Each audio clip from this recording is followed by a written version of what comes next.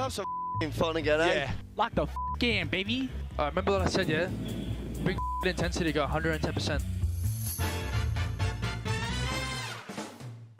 It's time. This is time. It's time.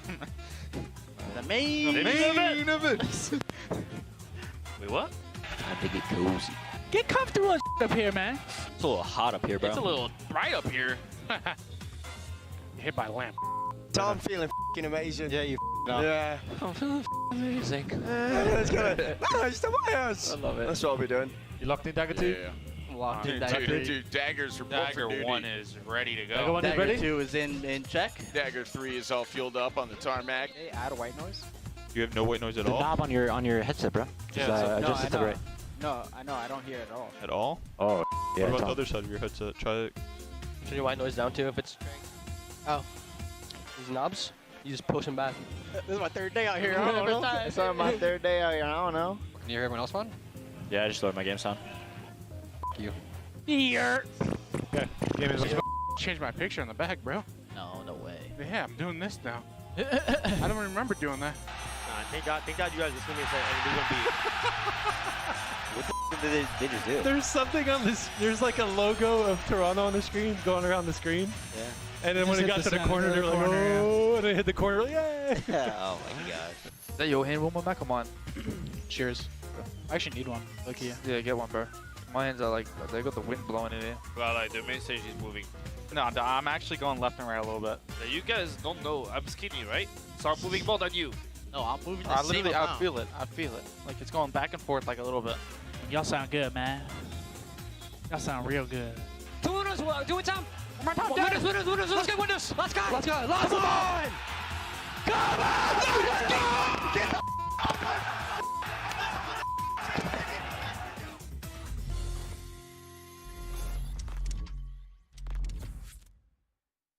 Here we go. Wait. This is chaotic. Wait. Give him all 3. Oh no, the shots are good. He finds the first one, finds the second as well. This is what he. Oh no! It's glorious. It's beautiful. You never know in a Call of Duty event what could happen. Nice little angle. But the whole team up, say that's north side. Walk away with that is sensational stuff. It's done. It's dusted. And that will be it. No, it's disgraceful again. Let's get into the Cool and Juicy League. Let's go.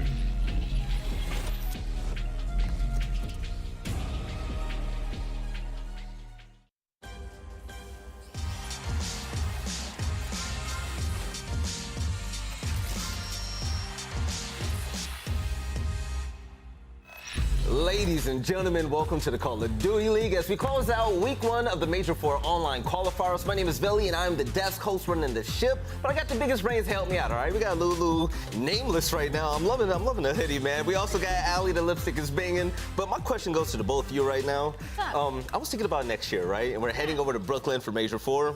What do you guys want to see in the event next year?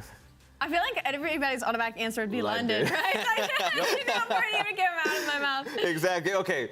And you were there. I saw it in person. Was London really popping like that? It's always absolutely nuts, dude. The crowd is wild. You thought these crowds have been insane, which they've been pretty nuts. London takes it to a whole new level. You know why? Because they know how to chant. Oh, they know how to make some unique chants, and that's what we need in a COD crowd. New York, pay attention, okay? Take notes. Let's also take a look at what's in store for us today. Let's take a look at the CDL points where Atlanta FaZe are on top, of course, right? The most consistent team in the CDL, sitting at 260 in first place. But it's all about the bubble, nameless man. We talk about the bubble day in and day out, and we love the bubble. But take a look at that. LAG, 125 in 8th place. Yo, their next loss, they're out of top 8. I mean, brother, they've had two chances to get some points already, and they haven't got any in their last 2 matches. And you look at this bubble, you know, you say we love the bubble. This team certainly do not. We got the Florida Mutineers trying to get some points today. But this is going to be very important because take a look at the LA Thieves right now. 137th place. That's going to be insane. But LA Thieves, they're fully aware of that, and they're trying to turn the ship around. Ali, yesterday, they went against Boston, and we saw Kenny absolutely fry. And LA Thieves, they're trying their damnedest to make it to champs. It was incredible. We saw an AR in Kenny's hands, and he just literally was unkillable on the map throughout this entire series. We talked about how fast Boston Breach were going to be with their new SMG duo. Well, Kenny had no issue with that, right? And the search and destroy is really what impressed me about this LA Thieves squad. You could clearly tell the VOD review, okay, they were hard countering everything Boston was trying to do, and that is what ended up getting up that 3-0 sweep. And everything was going absolutely their way. Yeah, I mean, what really impressed me was just the pace that LA Thieves was playing at. I feel like in the beginning of the game when they were lighting up teams in Respawn, it's because they were so aggressive. And, you know, we were talking about Fast and Furious on the side of Boston Breach. Well, that was on the flip side in this series, man. They were running at them, playing them with basically no respect, and Boston Breach had nothing they could do against them. All right, let's take a look at the LA Thieves Major IV schedule as well, because they got the first game out the way. They were able to beat Boston, but coming up next is going to be a tough one. They're facing off against the Atlanta FaZe today. And Ali, I'm hoping that they bring a little bit of that sauce they brought yesterday. I'm hoping so too, Val. I think this could be arguably one of the most important games when it comes to their stage 4 because they are only 10 points behind Boston right now, sitting at 7th place. This is a huge win for them should they get that just for the bubble alone. But of course, the team they're going against is Atlanta FaZe. I saw a couple memes on timeline where it's like, I like these plays so good against green teams. So I don't know if y'all need to mess with the colorblind settings heading into this matchup, but definitely keeping the momentum from yesterday. Well, hopefully LA are seeing red today, but another team that's been seeing red all year long has been LAG. They made a team change. They brought in Neptune especially, and they brought Spark back in from the bench. And this wasn't the change that LAG wanted, or even the fans. Nameless, last 2 games we've seen them in, this team just, they don't have an identity at all, and they don't have a win. It looked like they were getting a little bit comfortable against the Toronto Ultra, right? And they end up getting reverse sweep. And then we see them in that New York match, and they got smoked in both hardpoints. They also lose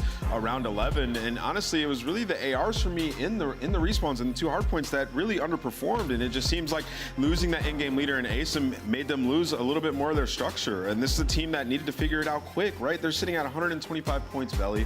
And coming into these series versus another team like New York, who's on the come up, on the climb, trying to take your spot, you have to be able to clutch up in these round 11s, and they did their same basic strat where they sent Spark back to the back right sand, and he ends up getting killed. Hydra gets through mid. Those are situations that you have to clutch up in LAG, but the problem is when you make roster changes like that, those quick plays, they're not going to be made in game like that right away. You have to learn from your mistakes, and they just don't have time to learn from their mistakes just yet. I will continue to echo that. I feel like this double change on the likes of LAG was just the same players in different fonts, basically, and I feel like it's shown in the 2 matches that they have had. The series versus Toronto Ultra was fairly close. They just weren't able to clutch up, but New York, I mean, just absolutely slammed them. And looking ahead now for their schedule in Major IV, like to start off 0-2 right off the bat, and your next match is going to be Atlanta FaZe of all teams. It is not looking good for the LAG camp. And then 2 more bubble games as well. And then they have Breach and the Royal Ravens, who have both looked better than LAG thus far, man. Their schedule is looking grim. Yeah, London looks fantastic yesterday, but you know who looked good as well, okay? It was the Minnesota Røkkr, the team that's going to have a watch party today for the second series of the day, and I can't wait to see how they will perform. But you know what? Despite their performance at the last major, we saw a really good showing from them yesterday. And Nameless, I'm still loving what we're seeing from Havok. Attach is still putting out.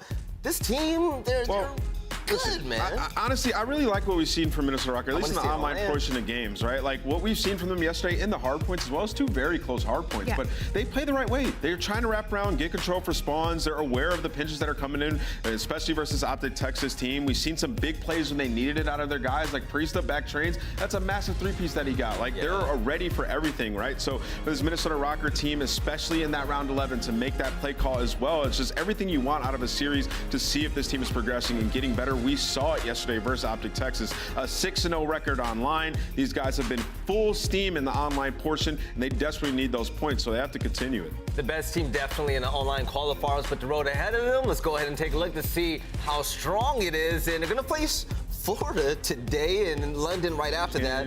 to close out the season against Seattle and also Paris, you know what, Ali? I really believe that if they really put their minds to it, they could go undefeated possibly. Absolutely. I think this is going to be kind of like the biggest matchup for them because after that, I mean, it is 3 teams that we don't really know which version of them we're going to get, except maybe Seattle Surge. We'll see them play later on today. But the Florida Mutineers, from what we saw, a little underwhelming, right? So should be an easy dub for the Minnesota Røkkr. All right, and we're going to see Major Maniac face off against Florida. That's going to be a lot of fun, but also we're going to see a Major Maniac, what he's going to bring to this team. Nameless, you pointed out before the game even started, we saw the search and destroy maps, you're trying out new things, and you're wondering how much this team is actually going to change on the side of Florida. And I'm really hoping that Major really tries to stick it to Minnesota in this. Look, man, one thing when it comes to this Florida team is you really never know what to expect, right? Even with the last iteration of this roster, they can take over games. And, you know, they come out, they win that first hard point, then they lose that series from then on out. But now they've had a couple days to reflect and see, okay, this is how we operate in a real official CDL match. With Major Maniac, I'm hoping that he can get more comfortable as their in-game leader, go back, look at that VOD, and actually fix some of the issues that they've had. I still have some faith in this Florida team, and this is a revenge game, so this is the most important for their confidence. If Major can have a big series here, then Florida can actually get to the level that we were talking about in pre-show yesterday. I fully have confidence in Florida, and if they could beat the Minnesota Røkkr online, that would be fantastic. But let's also take a look at the schedule because the first game of the day, we finally get to see what the Paris Legion looks like, baby. They're going to be facing off against the Seattle Surge, and Johnny against the Young Guns on this roster is going to be a lot of fun. But the Mountain Dew marquee matchup of the day, Ali, LA Thieves, Atlanta FaZe, remember the last time they played each other?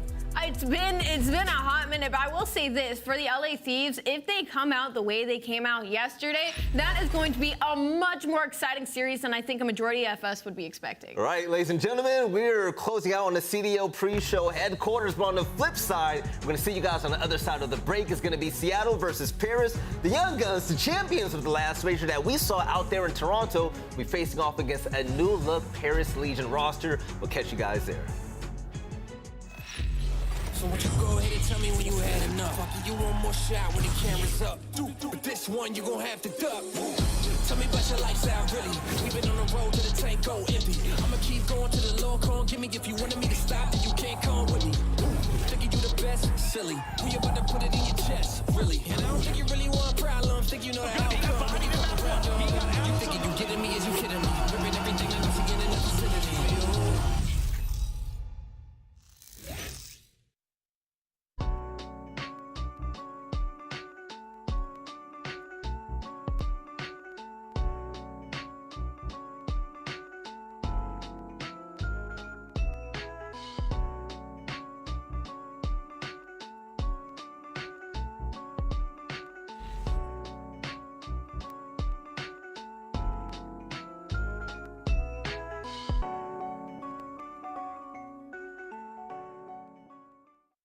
The Call of Duty League is brought to you by Zenny. Armor your eyes with Block's gaming classes starting at $24 by visiting zenny.com/CDL. Yo, didn't you hear? Champs are trying to get back to Cali.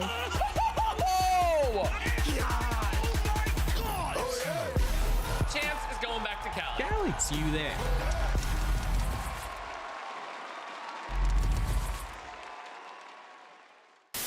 Hey, we interrupt this programming to bring you a very important message.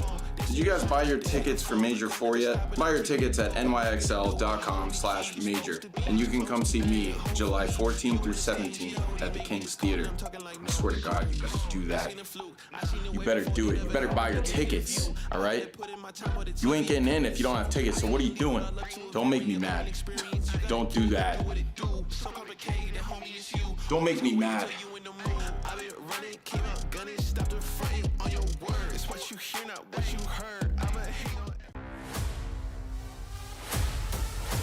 Either way, accuracy! 10 seconds, he gotta go, he's gonna fly! Would he get the kill? No! Accuracy stays alive! Players off the point, Max staying alive as long as he can! What a beautiful flank this could be! The second, oh God, the round's gone! They are, Brent has an opportunity. There's the first, there's the second, turns on. And still, if fire works out, do you get any more? Yeah, he can, it's 5! The Young Guns in round 11, and they go back! Can he come out the corner in time? And you bet he will! That's it!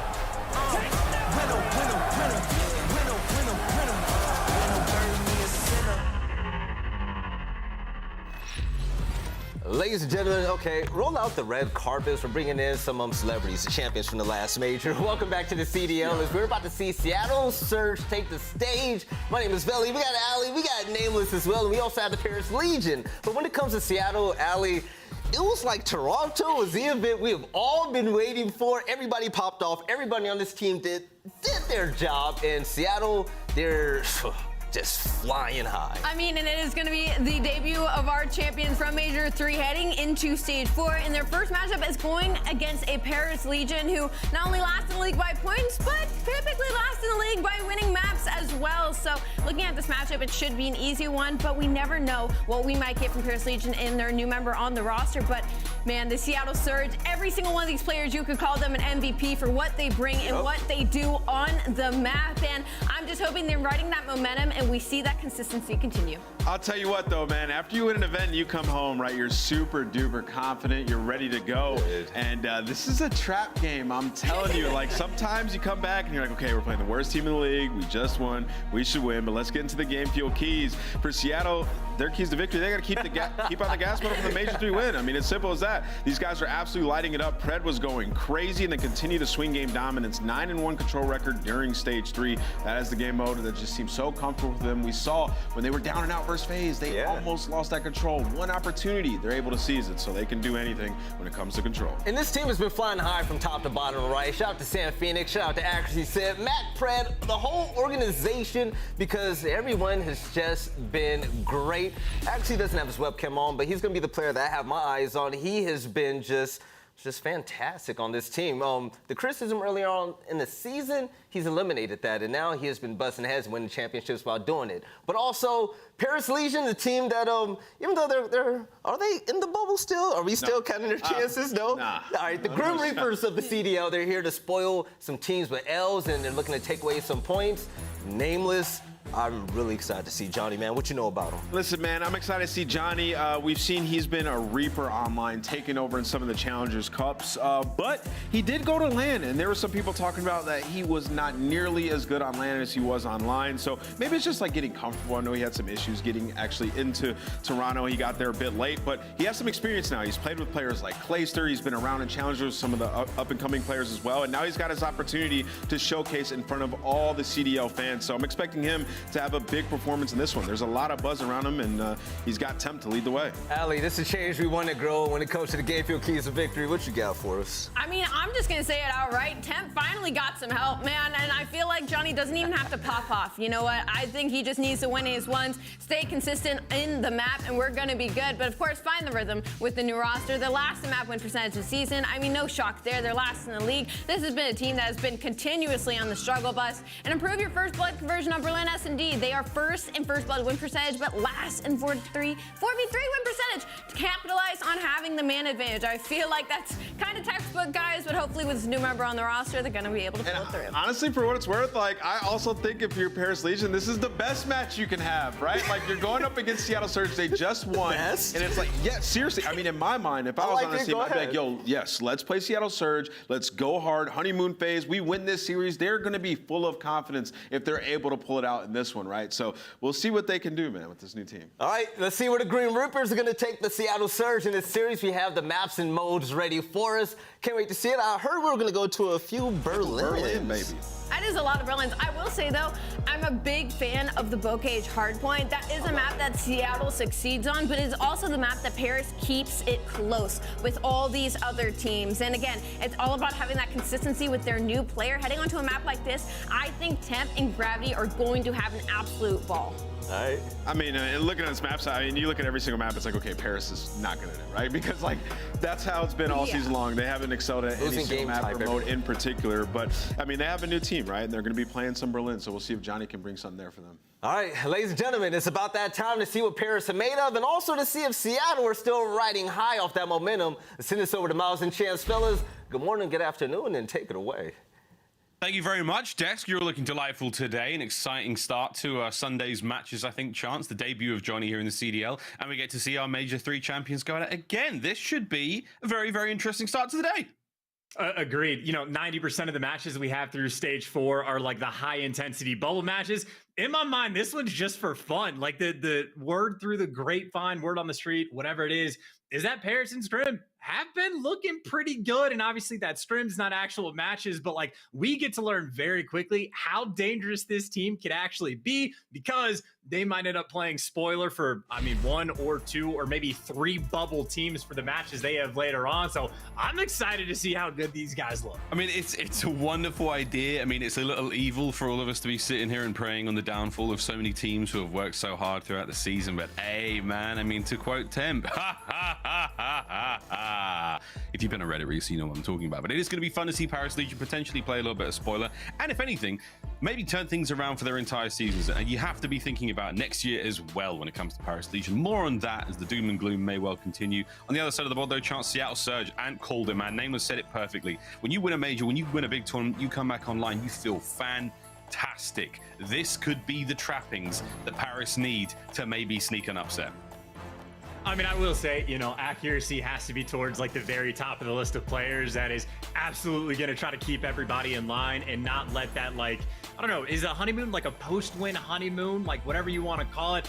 I think Seattle would be fine and like bounce back, and especially for the fact that I suppose we'll get to learn. We start with a Bocage map 1. In Seattle, we're looking like the best Bocage team in the game. They're getting wins over OpTic Texas, getting wins over Atlanta FaZe consistently. So we get to find out. And of course, on the flip side, for Paris, like we get to see how good Johnny looks, because even if there's like your first pro match nerves that kick in, as soon as the first like 15, 20 gunfights go by in Bocage, and that's only on like the second hill, you get warm, you get a feel for things, and you get to settle in a little bit. So I think that is genuinely like the perfect map 1 for both of these teams. We'll see, man. Bocage should be a fun way to start things off. The triple dose of Berlin again in that Tuscan to end things off. Fun stuff here in our opening matchup today on Sunday. Qualifiers for the next major going to be a fun one, whatever happens. But oh, we've got a doggy in the room. Hey, man, that's what happens. We work from home. Johnny's debut, though, chance. So many eyes going to be on him again. A player who has had wonderful success when it comes to, you know, the challenger side of things. Team at Clayster for a while. Does manage to, you know, doesn't really walk away with any sort of major wins on LAN. There was a lot of questions whether he could bring the same sort of performance on the local area network. But hey, man, surrounded by players like this on Paris, surely a lot of experience being passed on, a lot of chat here, and again, an exciting debut for him, whatever happens. And it also is a little bit perfect as well, right? For his 3 teammates, you don't really have to make adjustments in the comms. You could just keep calling him John, and like everything stays the same. It's just a different look to the type of player and whatever production he can get. But again, we will have a very quick look at how good the gun skill actually is. I mean, him and Jimbo, for all we know, on like Bocage, could be absolute menaces on the map, and then maybe a little bit weaker on Berlin. So like the map 1 and map 4 we have in this series, I think will be a pretty distinct look between these 2 teams, and we get 2 different styles to see how these guys can fill in. Here we go. First map's up and about. We start things off with a Bocage. We try to ease you into this show slowly, friends, but I think Paris and Seattle, they've got other plans. Here we go. Your boy Johnny. Into the CDL he flies, and the first thing he meets is a sweet nade out of Simp. Yeah, in my head, I'm like thinking pushing Riverside is always dangerous, easy to watch for the AR, especially if the nade's coming from over top. And well, as far as opening breaks go, this is exactly what Seattle want to have happen. You got Pred sitting in Grandma's behind enemy lines, and well, he gets dealt with. Jimbo there to take him down. So in Paris, in spite of the double nade, at least able to get a couple kills and stabilize for a grand total of 2 seconds. Here we go, starting to climb up the scoreboard slowly but surely. Shots there from Sib at range, takes care of Johnny now with attempt, trying to find these players up by field side, wins the fight versus accuracy. Now a little bit more space to work with in the middle, but it's Hunt's on, man. I mean, everyone is making the play mostly towards P2 side of the map. Right now, it's all Seattle Surge as the spray now continues. It's 3 now for Pred, trying to make it 4 as he is on a bit of a tear. This is typically what Pred does. We'd love to see him go on a bit of a rampage, goes a little rogue, runs all about, and gets kills like that. No way. Yeah, no, truly the most annoying player possible, especially on P1, where he just gets like, you can go and sit in the opponent's spawn as long as your teammates are like holding the right thing. So he gets that freedom and obviously has a little bit of success. Now responsible for the flank, but it's just Jimbo he's dealing with, and fun enough, Jimbo's playing slow. Paris have 2 players just waiting for Pred to make his move, but while they're waiting, accuracy picked up a big 2 to at least get the players out of the hill, and this is just more split spawns coming through. Jimbo has been in between every player on Seattle, and a little bit of chaos on the map that both teams trying to deal with, and right now both teams struggling to get any bit of hill time. It is 20 seconds total we're nearly done with P2. This is a very, very low-scoring Bocage Hardpoint, ladies and gentlemen. Strap yourselves in, keep an eye on that game clock, because who knows where this one goes. Over towards bottom grannies we now go. Next Hardpoint is up. Number 3, we'll see if this one can't be a little bit more fruitful for either of our teams here. So far, Seattle Surge with a decent lead. They've got numbers over towards the point. However, Paris can't doubt the pace they're trying to set here. Kills department, not too bad across the board. No one really bringing anything too wild. It's Sib, mostly 11 and 4. He's the man leading the kills thus far in the match. And now you just get the patient gameplay, right? You see accuracy picking up 2 pieces. You got Pred to be the cutoff man. So while sometimes Seattle likes to fly on certain hills, well, now they're going for the setup. Let's get broken down from up top, and nice reads by Johnny to take down Pred. So in spite of the setup, I was gonna say maybe Paris get the time, and then Mac pops the big 3-piece just to keep things in balance. A big old 3 from Mackenzie. Melts finds it there. 25 remaining here on bottom grannies. Good work out of Gravity there through the walls. Back over to Gravity. In and out he goes. A little bit more time we had here for Paris Legion. This is all valuable time indeed. Again, scrap time on Bocage, very, very important, whatever way you look at it. Rotation's going to be going down in a moment. That's only across the street, just the barn, across the little cobblestones here on the tiny map. We'll see who can get there first. And again, doesn't really matter because the breaks will be on in a moment as well. 3 clean kills now for the Seattle Surge roster in the feed. And now over to the next point we go. And we see hills for Seattle where they like to fly, Seattle where they like to have setups, and now we're back towards the setup style where Pred was trying to be the free roamer, but now you got Temp going behind enemy lines, and Sib's ready for it. He is turning for the action, and well, so are his teammates. They clear out Paris Legion, go back to the nice spread across the map. I mean, you got accuracy on his tank. You got Sib in the down low lane, and Sib right now on a 5, thinking about the glide, and honestly, might be able to get it. There's number 6. The trade is in. Johnny, talk about winning a big one. At least shuts down the glide, but in the meantime, Surge, I mean, this is nearly a full 60 on this Barn Hill. Yeah, this is great stuff out of Surge. And even just watching Sib play there, I mean, the man has got fantastic awareness. The spawns doesn't get the best timing possible, but again, the awareness was there. Hats off to Seattle Surge, coming straight off the major victory. And so far, an unusual Bocage, but they are certainly in control for now. Rotations down over towards the bottom side of River. We now go Paris, though. They will be the first in, best dressed. Will they be able to get some time? They have to worry about Pred, as the sneaky Australian has found himself in tower. Yeah, he's found the in-betweener spot, right? Paris might think they have the setup, but as soon as Pred wants to strike, he might be able to break it all down. And well, there's the strike indeed. And Jimbo is there, still back L, trying to keep these spawns for his boys. And I mean, funning it up, you actually have Sib in the back, but he isn't blocking those spawns. So Johnny's up there quick, can't play the hide-and-seek game well enough, and Surge finally break it down, get the back spawns. But what's more importantly, Miles, they have like an 80-point lead on Bocage. It looks like the reigning champs feeling pretty comfortable post their win. Yeah, got to feel great indeed. So a little bit of time we had here, bottom side of River. Accuracy tagged up, not a lot of damage being done either side, but for now the pressure from Legion's a bit of a pinch on, but there are so many members of Seattle here. Can Johnny get any more done? No, just gets the 2. Temp brought down as well, and it is accuracy atop the mountain there. A nice 2 spree out of the point. They're going to get the remaining 10 seconds here of time, and that is fantastic work out of Seattle Surge, keeping things all together nice and easy despite the potential chaos that Paris Legion could have brought to this map. And now we go back towards P1, where if there's a player to pay attention to, it's probably got to be Sid, right? 23 and 9. He's doubled up on almost everybody else in the lobby's number of kills. So he certainly got the beamer on point for the moment. But for Seattle, no one actually alive near the point. Fred having to wait for his teammates to come off spawn and maybe wait for a kill or 2 to fall into his lap. And hey, there's number 2. Gravity going to fall. And Johnny, the next one in order.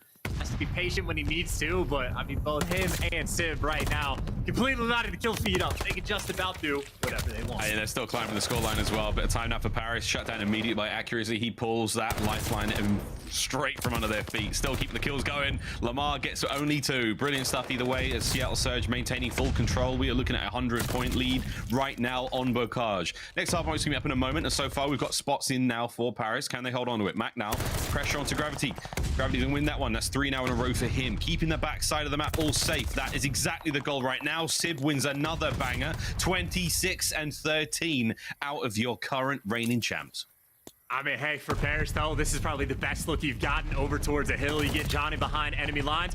Trying to cause problems, does get dealt with, but at least you have, like, stable and secure spawns. Makes the directions look much, much easier, a little bit simpler. You get 10th the roaming Slayer, so Paris maybe an opportunity to try to get back in this game. The first 20 seconds go their way. Most of the kills still falling in their direction as well.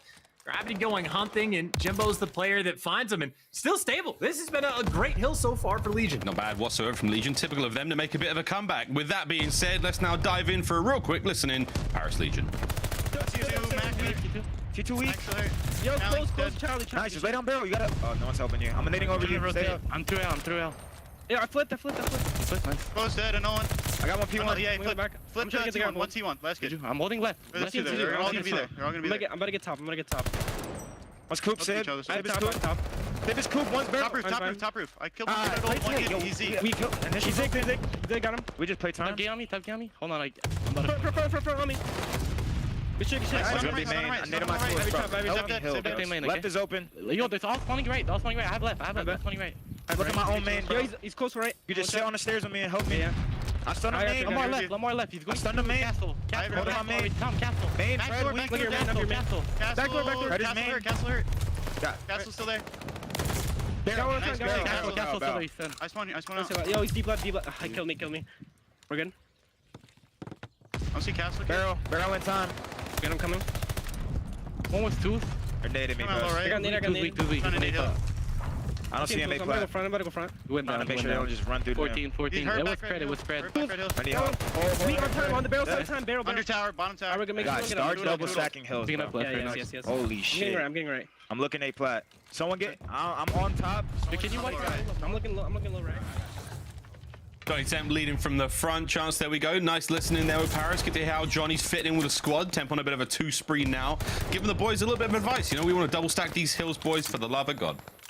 Yeah, and while I was looking at his teammates, as soon as he said stack the hills, everyone's actually kind of roaming outside of the hill, and they weren't nearby. So as soon as one player doesn't get the trade, Seattle break through at least for a moment to keep things mixy. And accuracy on a 5, by the way, so maybe thinking about a glide bomb, which absolutely can come into effect on this next hill. There's number 6, just looking for that final one. And I mean, honestly, it's not like he needs it. Your team has a 100-point lead. You break through the hill, whether it be the glide or whether it just be the gunny. I think Surge are good to go. They're doing a great job so far. Here comes Streaks, baby. Might be able to get another one here out of this. Good teamwork once again. All angles covered there in the barn. Pred, the last man standing, time now ticking in his favor. And that is it. Nearly there for the victory. Seattle Surge here in map number 1. But not over just yet. We're going to go down to the river one last time, potentially for the final time here in map number 1. And for Pred, see if he can get some streaks as well. Why not?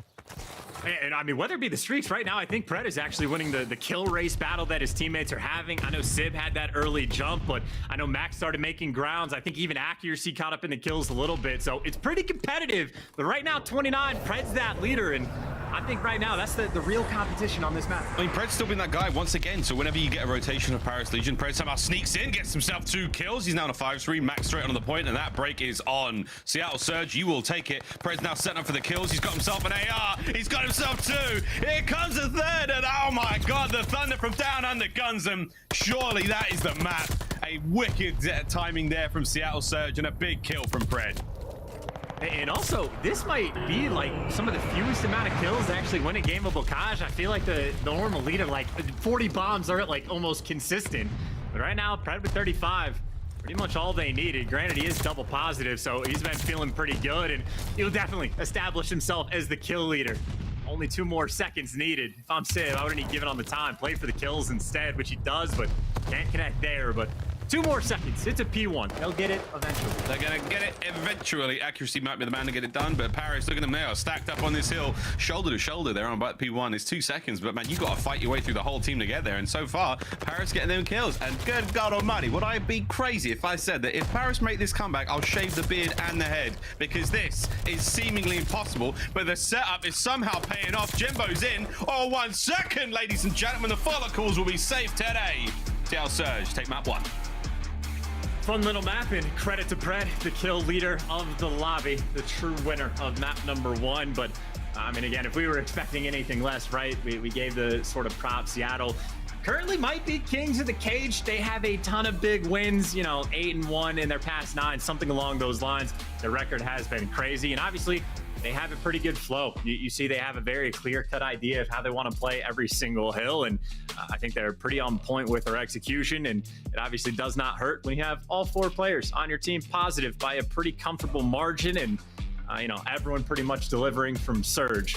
As far as the series predictions go, I know Paris actually got a little bit of love, but But as far as Bocage goes, nah, Surge all the way. Yeah, Surge all the way. A great map for them indeed. The triple dose of Berlin now. We'll see how this one fares for Paris Legion. But hey, that's it. Map number 1 finished. We're going to see Johnny's, of course, debut into the CDL. A little lackluster, but not an easy map to be starting things off on. Indeed, the Seattle Surge, they have not skipped a beat since winning Major 3. They have come in hot and firing, and it's the same ferocity and the same intensity they brought against the very best in the league, Atlanta FaZe. They're doing exactly the same thing now against Paris Legion. Chance to see how the search goes, but across the highlights now we go, and it's all Seattle, baby. Absolutely. I mean, again, Pred's picking up. I mean, 2 pieces pretty much every single life, and even gets the big 3 like towards the end when he needs to. So just a nice little showcase of the gun skill and the rotations and whatnot from Seattle. But I'd say for Paris, and especially for Johnny, like, you're making your debut against the reigning champs. This is like the most difficult match you're really going to have this entire stage. But Paris later on, I mean, they're playing against the Thieves, playing against Minnesota, playing against Florida as well. So 3 of their 5 matches directly against those bubble teams. And obviously on Bocage, maybe not the most intimidating team, but at least get a look at their Berlin for the next 3 maps, assuming we get to map number 4. So we'll see how the dynamic changes, see if, you know, the switch to Berlin makes them look a little bit better. I would imagine it would in a way. I mean, that nice 3-piece out of Pred again. Brilliant timing. Wonderful spot to go to, and again hits that Lamar tank. Even if it's named after your teammate, you may as well perch up on it. Berlin now in search and destroy control and hardpoint if we have to go the distance, but I'm sure Seattle really do want to put this one out, get themselves those points. And again, they have set themselves up brilliantly after, of course, the big major win, but no one truly is safe just yet. Well, a few teams are, you know, going in towards champs. And again, for Paris, it does have to be, quite frankly, beyond perfect from here on out. They can technically do it, can't they, Chance? Or they already lost, am I forget? Look, I'm saying it. It's technically possible, I believe. It is deeply unlikely. The Paris Legion, we'll see what they can bring down the Berlin list. I mean, it is technically possible in the way that if they play perfectly and then win the next event and like literally just get the 115 CDL points, it might even be the case where as soon as the bracket comes out for like the stage 4 major, depending on specific matchups, it might already be like just eliminate them if 2 bubble teams, like one of which guaranteed to get 10 points. So no, this is their chips. Like stage 4, as far as I'm concerned, it is finality. It is to play spoiler. It is to get the best possible placing throughout the stage, earn some cash. And honestly, even for the bounty match for these guys, like that's good money to try to get towards the end to get a little bit of something. But I'd say at least back towards the game at hand, the Berlin S&D we're going to. I mean, the stat kind of blew my mind of just the fact that Paris Legion apparently the #1 team in getting the first bloods on Berlin S&D, just one of the worst at actually converting the 4v3 rounds. But if you can find the first bloods, execution on this map should be fairly straightforward after the fact. So I'd say there's a little bit of wiggle room, potential for success on the map too. Well, who knows? We'll see what that looks like with Johnny in the roster again. We've seen his hardpoint prowess against Surge and Bocage. Now we get to watch the Berlin S&D. We'll see how it all goes down for him. But hey, man, an exciting place to be for a youngster. He's what? He's just graduated from school and now he's making his way straight into professional Call of Duty. Crazy stuff, man. What a run he's having so far. But we'll see if he can't turn that ship around now. Berlin is moments away, friends, and Search and Destroy, a very different game mode. Again, not the, you know, as far as like, you know, recency bias goes, while Seattle were a great team and obviously they won the major, I believe they lost every single Search and Destroy to Atlanta in that grand final. So we'll see if they've managed to iron out some of the creases in their Search and Destroy game. And Berlin will be the one we get it done on, Chance. You know, I didn't even realize Johnny just graduated from high school as well. I know he was the player that going into the Toronto event, I just remember Clay tweeting out like a half a day before, is like, hey, if anybody can drive him to Canada, please make it happen. He was like having issues with flights. So he has had quite the eventful year. And it's worth pointing out, as far as like Bocage is concerned, I know his stats weren't the best, but you go from playing in challengers, like there are teams, obviously, we just saw Paris play in the Pro League, that it's not like they're well-oiled machines on Bocage. Like that map is super mixy, and you just get hand-delivered into the team that might be the most well-oiled machine and structured and have like a solidified game plan that they execute consistently. So that's just a super tough map one to have under your belt. Shooting back against Pred when he's in his prime, never a fun thing to deal with. And Pred will be a player to watch on Berlin S&D as well. I mean, obviously on Seattle, you have quite a few playmakers on the team, but this will be the front man leading the charge. Nope.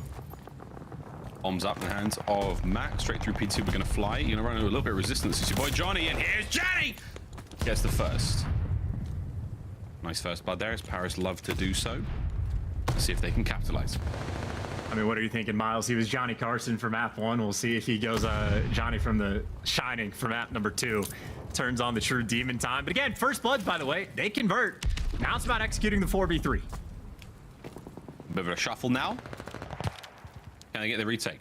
Nice work from Gravity. There's going to take care of actually. Jimbo's now going to miss the roof jump. There's still plenty of space to work with Simp. He's been dropped now. Last man up. 3v1 situation. Mac the closer on the bomb site now. No doors, no windows left. Here come the stuns, and they're going to have all angles covered. Surely he doesn't survive this, and he does not. And Johnny gets his second on the round. Helps him get the defuse. Nice opening there from Paris. I mean, hey, what more do you want? Pred was the front man. Johnny there to meet him, takes down the first blood, and the execution after the fact was there. Nice little double pinch all the way around the back. And as soon as you clear out those clutch spots, especially they were able to do that when there was maybe, 30, 35 seconds left on the actual bomb defusal. So plenty of time to work with. And maybe the Shining Johnny making the appearance. 3 kills, actually, he was able to collect in that round, getting the final one as well. So efficient work out of the new player on the scene. I know that's not really what he looks like, but it's a very funny shop. Photoshop is it keeps catching me, man. It keeps catching me. I can't stop staring at it. Stop staring at it. It's rude. Here we go. 3 now for Johnny on the round. Sorry, I should have been 2 in the last, but there we go. 3. They're gonna keep the spree going. Number 4. Good stuff out of Johnny. Another first blood.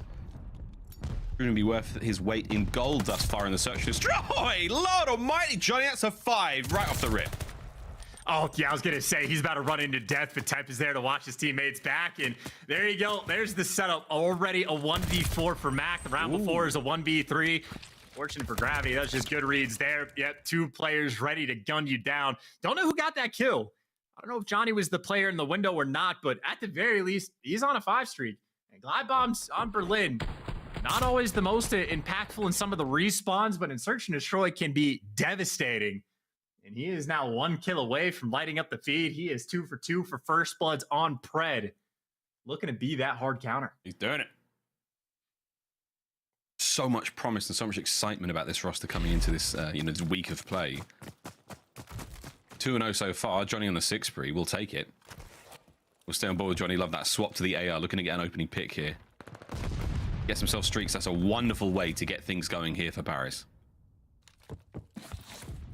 And this is, very much the play call, right? 1 kill away from streaks, slow everything down, play for picks. You've got B site control. You got a little bit of pressure over towards A. That's where Mac is leaning with the bomb. I think nothing for Johnny to connect with so far, but Bears Legion, you got to imagine that's the game plan. Go out of your way to try to get Johnny this streak. Jimbo might get caught by that. He does. Time ticking. Much more pressure toward the A side of the map. Here we go. A lot of noise being made. Doors being bust wide open. Is this going to amount to anything? I'm not sure yet. Stretch plant now. Gravity with a nade. Should be able to catch Mac out here. Oh, great coverage there. I think it was accuracy at range. The bomb will be planted. He backs up. Does get dropped. So now man down. Oh, and here comes Jimbo from behind. Pressure now is on. Pred trying to find anything there. Temp gets the kill. So no streaks just yet. And accuracy now in the 1v4. It is another collapse. And it comes Johnny. No! Oh, my goodness. I think Jimbo tried to give him the streaks. But either way, the round goes to Paris. No streaks. They'll take it for now. That was a snap from accuracy. Yeah, I mean, the little rat-a-tat-tat. That'll get you. That'll do the trick from time to time. So not quite a perfect round for Bears Legion, but I mean, outside of not getting Glide Bomb, this has been about a perfect game. Every single first blood going your way. Johnny with 2. Whoever got the third one, credit where credit is due. But 3 for 3 in the rounds. Mac has been left in a 1v3, a 1v4. Accuracy just left in a 1v4. Right now, Bears Legion. I mean, this is outright dominant. I mean, this is Seattle Surge still. The Search and Destroy woes, they're not there right now. Come on, boys. Get it together. Paris, though, it continues to be a wonderful look here on Berlin.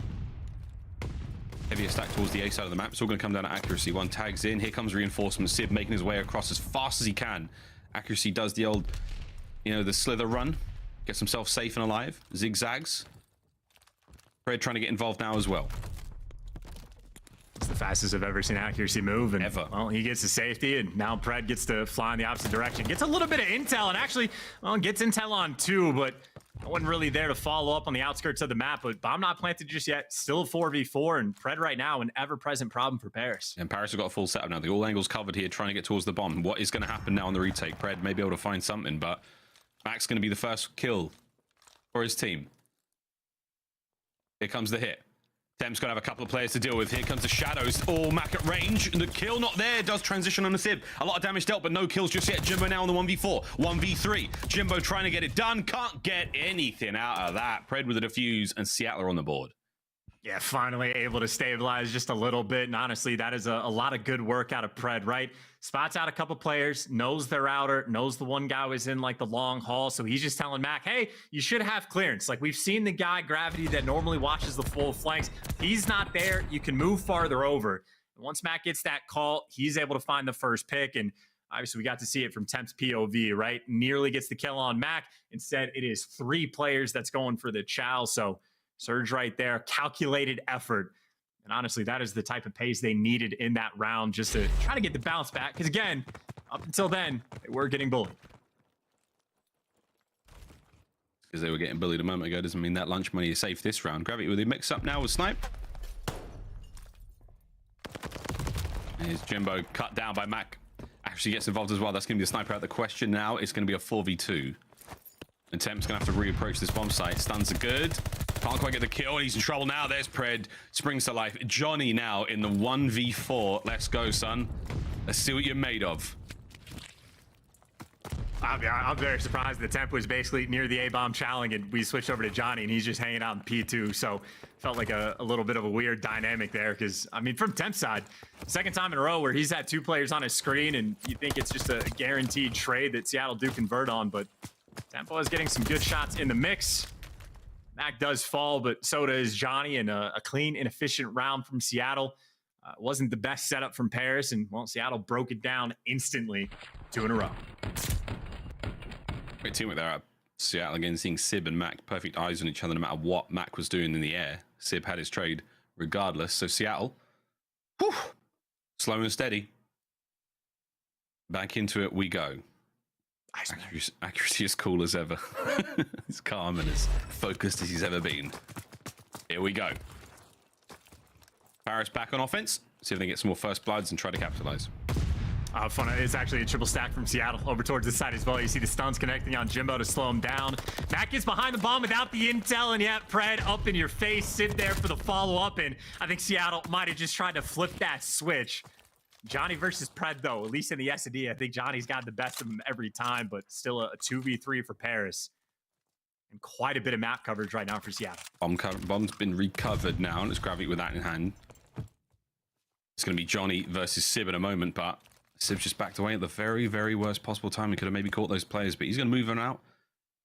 Heavier stack towards that B side of the map. Accuracy's got it all covered over by A, and that is a wonderful pick. That makes it now a 3v1, and that surely is the round and the equalizer now for Seattle Surge. What can Gravity do? Well, hopefully not make too much noise because no dead silence, and I don't think he has Ninja on either. There's a gun there, Sib. Oh my, he can't see him there. Hello.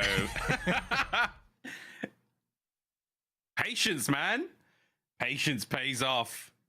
Seattle Surge, all level, 3-3. I think that's one of those moments where whoever was dead on Seattle just not spectating Sib. I feel like that's a moment where the guy not playing will see that every time, but if you're locked into the game, it's just a little bit trickier. I mean, I'm not even kidding. This is actually something that separates like good players from great players, of just like organizing who's spectating when you're dead, what kind of calls you're giving, like watching sides of the screen. Like you can absolutely coordinate with your teammates even while you're dead to make sure you can calm with them. And some players good, and just a little thing in COD, you know? Shots from Johnny. Johnny versus Pred, by the way. I did. He's got his number every time here on Villain. It's great. 3v3. Back over to the site. Sib still has that sniper in hand, so he's going for it. He's got himself another armament now. And Gravity is in a tough spot, tagged up, but he's going to be bagged up in a moment if he doesn't get out of there. Tactical retreat. Temp still holding this one down. Nice shots in the mat, gets the kill. Traded out though immediately. 1v1. Gravity versus Sib. Oh, and he saw that. Sib saw him too, though. I think Sib like checked it on the cross. That's why he stopped to look back for the chow. So I think Sib actually has the idea that Gravity returned to the B half of the map, but Gravity playing this quick. That bomb's going down. It's going to be on it now quickly. Oh, God, no. Damn. Did he react? He did eventually. We'll get there. There it is. Yeah, get the bumps are out. Oh my god, he gunned him. 6-3 there from Sib. What a brilliant kill. He's cracking a smile, man. You have to after that kind of kill. That's tragic too, because I mean, pretty well played by both of those players, but just because Gravity was that aggressive, I thought he made the play, but fortunately Sib came with a strap, so I think just another, honestly, massive swing around for Seattle to connect with, right? That is the first lead they've had in the entire game. Now you got Sib, by the way, on a 5. Johnny not quite able to get the glide bomb, which would certainly be nice to have now. Here comes Mac. Plenty of noise been made. Eyes on Temp. Nade's going to be there. Oh my, I think he just looked straight at Johnny, but he's going to go for the other kill instead, but that's fine. Gets the trade through. Johnny will live to fight another day and even take care of him. So here comes the hit onto the site. Accuracy's there. Johnny doesn't check the corner. Oh, good God. Jimbo doesn't check anything. That is it. 2v1 now. There's Gravity. He's in trouble. Makes it a 1v1, and it's Sib. We're going to run it back. And this is a level up for Paris. Will Gravity have the better hand this time, or will Sib get it? And he will indeed. Back-to-back 1v1s for Sib. Ugh, I was thinking vengeance, and Gravity might have had the same thing in his mind, and Sib is like, no, I got the MP40. I'm here, ready for the gunny, and takes him down. So, I mean, Johnny has Pred numbers, at least for this map number 2. Unfortunately, though, Sib has Gravities, and well, that'll be a 5-3 lead for Seattle. Talking about making the adjustments, by the way. They were down 3-0, and, well, here they are. We gave him a little bit of sort of heads up there. Seattle's not quite bringing the goods and search and destroy, and there you know, it's 5-3. This is 5 straight rounds. One more. And that is the map. So with no snipe this round, we're still watching the A side of the map, 2-2 split. And look at the bomb there. Back way, chilling on the right-hand side of the map, lower side of that warehouse. 3 towards A, 1 on B for Paris. Yeah, I think Pred just trying to stay away from Johnny if he can. And right now, Paris actually, I mean, they're still leaning kind of heavily towards this A site. There's certainly been noise made over towards B, but I think Temp only has Gravity to help look over for him, and all the coverage will be nice. You see Mac getting forced back down. In the meantime, again, Johnny has 6 kills, I think, against Pred right now. Having himself a very nice map, too, but speaking of nice maps, there's the glide. I don't know if you want to call this in a 2v3. Well, you definitely don't want to call it in now. Paris down, but not out. They're looking good for this round. Oh, Johnny be good. Closes the round out. Stops the spree from Sib. You don't stop the streaks. But Paris, they finally managed to stop the snowball getting out of control. But is it going to be enough? This is going to be a tough one, man. Seattle's still sitting on map point. And, you know, just for what it's worth, for the John to Johnny comparisons, John ordinarily on Berlin, a little bit 50-50. Half the time he actually has a pretty decent map, and sometimes not so much, but already Johnny, compared to John, more kills than he would have ever had. 12-6, incredibly strong performance, especially with the First Bloods, especially the fact that he's been Fred's boogeyman. First Blood's potentially coming through. Accuracy doesn't take the chow, but Gravity, you see, knows how many players crossed. That will be the sneaky man inside of B, but honestly, one of the most common spots in the game. We'll see if Paris can make the read. I think Paris are trying to find somebody transitioning from the A side of the map over towards B, but everyone is holding their ground. Seattle Surge, a patient team, more calculated than the average. Less than a minute. Seattle, an unwavering nerve. They're not letting this go. Jimbo still has a concussion to work with, so he could check the site potentially, maybe catch Mac out, but as soon as anyone crosses, it's all Sib. And he's been shooting hot right now. This is great from Johnny, but will he be able to see Sib and save his teammates on the cross? The answer is no. Mac gets the first. Straight out of the site, straight into the kill feed. Sib's going to be there as well. That is the full setup there from Seattle Surge, and patience is slowly starting to pay off. Mac, though, a little too eager for it. Now a 1v3. Jimbo, show us what you've got. Oh, my word. Seattle, get it done. And that was an absolutely clinical bounce back, man. 3 fantastic rounds from Paris. Their chance, Seattle say, don't worry about it. We're all good. Champions here. Absolute ice in the veins. And they run that one all the way to the bank. 2-0 in the series. And, you know, just looking back throughout that map, just with the 2020 hindsight vision that we have, funnily enough, if accuracy just doesn't gun Johnny with the pistol in the round, I mean, Paris get the glide bomb. They can keep the foot on the gas, but super unfortunate, right? That the rookie, the new guy on the block, gives you a 12-7 performance, had 4 First Bloods, and truly was able to shut Pred down. Unfortunately, I think when we're talking about players that had each other's numbers, Sib had Gravity, wins 2 big one-on-ones where, honestly, I thought Gravity could have had it either of those times.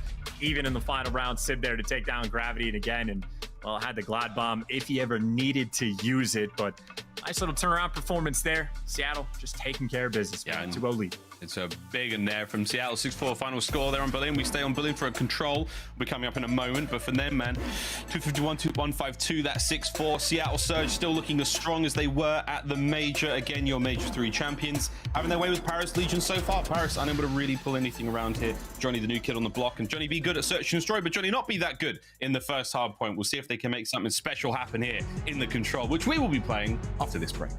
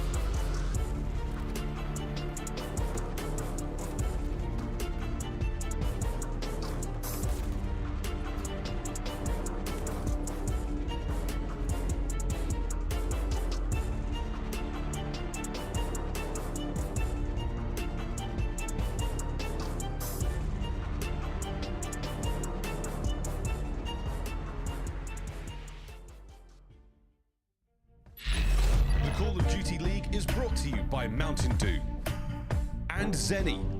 Armor your eyes with Blocks gaming glasses starting at $24 by visiting zenny.com/CDL. Listen up, boys. We're new in town. So grab your Zennies. We're breaking into Fenway. Once you're all inside with the precious cargo, it's time to blend in.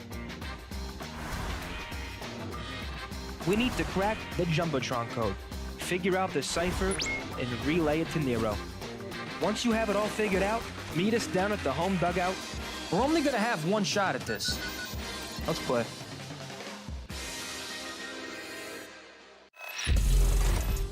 Ladies and gentlemen, welcome back to match number 1 here on this wonderful Sunday here in the CDL. We've got Paris Legion taking on Seattle Surge, and Surge are up 2-0. They've come straight out of Major 3, they've come straight into Paris, and they are hitting them where it hurts. Coming up now, though, is going to be Berlin Control, map number 3 in the series. And the debut for Johnny here so far has been quite mixed. Man, he absolutely fried his way through the search and destroy. Tough scenes in the first hardpoint, but 8 chance. Berlin, baby. Anything can happen.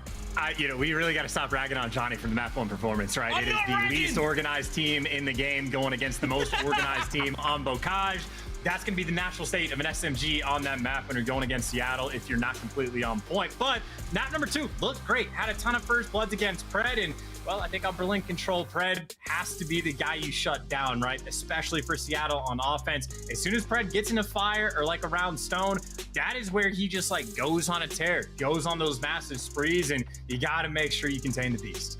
Not easy to contain the beast. He's been doing wonderful so far. Again, it's such shades of the first time we saw Seattle Surge here on Vanguard. They were fantastic, and they're pretty much back to that kind of form. Berlin Control, though, coming up now. We're going to see how that goes. And again, you're going to be watching a little bit of Pred go rampant there with the spawns for the defenders on the far, or the attackers on the far right-hand side of the map. Expect him to be up in your business in this next map. If we do have to go after this one, we've got another Berlin Hardpoint. But for now, friends, we will be staying on Berlin. Control has not been too kind to Paris Legion. And when you talk about one of the more organized teams in the game, chance Seattle certainly is it. Second offensive and defensive wins. Average ticks, that's the segments that are captured on those points. They are 3rd overall. So quite frankly, brilliant at the mode. Yeah, I mean, it honestly looks bad enough that you're just like, why'd they let this go through with the pick and bans? I'm not sure that it mattered. And, you know, something that's consistent, by the way, anytime teams players criticize teams' decisions and pick and bans, we have no idea what's actually going on in scrims or like what the specific matchups might be. So, you know, good luck to Paris, but that is, I would be nerve-wracked if I were them, for sure. I mean, yeah, for sure. I mean, you don't know what's going to happen, man. I mean, any moment. This is fantastic practice for Paris, whatever happens here. And I think we'll talk about it more when the match finishes, but, you know, eyes towards the future for Paris Legion. This could not be a terrible thing for them, but bad thing for Johnny is Pred has now got his number over towards that B side of the map. At least one man in, and that is it. Pred is already going for it. He's already in your spawn. Yeah, you know, there it is. This is the moment for Pred where he just gets to go on a tear. There's number 2. Once again on Johnny, and I think maybe Temp gonna fall in line for number 3. Johnny's gonna be in line for number 4. Finally, they shoot back at Johnny there to take him down. Pred trying to get that little bit of an opening, but for Seattle, you see, never able to actually get that pressure over towards A, and I know they're sort of playing with that idea, but everyone else for that team over towards B, just going back to the standard. Yes, 2 segments or ticks captured there. Sib's going to have mid-map lockdown, finds a nice couple of kills, flies his way forward, defending the A side of the map now. Paris, that's all of you got left, lads. No one's going to make it towards B in time to stop it. And who? But I mean, it's Pred. He's already behind you. Here he comes. Pred's about to maybe pick up 2 more kills. He's on the A zone now. He's got everyone turning around. He's been dropped already. There we go. Pred's on an absolute run. And can Donny Temp guess correctly? And the answer is maybe, but it don't matter, Pred. He's disgusted. He's an animal. Oh, I don't think Temp's having fun anymore. That is just 2 gunfights. Oh my God. One of them wasn't even a gunfight against Pred, but yeah, I mean, this is it. This is what Pred likes to do. Roaming Slayer, get in their spawn, cause problems. I mean, you know, some players in the league like to play for the kills non-stop. He actually doubles back to the hill, just trying to force it in for good reason. 2 ticks of progress have already gone through, and maybe an extra kill or 2, which, you know, Pred is likely to get. Should be enough for Seattle to get this capture through. Or Sib just so unfortunately gets caught there on the side of the ledge there. But either way, Johnny manages to clean house, gets himself 3, evens his kills up at 5-5. And now, Paris, you've got 2 segments remaining on A, and you've got a decent amount of lives. 12 there for Paris, 17 for Seattle Surge. And this could go either way, man. I mean, it's easy enough to defend this A side of the map alone, but if you get 4 clean down, and in this close position they're in, this could get ugly for Paris quickly, and Seattle are playing it slow. And they really are taking their time. The triple stack in through P5. You see Pred's hitting down low to go to Secret. Funnily enough, this is kind of similar to a setup they had in Surge and Destroy. I think almost the exact same players as well, making the same move. So interesting attempt for the break. And you see they're at least buying themselves the pressure to get to the point. Accuracy now posted up inside the hill, and that's where he wants to be. They never actually got that second tick. Funnily enough, I thought they had it, but should be able to at least take the second one down. Pred on the outside can only take down one, but 2 players inside. This is it. And if nothing else, it is only 4 lives remaining anyway. Seattle have dominated this round. Dominated the round indeed. Decisive stuff right off the rip. And Paris, they went for a sort of more deeper defense there. When you die on point, I mean, that's pretty much it. You got to try to take that fight elsewhere. But Seattle, they kept them guessing and they kept them on the brakes. Good stuff out of Surge there. Round 1 goes their way on offense. Now they will swap sides and play from the defensive side here on Berlin. I mean, you know, just to focus on Johnny, though, credit where credit is due, right? Shuts down Pred to at least not, you know, get put on a top 5 play of the week kind of moment. So important gunfights here and there. Unfortunately, you know, Pred 10-3, every single player on Paris Legion negative. So I think once you saw the stats for Berlin Control, this was the expectation. Comes the tags. Shot some Sib there. He has really been shining for the longest of time now, Sib. Since his debut in the league this season, the gunny has been there, and it is unquestionable the skill that lad is touting. But either way, he's been captured out from Paris Legion. We're in there. He's trying to battle his way out of spawn. Get some reinforcements forward. Johnny trying to do it all alone. So close there on the kill to Mac. Not that it would have mattered for too much. He would have been able to get so much more. But that first segment to A, not going to be captured. The rest of Paris now dawdling the way forward. Can they win the gunfights now on the outside? There's at least one. Oh, Tem. Unfortunate timing. Pred gets 2. Not before being traded out. But the staggered hit now is on from Paris. Oh, you can, well, you know, some players for Paris not in a hurry. Johnny, though, just runs straight into death. And, you know, accuracy will be L-triggered, posted up, ready to go. Pred getting hunted down, though. And Jimbo's able to drop him, so Paris eventually give up on the A hit.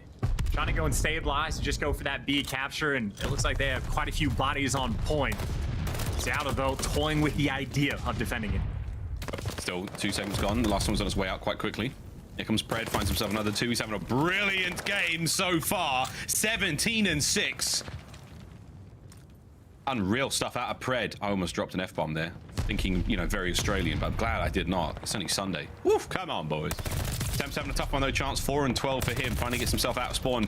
In accuracy, though, on a 3 spree now, as the noose is slowly tightening around the necks of Paris Legion. Yeah, everywhere they go, they're either getting shot down by ARs, and once they make it to the point, they got to deal with the sneaky Pred. And, I mean, he's on a fort. Oh. You know where he's going to be. It doesn't mean it matters. And unfortunately for Johnny, no trades there. And, well, Pred on a 6. I think Pred might like this map, Miles. You think? He's got himself streaks. The final kill of the round there. He's absolutely frying, man. Disgusting stuff. There's 2-0 now from Seattle Surge, and they are doing an unbelievable job. Paris have got no hope there on the offensive round towards the end. They had nothing. Surge literally drowning them there on Berlin. And I think if Pred's playing like this, Simp could snipe, and like the rounds would be tighter, but I still think Surge could pull off the dub, because so many times where he is by himself picking up 3 pieces. I mean, dude is 21 kills, already has the glide. This is the Pred show. Even Johnny can't stop him now. No, it's hard to stop him. Temper's pumped the brakes mid-map. He's hoping to catch him out. Faster players can occasionally be sort of, you know, caught sprinting, but not right now. 8 spree for Pred. Slowly capturing B. Nades are there, trying to stop him down. First segment gone. Seattle Surge absolutely smoking the competition. Let's go for a quick listen in with your Major 3 champs. Front door. Oh, there's 2 there. I'm looking for them jumping real P4. Side door. Oh, fuck. There's 2 front P4, okay? One back alley, I got a kill, He's back alley in front, I'm going back to clutch, I'm working this guy. One's ghost spot already. One's on the side tank dead. P5 dead. One's ghost spot gravity, One more guy B probably. He's not in tower. Yeah, back up. Let's switch Scump B, Okay. I'm sliding in, I'm making him jump on me. Okay, I'm copy. I'm open and closed. I have your front door. I'm aiming closed. He jumped out. Front door, down, 1 shot, and back open. Or Every top. Closed, and then 1 front. Oh my god. Johnny's front weak on you, okay? You could go side street. I have your top. I'm gonna come play your Copy on me. He's in copy. He's ran out side street, Okay. A1, one shot. I have your top. Back alley dice, 1 shot. Okay, I have your P5, okay? Yeah. Fire 1 shot. I have your top still. They cannot cross P5. Pretty sure Donnie's in the copy. Oh wait, close. Alright, 1 on statue. Close, he's still close. We didn't make sure we got it. Just wait, go together. We're gonna bait this guy out. I'm coming with you guys, bro. I'm captain point. I still have a glide. I still my top. He's in close. I can play this side. I still top. A1 window, Tom Gravity. A1 window, Tom Gravity. Close, weak. 1 shot is top third. open. Top third tag. Top. Close on, he's on street. One shot. It's all good. Absolute top I'm coming, bro. Yeah, don't I'm running up B. One tail on the tail. On the He's tail. not looking for a I'm shake. staying on it. Donnie's third still. Yeah, Look at my top. Top. One more. Back. Nice. Make sure you cap it. I'm going up top. Same time. He's in there, copy. I'm reloading. Where's the last guy? People. He's top of the red trains. He's standing on top of the side red trains. All right, everybody slow down. Work this tension. I'm going third for a few. I'm sitting in the I'll play for the kid our side. Okay. For the kid our side. One dubs. Just down the hallway. A1 dead. Nice. Jimbo's our side. Where's that guy? Dub in there. Okay. I'll go to glass too, guys. One's A1 window. Heard you? He's A-hall He somewhere. beat me weak. Rails now. Yeah. Tag rails. Championship caliber communication there. Chance from Seattle Surge sounding good, looking good out there on the map. Yeah, and a tough round for him right now. They are down by quite a few lives, so need to pick up the slang to try to make something happen and connect with it. But right now, Paris nice and stable on defense, and I know you have the Glad Bomb in the back pocket, but on this A side, I think there's nothing you can really do with it. No, not a whole lot. 24 and 12 from Pred. Slowed down somewhat. Johnny finally catches his unaware. 30 seconds now remaining on the round. Paris Legion just have to hold it, but you've got an opportunity now to get in a little bit closer. It's going to be Sib, the man leading the charge. He's now made it in a train, finally taken care of by Temp. Good stuff. That should be the round. Bar any last minute madness. It could happen now. Two players now making their way out of spawn from Surge. Max to the first man. Accuracy's backing him up. Johnny may get his 5th kill in a row. That's a nice bit of work. Can he get the next? He can. Massive shots out of Johnny. That's a 6 spree. You have stopped the clock though. Seattle Surge and Johnny, he's going for the kill. He's going in. Accuracy's there. Guns him. Stays alive. Can Gravity do it? No, Lamar finds another. Keeps the point cap going through. That is it. Last man there on the point is going to be Sib. Gunny's up. Finds one. Paris, they will stabilize. They take the round. That was still a pretty solid attempt from Seattle, though, especially with the man disadvantage. But I think Johnny really, with the 2-piece that he got, really just shuts it down. I think make sure that that's the point where there's no respawns remaining. And important moment for him to be able to get. Unfortunately for him, I mean, that's the second time we've seen him just 1 kill off a Glide Bomb. Can't quite convert, but I mean, either way, Paris, again, down but not out. Now just need a round on offense. Let's see if they can do it. A little bit of momentum now, swinging in their side. Chaos here on the P2 side of the map. Sib up the stairs, out the window, straight into the kill feed. Unreal movement, unreal shots. Johnny, plays it safe, catches Pred out. There you go. A clean B side of the map. Will Paris finally be able to capture this one? First segment gone. Stack that bad boy. Get the job done. Definitely going to be good to go on the capture. It'll be interesting to see exactly what the players that are around B want to do after the actual cap comes through. You see Jimbo at the bottom of the map, actually, maybe opening up the bottom side just a little bit so you can apply that pressure over through train. And maybe thinking about a flank or two. Johnny again against Pred. Seems almost like magic sometimes. The gunfights he's able to get just fall into his lap, and all Temp and Jimbo try to make their way through the chain, grabbing the next man to follow him up. Unfortunately, not a ton of clearance. You see Seattle behind enemy line, so it's mixy, but it's doable. It's very doable. Gravity's got to win this fight, though. This is for 3 spree. Keep himself going now. Mac finds the angle. Great work.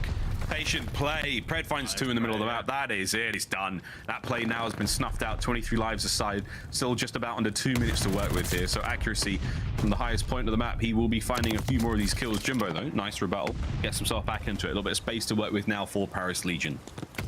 Yeah, Pred just always able to get that 2-piece when he needs it, though. And honestly, might be another 2-piece that just falls into his lap, and you call for it, he delivers. Can't quite get the 3rd, but it's just time and time again for Pred, man. There is like no shortage of unreal talent in this league. I've been thinking about Hydra throughout this map as well, because something Pred does incredibly well that I would like to see more of out of Hydra. He's like so consistent with like the little things of like getting the intel and feeding it to his teammates and making the small plays. It doesn't always have to be the fry man, so he certainly pops off when he needs to, but he's also just incredibly efficient about working around his teammates, and I'm pretty much always just trying to make the right play. So Pred's certainly among the very best in the league, and obviously just another class performance from him here on Berlin Control. Yes, certainly. That's the minute now. Before we get to close the case here on this series, a 3-0 for Seattle Surge. If they can stay alive here in this defensive round, 40 seconds remaining. Jimbo finding the kills, trying to get himself out of spawn. His teammate, he's got Gravity far, far forward. Maybe able to catch something out here. Johnny, if you can get forward without being dropped, that might be it. Here we go. Numbers for Paris may be working out. Stops the clock at 35. You got 2 players on the point here. You're not going to be fully aware of this one. Johnny, hold the line. Mac wins the gunfight. That's big. Over to Gravity. Finds at least 1. Another to be had here from Sib. He's going to keep this line safe and steady. Can't get it done. Another massive victory there from Sib in the individual gunfight. 7 lives. Make it 6 to the 11 of Surge with less than 30 on the clock. And on the back line for Seattle, the guys around the point winning the gunfights, but also in the feed. We saw Accuracy was playing top third. He was able to pick up an extra 2 kills as well, just to sort of stagnate that push. So Seattle, great coverage all across the map. And well, now just the victory lap is Pred. Happy to take that chow because, hey, no respawns remaining. Final 2 players stand for Paris as time ticks on by for the hot 3-0 for Seattle Surge. A hot 3-0. Oh no, not over yet. Okay, it's Temp. over. Wait a minute. If Donnie Temp can win a fight or 2, and that is it, ladies and gentlemen. It's a 3-0. Seattle Surge get the job done. Your major champions have not skipped a beat. They have not missed a step, and they have come right back in swinging. Paris Legion have been dealt with. A brilliant display from them. Pred putting up spectacular numbers there in the final map, and all around the team looked magnificent on Berlin, both in the search and destroy and in the control, and of course that opening Bocage, excellent stuff from them there as well. Wicked opener there from Seattle. Gonna be feeling fantastic now going into the next stage. Yeah, pretty much exactly the series I think Surge was looking to have. Obviously, you know, maybe no time off of these guys, ramping up for champs time. So got to make sure you come out with the absolute fierceness even throughout the qualifying stages of stage 4. And I think Pred maybe leading Slayer for his team in both the respawns, but obviously everybody putting in work. The only like moment of doubt were the early rounds on Paris Legion. And as soon as Accuracy gets the 2-piece to at least shut down the glide bomb, well, you don't have to deal with the streak. And after that, Seattle just end up completely taking over. So efficient work the whole way around, and you know, still looking in that championship form. Yeah, wonderful stuff. I think Pred right now definitely one of the best looking players in the league for sure. That current form cannot be denied. Alongside Sib as well. A dangerous turn now for many others when they thought the Seattle Surge a bit of a streaky team. After that big win, they have not hit the Vanguardium Leviosa, which is a very simple spell, but an incredibly effective one, where a team gets elevated after a major win and then immediately plummets to the earth heavily. Shout out Bryce Tackler. He and I worked that one out, I think late last night. Vanguardium Leviosa, and it is pronounced Leviosa, not Leviosa, friends. There we go though, Seattle Surge, what a victory. Not falling prey to any parlor tricks here, Paris. Chance, I mean, what to take away? Johnny, welcome to the league. A very, very difficult opening matchup, has to be said. But loved what I saw at the search and destroy from him. Well, even in the control, like as far as like gunning and gunfights was going, I thought Johnny played pretty well. I mean, moments where like he has to be the guy to pick up the big 2-piece just to win the only round that they got, able to deliver. So I'd say, you know, solid look overall. Just literally, you know, technically after the last major, the most difficult matchup possible to kick off your stage. Yeah, not to mention like the Bocage, like, I mean, really like the best team in the game at it, is, as you said. I mean, I wasn't ragging on him. I was just saying it's hard to put up them numbers. And as you said, it's such an organized team on such a small and chaotic map, Seattle Surge, making it look great. What a 3-0 that was. Very decisive indeed for the Seattle Surge fans. You're going to take that one all day, ladies and gentlemen. A big old GG's in the chat. Paris, they will not be spoiling this run for now, but they've got a chance to you know, still steal some hearts and break some dreams a little bit later on. We'll see how that one all goes down. But there we go, 3-0. Relatively easy peasy here to start Sunday's proceedings off. I believe the desk may be waiting to see how we feel about that one, ladies and gents. We've been waiting, man. Miles, you actually brought up something really interesting, right? Because it was actually this morning, I was thinking about, you know, every time we go to a different stage in Call of Duty, it's like an era for every team, right? We got Røkkr, we got OpTic, and we also had NYSL. But when it comes to Seattle, they won the last major, but the question is, can they keep it up in this stage? That's my biggest question. But the way that Sib and Pred really started off this entire series, especially in that hardpoint, Ali, it was like they were smurfing like legitly. Absolutely no. It was a little painful to watch, to be honest. And I have to go a little bit easy on the likes of Johnny, because it was his very first map in the official league, and we saw what he was capable of bringing in the search and destroy, and even in the control, had his moments of success, right? So I'm not gonna dog on him too much, but Seattle just looks so good. It looked textbook, Ant. I mean, looking at this match, like Seattle had to show no signs of weakness to the rest of the league, right, after winning that championship. And that's exactly what they did. Beautiful match overall. Pred goes absolutely off after getting MVP, right? The rotations were flawless. I mean, then Control played great as well. Every time they had an opportunity to set up that spawn trap, they set it up. They had players top fire, Sib, hitting them in the back of the spawn. These are things that you want to see, right? So for Seattle Surge, just business as usual. Pretty easy match for them. It's like what a championship caliber team was supposed to do. They're supposed to dispose of teams that they were supposed to easily beat. Seattle did exactly that, and because of so, we're going to treat them with the Game Fuel Victory Spotlight. Bring on pretty boy Pred on the screen. My man, congrats on the big win. My question is, all right, when it comes to your coach, Sam Phoenix, he's crazy, he's philosophical, he's a man of a lot of words, right? What's his philosophy heading into this stage after you guys won the championship? It's just trying to keep our egos in check. You know, our #1 priority is champs. We need to make sure that we are, you know, in full form for that. So just kind of give us ego checks, making sure we don't get too cocky, and keep sticking to the game plan and stuff like that. Just, you know, a team that comes from a win, you sometimes get that post-major win and you feel a bit like, oh, you wouldn't do that at LAN sort of vibe. But like, we were trying to like keep that away from our stuff and, you know, stick to the game plan.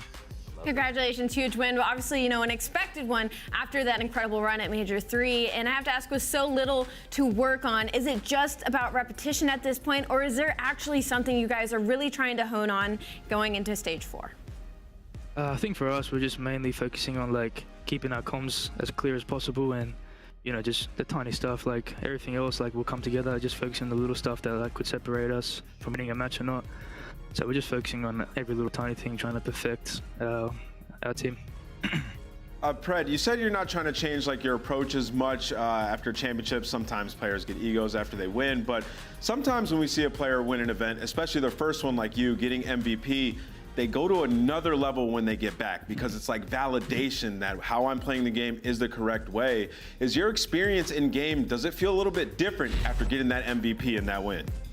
I'll be honest, I haven't really thought about it, but I feel like now that I play, the game's like in slow motion. I don't know, like, I can't really explain it. It just, I feel like, yeah, like you said, like once you win the tournament and stuff, you just get that extreme confidence where you feel like whatever you're doing is correct. And, you know, like when you tend to believe that, you tend to just make the good play. So I feel like the confidence for winning that was definitely like a rise in our team. My man says ascended. It's business as usual. Pred, you've been having a serious face this whole interview. We're used to you smiling until you heard that word MVP right there. But show some love to the fans out there. Give them some thanks and tell them that things are gonna look sweet for Seattle heading into New York for that major. Yes, to all the Seattle fans, you know, we're grinding every day. We're still gonna keep coming for more chips. I mean, you know, it's the first of many, so we're just gonna keep putting our head down and keep working. All right, Pred, man. Congrats on the big win. I'll holler at you later, all right? Thanks, brother. Enjoy. Take it easy, man. Yo, I've never seen Pred that serious this year so far. No, He's I'm right there with in. you. He was locked in. I was like, wow, this guy is hitting new levels heading into stage 4. He hit new levels to start the series as well because the Scump play of the game is just what Pred was doing at the beginning of that Hardpoint. 28 non-traded kills to lead the way for his team, Nameless. He was that guy. Yeah, you know, the question I just asked Pred, I mean, he felt like he couldn't really explain it at times, but I've been through that as well. When you go to a LAN and you win and you come back, your decision-making, it's validation, right? Like, you're running around the map. Like he said, the game feels like it's in slow motion. He just knows where people are going to be. After all those reps are put in, he's like, okay, I know what I'm doing is the correct way. And you could see he's running around the map. His anticipation is there. He's popping 2 pieces, relaying the information. We heard Chance kind of talk about it there in the control. Like, he is a very efficient SMG player, and that's what he does for this team, and that's why he makes the game so easy for his teammates. He's a rookie. He's learning. He's getting better. He sees the game differently at that pace, and we all heard it from him in that interview. If Pred keeps us up, Ali, I mean, just as a unit, this young roster for years to come, they're all going to be great. I mean, not only just him, I mean, the entire roster as a whole. I mean, even just watching that Bocage, I mean, Sib popped off immediately with like a 3-piece. I saw Mac break Grandma by himself with another 3-piece. Like, this team on all cylinders is could be the scariest team in the league. They put the pressure on you, baby. Let's take a look at the points right now to see how things have unfolded. Seattle, they're looking really comfortable though. 3rd place, 185 behind none other than Atlanta FaZe and OpTic Texas, where I thought they were going to be at the beginning of the year. I mean, we look at some of these teams at the top valley, and it's like they're kind of battling for something else. They want a better seed headed into champs, and for Seattle, I mean, that's another big game, right? Like, these guys are sitting at 185, and with OpTic sort of entering their woes and not winning matches, they can possibly overtake 2nd. So Seattle Surge, they're on a roll. I was looking at top 8 right now, 7th, 8th, and whatnot. I definitely want one of those top 2 seeds as well. So we're going to see if Seattle's going to continue to gun for it, but also we're going to continue on with this show. We're going to start a break, but on the other side, we're finally going to see what Florida is going to do with this brand new roster as they face off against the Minnesota Røkkr. But when it comes to Seattle Surge, in regards to them, the team is showing us exactly what greatness is all about, right? You win the championship, you grind through the season, you win it all, and you come back even better. They did exactly that, but we'll see you soon.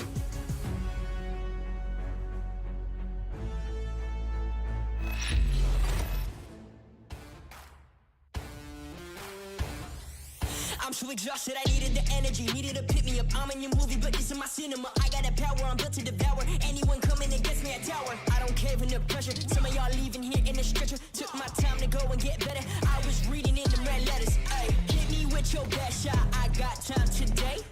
Feeling like a matador with that Red Bull. Oh, no, you can't stop me. I'm running my own play.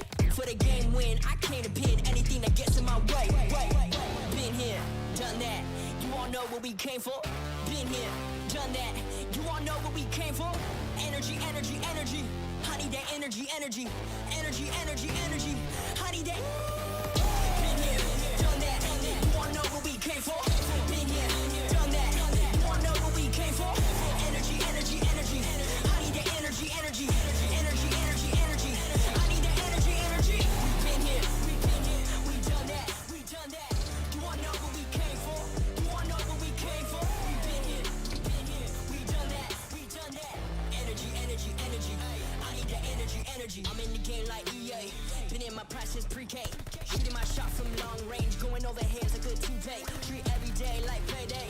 Y'all been living so mundane. My work week is Sunday to oh wait, that's every day. Putting in overtime. Punching the clock, I'ma get what's mine. While everyone's sleeping, I'm living my dreams. I got a coin that's so divine. Lord, take the wheel like 10 and 2. I'm losing energy, I'm overdue. I've been on the top ropes, hitting my pros. Watch me hit the power move. Been here, done that. You all know what we came for. Been here, done that. You all know what we came for. Energy, energy, energy. I need that energy, energy. Energy, energy, energy. I need that. Been here, done that. You all know what we came for. Been here, done that. You all know what we came for. Energy, energy, energy. I need that energy, energy. Energy, energy, energy. I need that energy, energy. Been here, we done that. We done that. You all know what we came for. You all know what we came for. We been here, we done that. We done that. Energy, energy, energy. I need that energy, energy. Done that. You all know what we came for. Energy, energy, energy,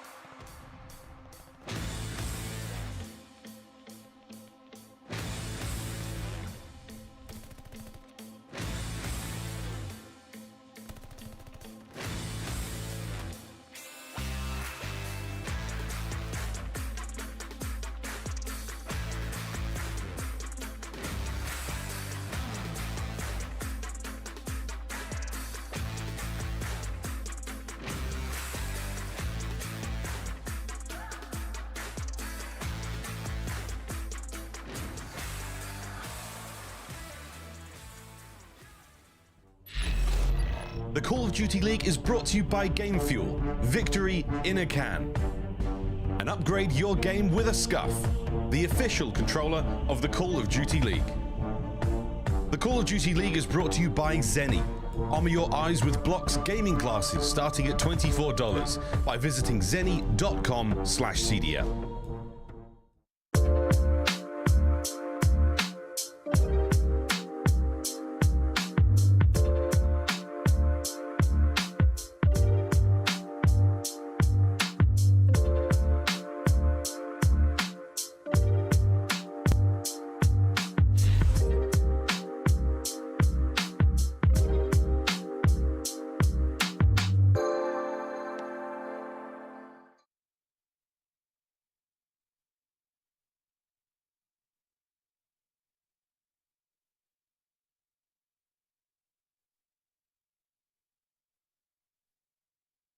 All right, ladies and gentlemen, happy Sunday and welcome back to the Call of Duty League and also the second series of the day. My name is Veli. We got Ali and also Nameless. Shout out to the champ, man. We have a really fun series ahead of us, though. We have the Minnesota Røkkr, a team that went undefeated last stage until they got to land, of course, right? They're facing off against the Florida Mutineers. And Nameless, I was looking at Florida. I was looking at the stats. They're being thrown through a blender right now, man. They went against NYSL after a team change yesterday. Too Real didn't have too good of a performance. Now they're going against one of the best teams that we have in the online qualifiers, Minnesota. This is rough, man. And it's a bubble game, man. This is rough.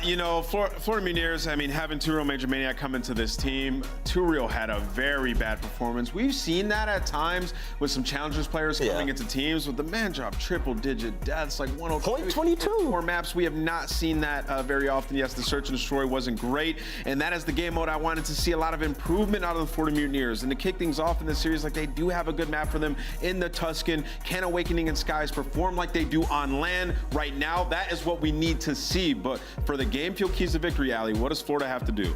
Well, 2 Real did have a .65 overall in his debut, unfortunately. So hopefully seeing some more out of him. He got his first game jitters out of the way and now need to pull it through going up against the Minnesota Røkkr, and must have an elite Bocage S&D game plan versus Røkkr. Florida has an 0-3 record on this map and mode, and Røkkr is first in round win percentage on Bocage. And we've seen why, right? We've seen Havok absolutely take over that map. The routes that man was hitting was absolutely terrifying. So I'm hoping Florida Mutineers hit some VOD review and come in prepared. And that's what I'm scared about when it comes to Florida. We all know I like Florida a lot, right? But seeing the way that Havok and the rest of the Minnesota Røkkr play, it's kind of like, okay, if Florida were to have an answer, it'll be a player like Vivid, right? We don't have that yet. We have 2 Real. But the question is, can Minnesota still remain strong against a Florida team that's trying to grab some footing right now? And Ali, like you said, when it comes to Havok, especially in those hard points, that's my favorite thing to watch when it comes to Røkkr. I gotta tell you, I am a big fan of this Minnesota Røkkr right now. After what I saw from them yesterday,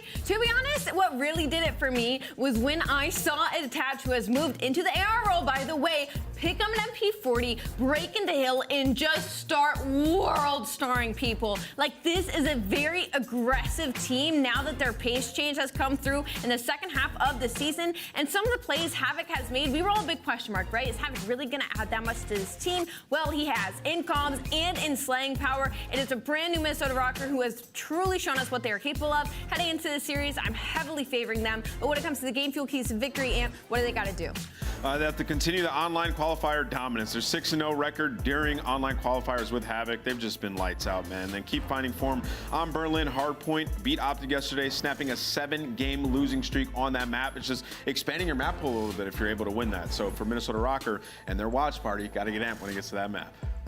All right, now, ladies and gentlemen, when it comes to this Minnesota Røkkr team, I just want to give credit where credit's due. Attach has been phenomenal, and he's been leading by just showing the teammates how to do it, right? We saw the selfless plays from him where he sacrifices himself and grabs so much attention around the map like we saw in that Search and Destroy, right? But Minnesota, let's see if you can do it against Florida. And first, let's take a look at the maps and modes that we will be seeing in this series right here. Ali, Nameless, tell me how you feel.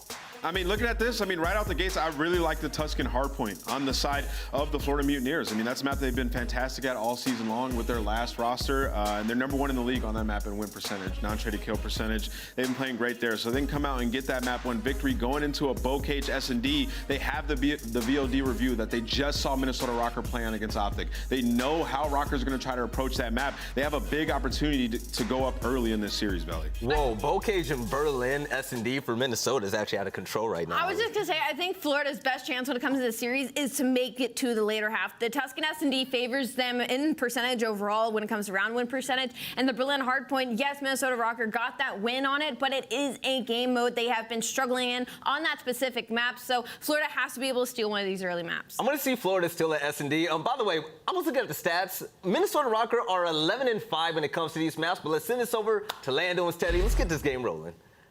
Let's do it, Vel. I thought you were a Florida stan. You're giving out some Minnesota stats. I don't know where we're flowing right now, but my goodness, what a series that we have got, Jay. My word, Florida versus Minnesota. What, Røkkr, they win this series. They get top 8 on the other side as well. We're also talking about Florida. Well, off the loss versus New York, it is a revenge game for Major Maniac. Jay, how do you feel about this as we fly in for Tuscan? This is going to be an intense series, man. Obviously, a bubble match, 9 versus 10. Every single win matters because those CDL points to try to get into a champs is so drastic. But just the way that Minnesota came out yesterday versus OpTic, they won both hard points to secure the search and destroy. Florida, on the other hand, though, coming off of those 2 roster moves, you can just see that they have a learning curve that they have to learn still with this team, like in certain scenarios when they're going to push out, and it kind of costed them in that first series. Now that they're a little bit more comfortable with this roster, with a couple more days of practice, they have to show me more because it's no time to waste. They need every single win that they can get. Yeah, without question, right? And it feels like it's been, a rough go of it, the rough few days for the Florida Mutineers, right? They lose in their opening matchup versus New York. At the same time, they see Vivid doing some big things on Boston, right? The W versus OpTic Texas in the same day. And at the same time, right, you have the two, you have TwoReal, the rookie who comes in, does not have a great performance. Minnesota do flip the spawns in the meantime of this game. I mean, what do you want to see from TwoReal when it comes down to his second series, now that the jitters are somewhat out of the way? Yeah, now that the jitter's definitely out the way, first CDL match, first time as a pro player, you need to come out and show what you are made of, what you were doing at that Toronto Challengers event to win the entire tournament. So far, starting off the game 5-3 is already better than he did yesterday. Over 100 deaths in 4 maps. That is unacceptable as an SMG. You need to be able to slay with the best. And now going up against Standy and Havok, those two have been on a terror recently. Yeah, and you see the numbers right there. In 3 games, Havok is a 1.43 on this very map and mode. So as we said, it's not going to be easy for the rookie, but we'll see if he can try to withstand what is going to be a very, very solid team in Minnesota. Røkkr from top to bottom. Final 15 seconds going down over at P2 right now. Slim advantage for the Florida Mutineers, but it's really going to be a race for the spawns. Minnesota send 3 strong through middle, and with that, they will have the spawns. They will have the man count advantage. But Florida do have a few stragglers, Skies being one.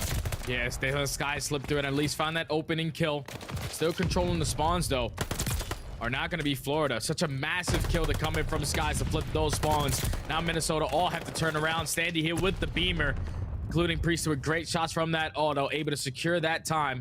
Now forcing all of Florida to try to break through the front and through middle alley. Just great work from Røkkr despite what looked to be a good little moment there for the Florida Mutineers. As you said, nearly flipped the spawns in a great situation for the moment. TwoReal continue to call upon his name, helps lead the charge here into Fountain. And just like that, the Mutineers look to be in a good spot. However, attach, Havok, Standy, everybody answers on back. A brawl going down right now at Fountain. Everybody fighting for the valuable time that this hardpoint can present you with. Maybe a final 1v1. Major Maniac, does he decide to go for the play or back on up? He wins the gunfight regardless. And it cannot be understated, Jay. A huge series once more, right, for Major Maniac. His second one with the Mutineers, but facing off against his old team, right? He had an interesting tweet when he was dropped from Minnesota. Said he felt disrespected. He felt like he was betrayed by the people who were around him. It's fair to say Major wants to have a solid series versus the old squad. Yeah, Major so far sitting at 8-5 on a 3-3, can potentially earn himself that glide bomb. Is definitely playing with some extra fire underneath his chest. As we still are into this map, trades going back and forth in towards this P4 with about 35 seconds left. Minnesota, they find every single kill. They're able to flip those spawns. Now with 30 seconds left, all they have to do is hold down this push from field side, but Major Maniac, none other than him, to cause some problems at field. And Jay, I would ask you too, like as we're in the middle of this current little situation, Major trying to make a play toward the back, he gets dropped.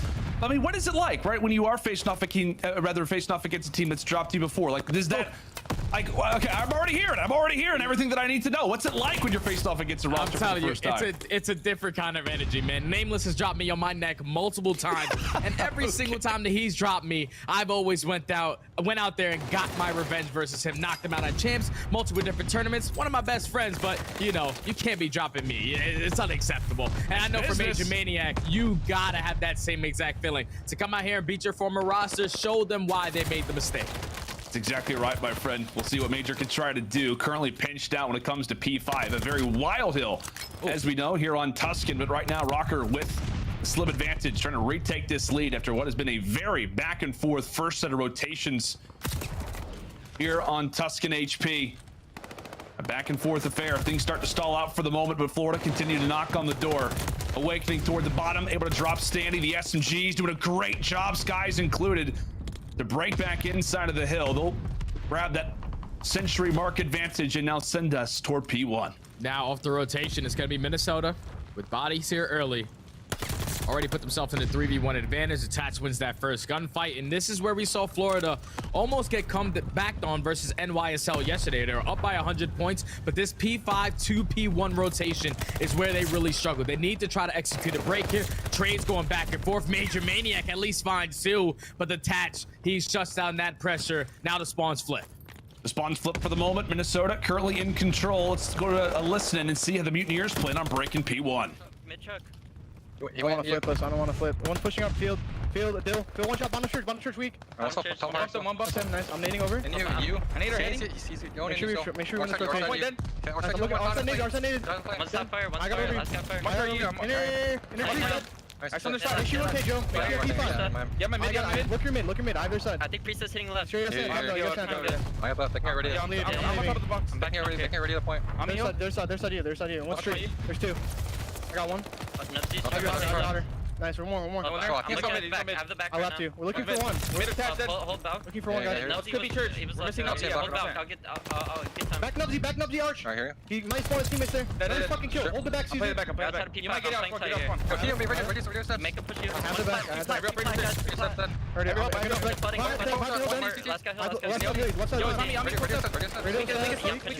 Heard it. I can't shout. Ass fuck. Hitting T. Attach. See on me? He's taking me. Watch for me. I'm one of a guy. I'm challenging for you. Standy goes back. I'm looking over your belt. Nice shit. I have your belt. I have all your belts. He's on the back. I'm healed. Look over hill. Back, dead. One shot ladder. One shot right. 2T. Make sure rotate. Yeah, just one out. We should fight this. Fight left hold. Yeah, I'm going to I'm helping you. Help in the back. Hold one shot on the back. Come left. Hold on, play mid late though. Come left for me. One could be low. I'll see him low. Going left with you guys. Some great comms there to the Florida Mutineers, but Jay, to me, one voice totally stands out. It's one of the new guys on the block, Major Maniac. Yeah, Major is the guy that's leading in the comms, setting up his teammates off spawn. He told Caesar Skies, make sure off spawn you hold down the back. We need to make sure that we're also hitting this time, not allowing Minnesota to have that rotation and gain that extra 15 seconds of that junk time. So now the fight is all going to come down towards this middle of the map. Trades going back and forth. You have players in towards top fire, players in towards that field side, but still in control are going to be Minnesota controlling the spawns. Priestahh going big on a 6-3 before he does get taken down. Does not earn that glide bump, but for now, Minnesota still have the lead. Yep, Minnesota with a slight advantage. As we said, this game has been so back and forth all the way throughout, and really constant breaks when it comes down to this opener. Major Maniac having a great game for the time. He'll look to lock down the spawns and really play over toward the tank. He'll give that comm out to, his new teammate when it comes down to Minnesota, but also in that Toronto Challengers Open. They did play together. They're going to try to utilize those strategies now as Priestahh rounding the corner he comes. He falls and attach. His position is going to be made known as well. However, doesn't seem to matter all that much, Jay. It was more of a distraction. Havok comes through, takes down two with him. Florida still have the spawns, but right now it's Røkkr locking up the seconds. Yeah, Minnesota just break on in right from the front. Havok with that two-piece. Even though Florida, they have multiple players in towards the back. They were trying to secure the spawns, but it does not matter if your teammates are not winning the gunfights in from the front. So Minnesota, they execute the break. They flip the spawns. Now they're going to make it twice as hard. Florida to try to get on in as Standy is not missing. On a 5 spree, can potentially pick up a glide bomb of his own. Make it 6. These guys are not slowing down. The SMGs are firing. You have everybody just playing so damn well. And now if you're Minnesota, you're going into the hill that it's the only one positive for them on this entire map. It's a scary sign already for the Florida Mutineers, despite the great series so far for Major Maniac, 23-16. It is still Minnesota leading the way for the time. Florida with early seconds, however, at the command center.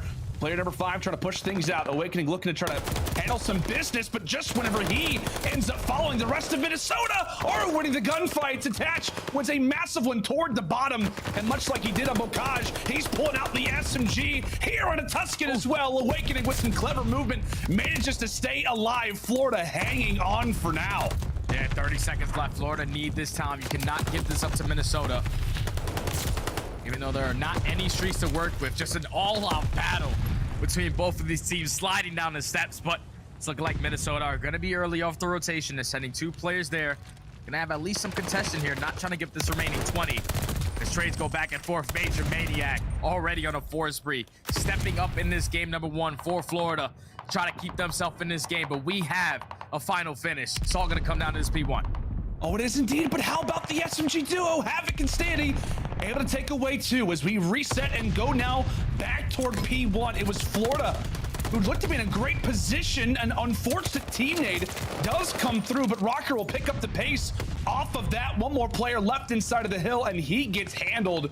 Mutineers get the final few seconds at P5, and right now they're in control of the rotation as well. Standy sneaks his way through the back. It might be onto the rookie to try to make the play.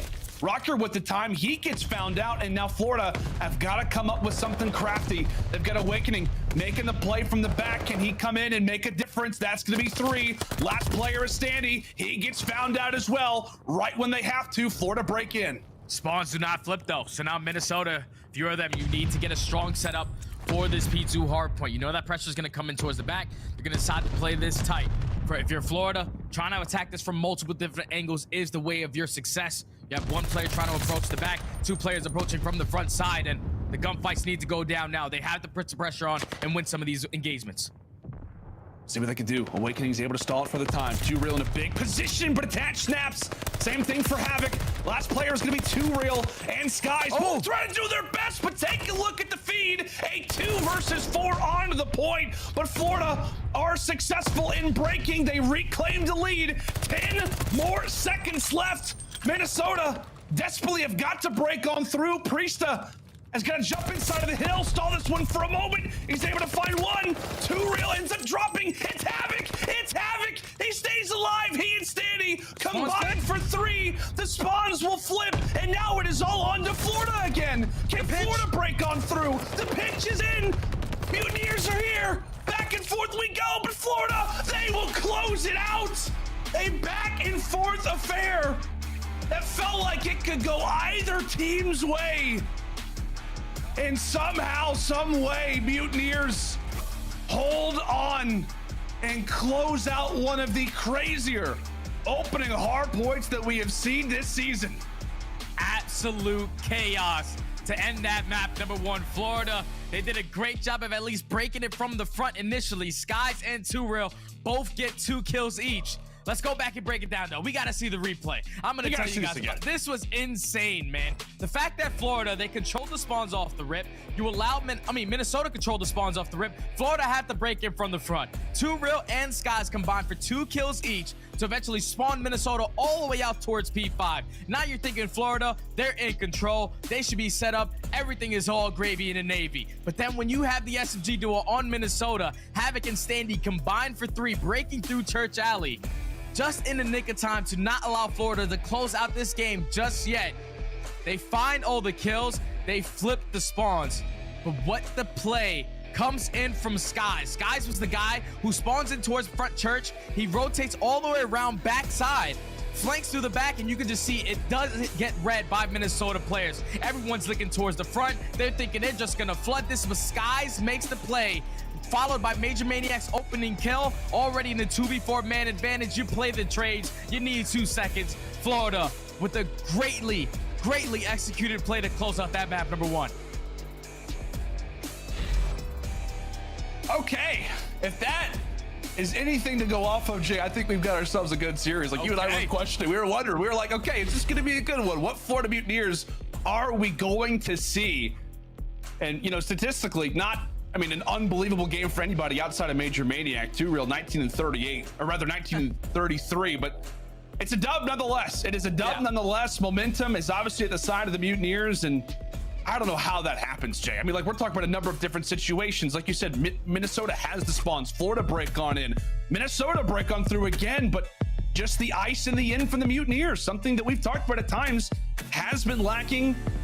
But it's an early hardpoint W, which, as we know, the stat we mentioned last time around, they've yet to win a series without winning the Game 1 hardpoint since the Stage 1 major in Cold War. Not this season, but last season.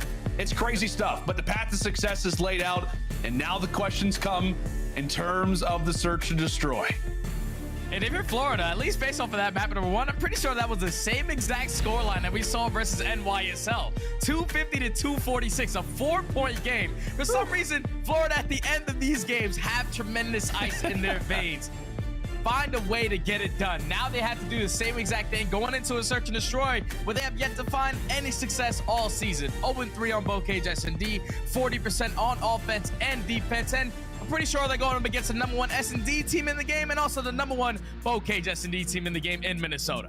That's true, man. That's true. But I guess at the same time, if you're Florida, you're thinking, hey, we got Major Maniac now, right? Yeah. This is the reason why we made this change. One of the primary reasons why Florida made roster changes in general, right? Getting rid of Dave Patty, getting rid of Vivid was a lot of the time with Search Destroy in mind. I remember watching a content piece from Florida where the Coach Willett was talking and saying, hey, we just feel very one-dimensional in Search Destroy. Our mid-round decision-making is really where we struggle most. And the one guy, right, who we can talk about for this Florida team who was there for that reason, who was great at making those mid-round calls is Major Maniac, the primary piece for, or rather the previous piece, I guess you could say, for Minnesota. This is about to be a spicy one, Jay. Like we said, like the last 3 S&Ds, when we talk about vetoes, the last 3 search destroys that Florida have wanted to play, or at least have elected to allow for them to go through, have been on maps where they have 0 wins on. Yeah, that's the biggest thing. But for Major Maniac, this is kind of like a cheat code game from him because he was on this Minnesota Røkkr roster. He was when they were also the best team on Bocage S&D. So you're probably going to know all their strategies. You're going to bring that over to your new team, and hopefully you can start building some counter strategies. You know that Priestahh likes to play over towards B. Attach and Standy like to be aggressive through that lower water side, and you know the amount of pressure that they put on through tools, through middle kitchen. We saw what Minnesota was able to do on this map yesterday versus OpTic, even though it went all the way into a round 11. No hesitation out of their SMGs. Florida has to be ready for that. Yeah, they have to be ready for it. As you said, Minnesota, known for their clever strategies. That round 11 is going to live for a long time. We're going to remember that play for a decent amount of time with Havok and Standy. But into this Bocage we go. It is going to be very interesting to really see the improvement from the Mutineers because, Jay, it just feels like this series in general, I guess, is kind of a put up or shut up moment for Florida, right? Obviously, they are on the come up. They're trying to make it in the top 8. Minnesota with a win in this series would get into that top 8 conversation for the moment. But to have a roster change go through and to start your stage off with everybody saying that you have the easiest schedule to start off 0-2 would not say good things about this Mutineers roster. And again, a lot of it starts with Search Destroy, and it starts with maps like this, the game mode that they desperately need to improve on. And it's weird too because, like, I think statistically they're like top 4 in Hardpoint and in Control. So it's like there is no question about it. That Search Destroy is the missing piece right now for the Mutineers. S&D's been holding this team back all season long. But like I said, if you're Major Maniac, you have the game plan from both of these teams. You need to bring it over to your new squad so you can come out and get your very first victory with the Florida Mutineers on a little bit of Bocage S&D. But here we go for the attacking round for Florida. It's looking like a neutral setup. One stat that I really saw for Florida on this map is that I'm pretty sure they have never planted that bomb once at that B site. All their attacking rounds are a neutral setup or attacking towards A. Keep in mind, though, they only played it 3 times. Well, played it 3 times, and at least based off the mini-map, it looked like that could be a play hinted at for a moment, somewhat teased. As Havok and Priestahh lie in wait for what could be a B hit. However, based off those arrows right now for the Mutineers, well, I was going to say for a moment, we see player 6 rotate back. A great kill comes in from 2 Real, bomb in hand. And also does a great job in getting the slaying done. So, like you said, Jay, maybe trying to instantly change the tone of what has been some struggles on this very map and mode. Trades either which way. Florida still with bomb in hand, looking to get it down, but Attach there to find his 2nd kill of our round number 1. Big Wake up to the 1v2. Awakening in a 1v2, 25 seconds to work with. He is going to be able to take down Priestahh, but Attach in a great position to play the trade. Even with Turo getting that first blood, Røkkr are 50% at converting their 3v4 situations. First in any map and any team. They're the #1 team in 3v4 situation, and they show it there. Great work from Priestahh and Attach to close out that round, set up the crossfire, execute on the defensive end.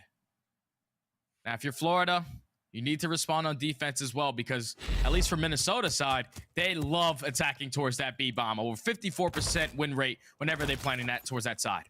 Yeah, that's the problem for the Mutineers. You can't just play strictly over at that A site, and here comes the aggressive rush. Minnesota are pulling out the strats nice and early. However, Standy, well, it takes down Havok, so not going to work out the greatest. You'll walk away from this early engagement, well, actually going down quite a bit. I was going to say at least it's an even affair, a 3 versus 3, but Florida, 2 Real and Skies more specifically, now leave it all on to attach.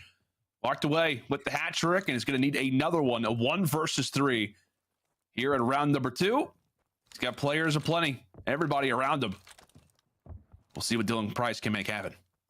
45 seconds. He's trying to gain some information of where at least one player is going to be located. Is going to be able to spot Sky, so makes it a 1v2. Major Maniac is going to jump himself out of top Grandma's, reposition himself towards the middle of the map. The bomb is still going to be down. But Attach is playing this beautifully. He's covering a lot of ground right now, checking multiple different angles. And unfortunately now, the dead silence is out. Headsets are going to be great. He at least makes it a 1v1, but there's only 15 seconds. You have to try to plant this bomb. Oh, and it's first the Rook. It's first the Rook. Here he comes. Oh, my goodness. Attach. It felt like he said one more. I just had one more and possibly one more bullet. As you see, Florida happy to walk away with the round, but by no means was it easy. For God's sake, get Attach off the map. It could have been 6 kills and 2 rounds, eventually thwarted. And thankfully for the rookie, he's at least able to stall for now, getting Florida on the board. Yeah, it's good work from 2Real. He did a massive job at that front door bottom. Grandma's at least finding that 1 kill onto Standy, shutting down that pressure. And clutches up for his team to now be at 1-1. Florida on the attack again. And decide to go for the neutral setup. 2Real going to be a little bit more aggressive in towards middle. Him and Awakening trying to be that duo to shut down Havok in bottom Grandma's. 2Real opens the door. Gonna be so careful in your positions like this, really, because of the guy who can sit at top attic. Attach lays down some bullets, but Havok does see the weapon out of 2Real. Spots the MP40 barrel poking out behind the corner. And as we said, you got to handle Havok. You got to try to take this guy down in bottom Grandma's. Job not done to start. Mutineers left at an instant 3 versus 4. His Awakening looks to make the play. Awakening at least tries to jump in, find an opening, but they run into the pre-aim of Priestahh. We know what Priestahh is capable of doing at the speed bomb. He finds a 2-piece, 1v4 left up to the last player, and Standy not going to slow down, knowing that he's towards that water side. Easy round right there for Minnesota to get the first blood into tools. Priestahh finds a 2-piece with a little bit of assistance for Standy, and the last player up, they just collapse on him. Easy round for Minnesota. Yeah, easy round for Minnesota, and especially because, you know, you just happen to see the barrel of the opposite team, just, you know, allow for yourself to get that first blood. But that's really something we're going to be looking out for a lot for this Mutineers team, is their attacks, their strategies when it comes down to bottom Grandmas, whether on attack or defense. You really want to see 2Real and Awakening get some strategies going. Get something brewing between those two. Get some chemistry, some good moments between them.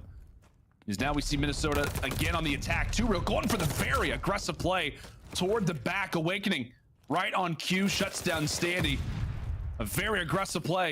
Seems to be working out quite nicely for Florida. And how about the highlight plays from the Rook? Aggressive play right there was the answer for Florida. They sent 3 players through that A site. They did not get any information that any players are going to be towards that tank area. Push right on through. 2Real finds the first, Awakening with the second. And then 2Real does not slow down, finds the final kill of the round. Florida match aggression with aggression and tied up at 2. Love to see that, man. You love to see the rookie getting, you know, getting excited, getting hyped. Yeah, looks a little more comfortable today. He does. He does. You can just tell by the body language. And he obviously should feel that way. He's sitting at 6-2. Rest of the team, let's pick it up, Florida. Let's get some consistency. Love to see it. Major Maniac. Oh, lays down a ton of bullets. Thankfully, he's able to find Attach. As we said, first bloods have been the story for this Mutineers team in Search Destroy. 12th in the league. Thankfully, find it there. We'll see if that helps their chances versus a Røkkr team that really, like you said, those 3v4s, it doesn't really seem to affect them all that much. Bomb on the back of Skies. Ever so carefully. Trying to make their way up through field, but how about the patience? The patience from Standy. Given his position, he has to back on up. We'll see if he can find another one. Not going to happen. Major shuts him down. Mutineers still with man advantage.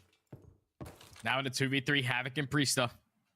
Both with ARs in their hands. Priestahh's going to try to work his way on the flank.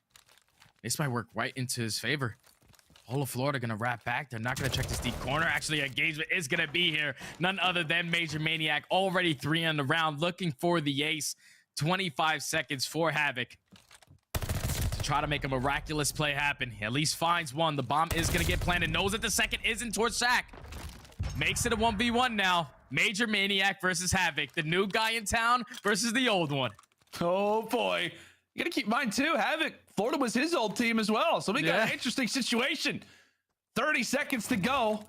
And the master of the 1v1s, Mr. Colt Havok, what does he have cooked up for us? I imagine it's gotta be something greasy, right? Ever so carefully. Making his way through. He's gonna spot Major Maniac from afar, but Major is there to take him down. That one has gotta be feeling extra good. What, Jay? That's also the ace on top of it too. That's the ace on top of it. I'm pretty sure my dog is getting excited as well. He knew that Major Maniac was going to go out there and clutch the 1v1 versus a 1v1 S&D kind of god. Havok, that's usually his cup of tea right there. But Major Maniac with the reposition towards deep water gets the kill, secures the round for Florida. 3v1 though. It can't be forced to a 1v1. It can't make it that easy for Havok. It's got to be a lot cleaner. Well, one nearly out of attach and one nearly out of Havok. It's not been easy rounds for Florida, but they will take them regardless. Gotta be careful, as those just barely make it over the roof of Granny's. It will stall Minnesota for the time.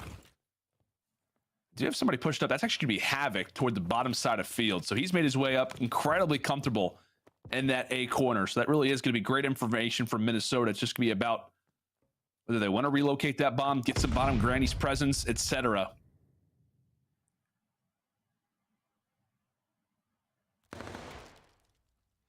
Right now, Havok, he does find himself in a great position.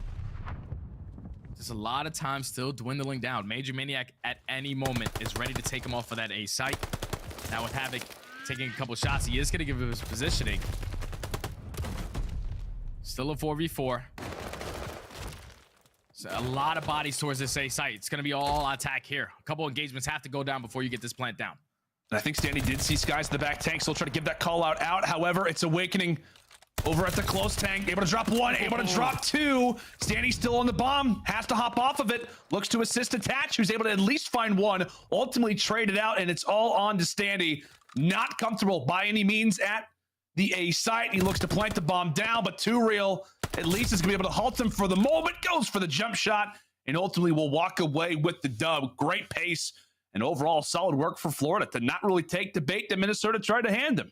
Yeah, right there, Florida, they were just playing it so patient. They know that, all right, they're trying to make something happen. They're going to cause some noise at one side of the map and try to rotate it back. And Major Maniac, he was not biting on it at all. Awakening works his way through that lower tank, finds that opening two-piece. Then into 4v2, you're playing the trades, eventually turn it into a 1v3. Standy doesn't get the bomb down. Too Real so far playing with a lot of confidence in this search and destroy. Sitting at 8-3 on a 2 spree. Florida looking like a different beast right now in S&D. See if they can keep it up. Swing round already inbound for the Røkkr. And we all remember, right, the one series that plagued him heavily at the Toronto Major was the series versus the LA Thieves. One of those maps was Bocage. They dropped that one largely in part to their lack of consistency in that very mode, one that has seen so much success previously. Minnesota do a great job, though, to put those previous worries aside. Lock in the first blood, get Big Wake out of the picture, but that won't stop the Mutineers from getting the bomb down over at A. Confident Too Real lays down the objective and now calls upon Minnesota. Calls out, what have you got up for us? Here comes Attach, right in the corner, dropped as well. Great work for Florida to play the numbers, but Havok has snuck his way through. Havok has snuck his way through. The SMG duo once more. Now leaves it all on to Major. 20 seconds left. Major in the 1v2. All you have to do is at least find one player off this bomb. He does not check top barn. And this is going to work out in his favor. Just need one kill. Take that player off site, stay alive, and that's going to be the way you do it. But sometimes when you're not missing shots, Major Maniac says, I'm going to go for that challenge. If he loses that gunfight, I'm pretty sure Standy still has enough time to get that defuse. But Major Maniac, S&D mastermind, now for Florida Mutineers, clutches up the round, now puts them at game point. How do you like me now? You saw us, guys. Everybody was trying to hype him up, and he is just laser focused in this game. Incredible stuff. And yeah, as you said, like I was thinking in the middle of that challenge, I'm like, that might be a little early. Might be a little early to take down Standy, and he's going to keep it up.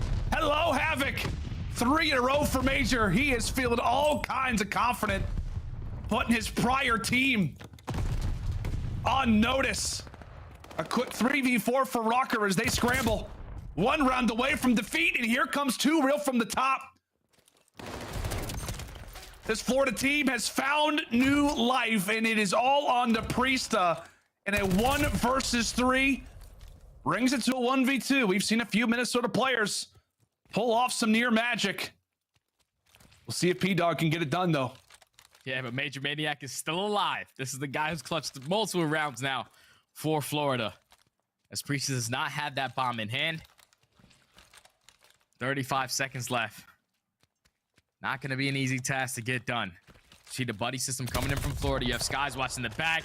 Perfect crossfire there. And Florida answer, insert, destroy, and finally get their first win on Bocage S&D. Who knew it was going to take 2v1s, 1v1s, a rookie going absolutely insane with his pacing. Florida Mutineers coming to play today, up 2-0 in the series. I mean, Jay, that's sensational, right? That is insane. That's exactly what we wanted to see from the Florida Mutineers. Have a solid showing in Search Destroy. More specifically, see Major get hyped, and on top of it all, right? See 2 real make the ultimate difference. 19 combined from the 2 new players on this Florida roster. Awakening its guys, I mean, didn't have bad games, but just pretty much sat in the backpack throughout a majority of it. Said, hey, let's let our new guys lead us to success. But my goodness, man, I just instantly think back to that little 1v2 for Major Maniac, where he's able to take down both players and just has 0 emotion, laser focus through our very first 2 games.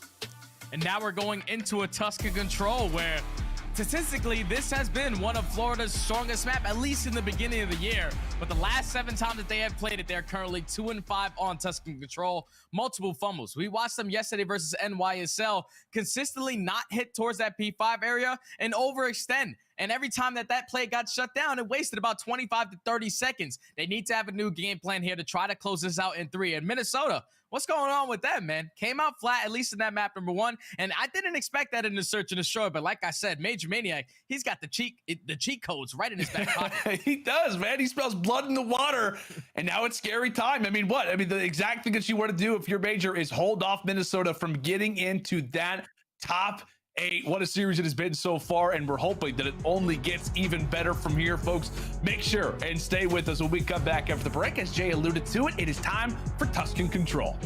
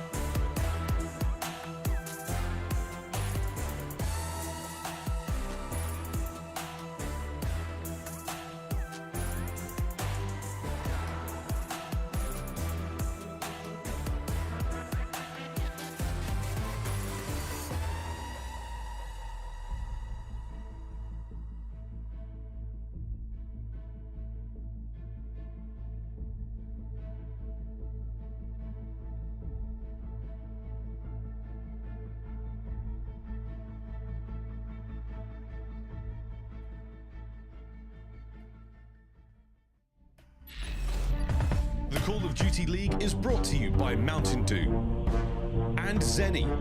Armor your eyes with Blocks gaming glasses starting at $24 by visiting zenny.com/CDL. The North. In the darkness, a prophecy is told.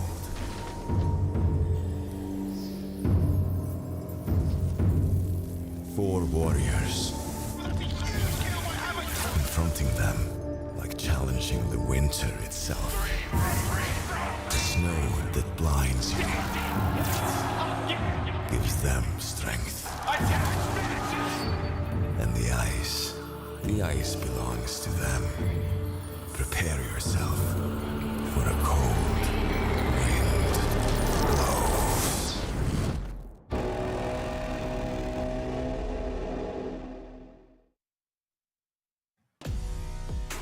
Welcome back, ladies and gentlemen, into what has been a very, very interesting series up to this point. The Minnesota Røkkr all smiles, but the unfortunate thing for them is that they find themselves down 0-2 versus Major Maniac and the Florida Mutineers. Jay, the revenge game is in its midst right now.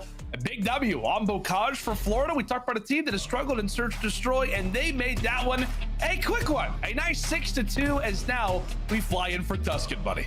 Yeah, now if you're Florida, you're in complete control of this series. This used to be one of their greater control maps. Obviously, they've kind of been lacking off 2 and 5 out of the last 7 that they have played on this map. I'm pretty sure it's 7 in a row as well.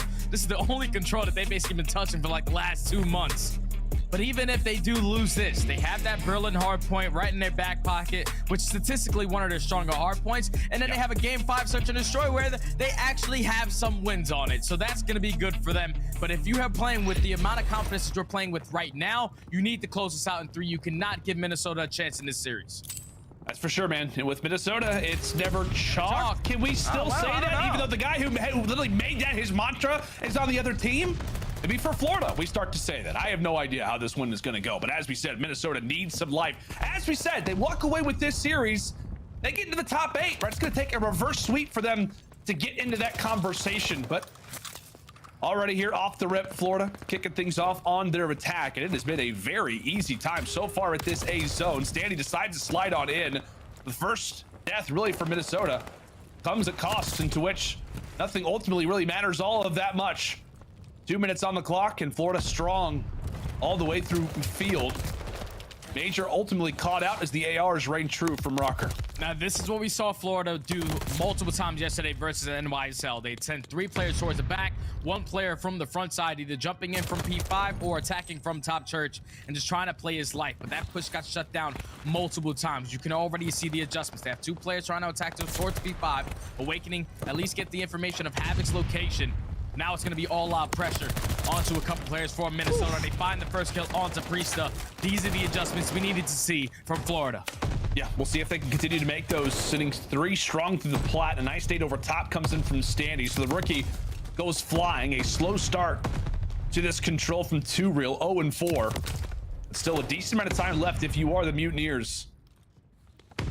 Awakening looks to stall out. A few players still off of spawn. 2 strong through P5, and this is where rather Havok wants to try to take off. Keep Florida in the back of their base. Keep them guessing. Great work from him. Awakening does manage to sneak in, but ultimately dropped. And now Florida, recognizing such, decided to send a few players through that field side. The strategy we saw them do on Friday. But great work from Røkkr to pick up the pieces. Now with only 50 seconds to work with, Florida find themselves down by 6 lives. They know that there's a lot of pressure from Minnesota towards this P5 area. You have to check every single corner because Havok is at least still in a position to cause them some problems. He gets taken care of. Now you have top church control, you have radio control, and you also have P5. This might be the break for Florida.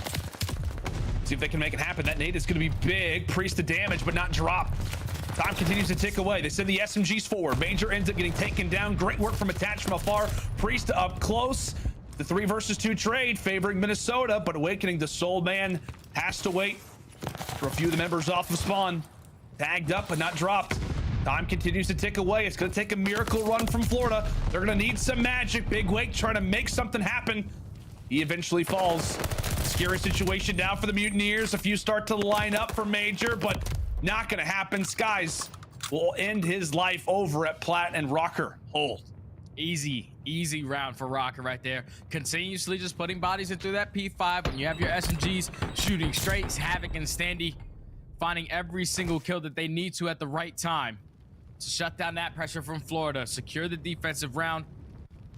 Even with 2 minutes and 20 seconds to work with on the side of Florida, they captured that 8 point really quickly, but still not enough to get done versus Minnesota. Now they're going into their attacking round. Florida up by 3 ticks. Yeah, that'll be something we'll continue to look at. Obviously, you know, we look at the attacking sides for both teams in control at a great length, considering the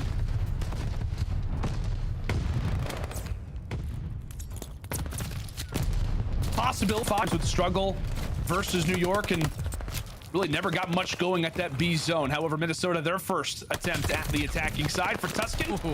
Ultimately going somewhat well. Standy does get dropped, and we do have a nice little flight coming in from 2 Real. Started off this game 0-4, 0-5. That's picked it up, especially into this round. Minnesota decided to send a few players, more specifically, player number 4 and Priestahh, over toward that B zone, try to distract and try to swindle the Florida players, and right now it's working nicely. Yeah, they're finding out a couple kills, but Skies, he shuts down that pressure, finding that 2-piece towards top plat. Only 1 player left to think about, which is going to be Standy, putting himself in a nice spot in towards top church. Minnesota still trying to complete this 8 point with about 50 seconds left. They have 1 player here.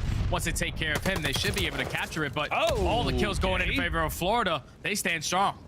They stand strong, and Minnesota now have to really build themselves up, get a strong train going into that A zone. Let's step aside and see how the comms sound in this moment for them. I'm gonna try. I'm looking over here. I'm looking over here. Got one. Nice. Look at Dave. They're both one shot. One shot. Yeah, you guys got them. Look for one. Nice. Cap this point. Give me mid lane pinch. I'm on you. My son. Get you. Nothing. I see our son. I think he might be full pinch. I'm like, yeah, full pinch. I'm gonna pick up. Trouble the back. I'm going roof right now. We're going. Yeah, you can stay. He got me roof. He's pushed up roof. Went back to P5. I didn't hit him.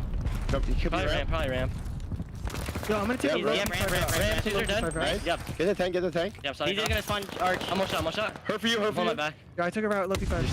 Stay alive back there. I took a good route, guys. They never expect us. He's back dead. One shot. I got naded. I'm going with you, Cole. Mike's back. You guys good? Yeah, one's roof. I got one. Dark. Mike can be plat. Mike can be plat. We can nade P5. Or we can nade P5. I'm nading. Push up on me. Close. Dead. One shot. Nice. Good job. Sunny close. Like 3 plat. I'm name plat. Yeah. I have green for you. They're wrapping back. I spawn roof. I name one plat. Should die. I don't see anything. I didn't hit him. We can go green maybe? I'm starting plat. I'm gonna side plat. I'm way. I'm showing you eyes in church. Yeah, back tank. One's back tank. Back dark. Hey, no, steps plat. Plat dead. Come green. I need plat. You want to shot plat? I can help the plat. Okay, there's 2 in the back, guys. We could be flanking the P5. Yeah, once. I'll kill this guy. I needed feedback. And the listening was great right there from Minnesota. Every little ounce of information that they needed to say, they were all saying it. When it came to team nades, setting up nade spots, but the only thing is, Florida just holding down this top plat very, very well. Very difficult for Minnesota to try to break out. It's going to come down to our final 10 seconds. Last push coming in from Minnesota to 1 player in the premises to at least stop this time. And he is able to get on it. Havok, unfortunately, though, with that teammate onto Priestahh, unfortunately, is going to take him down. This should be a Florida Mutineers round. Hold strong on defense once again. Do not allow Minnesota to get any ticks of progression towards B. Still tied at 3 now. Yeah, it was an interesting end to that particular zone capture. You know, you said you saw Minnesota. Unfortunately, teammate Florida had a little teammate in the end, but you know it works out better in their case. 1-1 scoreline. Tuscan Control living up to what we know it to be. At times, can be pesky for the attacking team. More specifically, it's really gotten more as the season has progressed. I know Chance had like a stat not long ago that as the season has gone on, attacking has gotten more difficult for our teams here in the CDL. But Florida will take another chance at it in the first round. They got it done very quickly. Little to no at all damage done from the Minnesota end. Right now, they've sent 2 Real on a spree, on a run. And ultimately does the job that he has to, Jay. Just distract Minnesota and allow for the time in A to be that much easier. Yeah, that was a big 2-piece from 2 Real to secure those 2 opening kills through that P5 area, not allowing any players from Minnesota to set up that flank. But I would have liked to see him just stay alive in that position. You know, we see Florida. They're going to be able to capture this 8 point. They're sending multiple players in towards around the back. But if 2 Real could have kept his positioning there, would have worked out a lot better in their favor. As now, they complete that A segment. They have the control of top church, top radio, but multiple different angles that they have to look out for. Minnesota able to find that opening two-piece. Now they break their setup. Yeah, Minnesota just sets up a firing range. They allow for radio to be open, and really from there, it's a shooting gallery from that point on. Sky still trying to be pesky in the back. Eventually does get found out. One player does make his way onto the zone. That's going to be Major Maniac, trying to stall out for the team for as long as possible. A few extra forces are going to be able to make their way in from Platt. Major pulls out the SMG, makes it look nice for the time. Standy basically headbutts two real for the moment. The rookie doing a great job at staying alive. That is going to be 4 down for the moment. Havok, the first one off of spawn, knows exactly where Skies is hiding, and Priestahh is there to cut down the rookie. Safe for now are Minnesota. They hold off that tick from being captured. Yeah, if I'm Florida, your main objective in this round is at least get one segment done at this B point. They're turning this around, man. All out pressure throughout the flank. Yesterday, they're putting a lot of bodies in toward this P5, trying to break it from the front, but Standy with the nade, Priestahh with the second. At least now slows down that pressure for now. A minute to work with, down by 3 lives. See if Florida can find that pick. Minnesota do a great job, man. Not putting themselves in positions to quickly fall.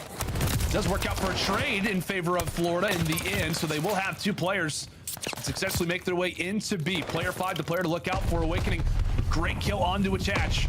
Makes the life for Major Maniac that much easier. As you said for Florida, you're just looking for a tick. All 3 would be great, but ultimately 1 at the end of the day would treat you quite nicely. As Minnesota look to stall on out, somewhat of a search destroy round. They seems to be set up. They get the tick, and maybe more along with it. Røkkr decide to send a few on through, but they fall quickly, just like that. 3 in the feed. The nice nade from Priestahh now leaves it to a 1 versus 1. That second tick does not get granted, but Awakening, he's starting to heat on up. Drop toward the outer alley, 30 seconds and moments away from that second tick, but Minnesota, hold on, give something up in return, however. Yeah, Minnesota, they just hold strong. Great plays coming in from Priestahh. So at least find that two-piece and not allow that second tick to come in. But this is the last push from Florida. All out through the front, all out attack through top flat. Major finds the first. You have to at least find another two-piece if you want, but that's going to be 3 dead. All of Minnesota spawning in towards the back. They could potentially pick up this second tick, but Two Real, he's not going to slow down. Puts on the pressure, at least finds one before he gets traded. But the last player closest to the point is going to be Skies. You have the rest of Florida jogging all the way across the map. Cannot get here in time, or at least win these gunfights. Minnesota are going to be able to win the defensive round. But if you're Florida, great job of at least getting that 1 segment done. Now puts them up by 4 ticks. And Jay, you know, thankfully, right, we've had the chance to watch Florida in their last 2 matches on Tuscan Control. I mean, as we said, when it came down to face off against New York, their pushes at B, just nothing happened. Like, they never really got anything going. Already, you can see the team is starting to improve. While Minnesota does win that round and Florida only gets 1 tick, there were moments, right? One specific moment where they had maybe, 2 more seconds on that B objective. They have 2 ticks, and we call this not just a good round, but a great round for the Mutineers. As you said, buddy, rather in the respawns to search destroy, they seem to be firing in a much better fashion versus Røkkr right now. And they have to do it quick, too. There's no time for losing if you're Florida. Even if coming off of a 2 roster chain swap, you cannot afford to lose any matches. You have to get right on into these matches and try to get your wins, because you need these points to make it into that top 8. And there'd be no better way to do it than beating the team that's right above you in that knife spate. And also, Major Maniac's old roster.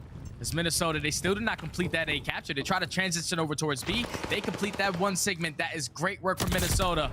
Now they have the chance to at least tie up the segments if they close out A.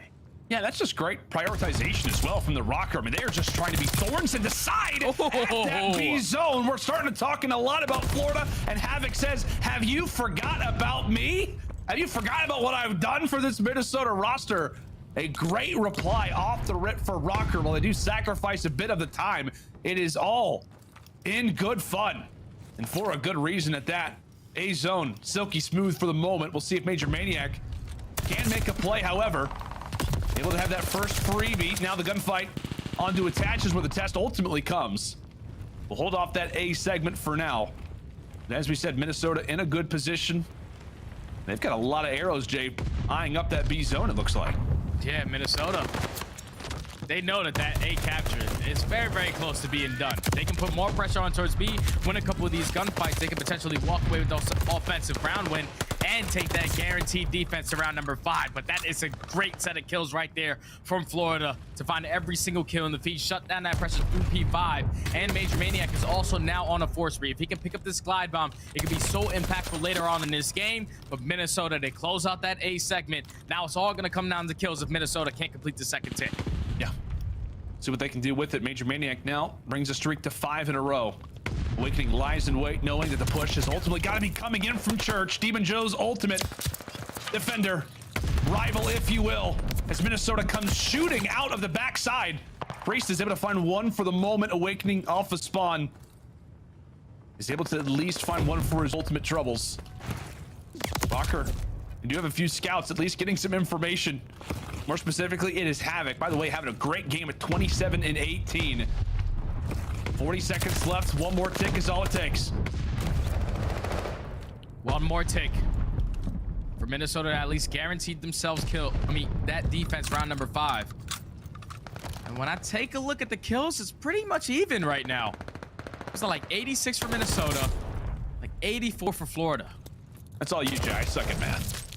Pretty good with the numbers, but it's all out pressure still for Minnesota from the front. Skies does find that 2-piece with 20 seconds left. 2Real does take down the third. Last player closest in the position is going to be Havok. He gets taken care of, and I think with just that amount of set of kills for Florida, tied in segments, they should have secured themselves defense going into this round number 5. You think Florida secure defense? We'll see. I think so. And these kills are huge. Minnesota, 2.6 on the clock.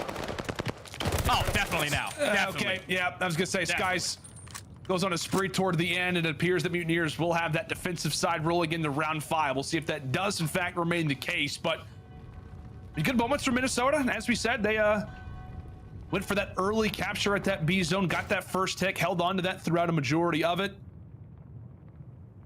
And it will be Florida on the defensive end. That little stretch toward the end puts them in the more favorable spot coming into round 5. A huge swing and ultimately a massive hold in the NJ. As we said, Minnesota gets that round 5 defense that puts them in a great position to walk away with this game and maybe get them back in this series. The fact that Florida does it now turns the tables that much more. Quite a bit of aggression being shown from Minnesota's side. Sending 2 through that A point instantly into the back lines of the spawn. Trying to be pesky, but handled as Awakening's able to find a few. Yeah, right there, Florida, they read that play beautifully. They know that they're gonna push right on through that A point, try to at least complete some kind of progression towards B. Because you know how difficult Florida has made it for Minnesota. Try to capture any segments, but first tick is complete at A. Second tick is about to be done. All out control right now for Minnesota towards this field side. Florida is trying to properly set up around it. As at least Awakening does find one before getting traded, but you still have full map control on the opposite side, all the way pushed out through P5, forcing all of Minnesota to overextend. You can see the pace difference already from Minnesota, what they want to do. They do get that A zone unlocked, so another minute added to the clock, 2 minutes in total. And as we said at the start of this round, they just instantly ramped up the pace, aware of what they've got to do to get themselves back in this series. Player number 7 still has made his way on in. Skies is going to try to be a problem toward the roof through these P5 pushes. And Standy's aware of it. Standy just keeps looking back, knowing that Skies has got to jump in at some point. Once he starts to do so, we'll see if he can make some magic happen, but it's Priestahh in the front lines. Just watch Skies toward the back, but it's he and Standy doing great work. That is one tick stack is in. Captured. The stack is through. The stack is through. They've got bodies to work with, but 2 are answered quickly from Florida. Priestahh, realizing such, has to get out of dodge, and he sets up attached for another pick. 2 players alive from Minnesota past that 50-yard line, and they are holding. 2 ticks done if you're Minnesota. One more segment needs to be complete. You just have to get a clean 3 to 4 down. And the pressure's gonna be here. Havok with the first, Priestahh with the second. But a great nade comes in for Major Maniac. They still have 2 bodies on point. You have to try to go big here if you're Major. At least takes down 1. Stalls enough time for his teammates to get into the play before Havok completes it. And just in the nick of time, Skies gets there to decap this 3rd segment. 15-11 in lives remaining, a minute and 10 to work with if you're Minnesota. Oh, Minnesota, they were so close. They were so close. Florida are able to hold them off for the time. Too real. Quite literally elevated. Ready for this attack. 2 more good looks at this. If you're Røkkr, here comes Havok. Not expecting the angle out of the rookie. Able to stay alive as 3 fall quickly in favor of the Mutineers. Last player is going to be Priestahh, and he gets dealt with as well. Too real. Feeling himself. Could be the player that makes the difference. Stays alive with 20 HP. Looks to be a thorn over at P5. Røkkr, gear up for one more good push. 30 seconds on the clock, Jay. This is like their last good push coming in from Røkkr. They have some control of P5. Havok with the crossfire at least finds that kill onto Major Maniac. Now Florida, they have to get in. You have to hit your nades. You have to win some gunfights. Awakening at least finds the first. Awakening with 2. Now they're gonna have 3 players here ready for these engagements. Awakening with the 4 spree shuts down that pressure from Minnesota. They have 1 more player in the position, is Priestahh. Last push coming in. 7-5 in lives remaining. 10 seconds.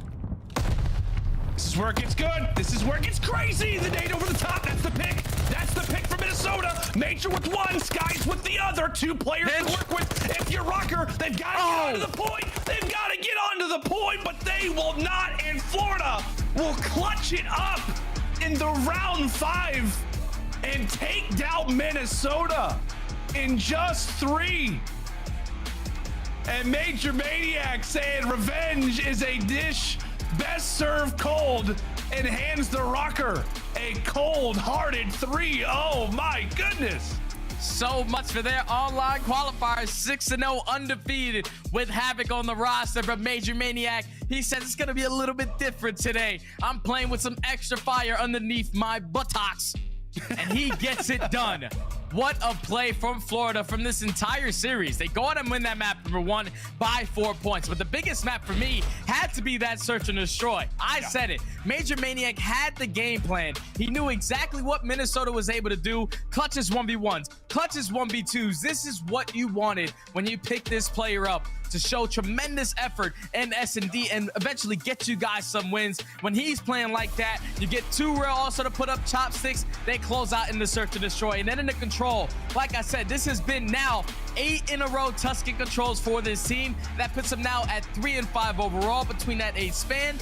And now if you're Florida, they cannot waste any time on getting any one of these wins. Everyone stepped up in their moments today. Too real with the amount of pressure he was putting in towards P5, what he was doing in search and destroy. Major Maniac, when it came to the comm, when it came to the S&D clutches, everything was just clicking for Florida in this series. Minnesota simply did not have an answer. They were playing great. They played great in that opening hard point. They kind of lacked off in the search and destroy. But then in that control, I felt like they were in control of the end game a majority of these rounds. They just cannot outslay Florida going into that defensive side for round number 5. They hold strong. Awakening goes big with the 3-piece to close out that final push. What a series for Florida to bounce back off of that difficult loss versus NYSL. And Jay, normally in these series, right, whenever it was previous, you know, to prior to Major Maniac and 2 Real's arrival, it would be like, okay, now we're headed to game 4. Florida's up 2-1, like, because they would always lose the search destroy. The fact that that now is being cleaned up, we're seeing them play search destroys.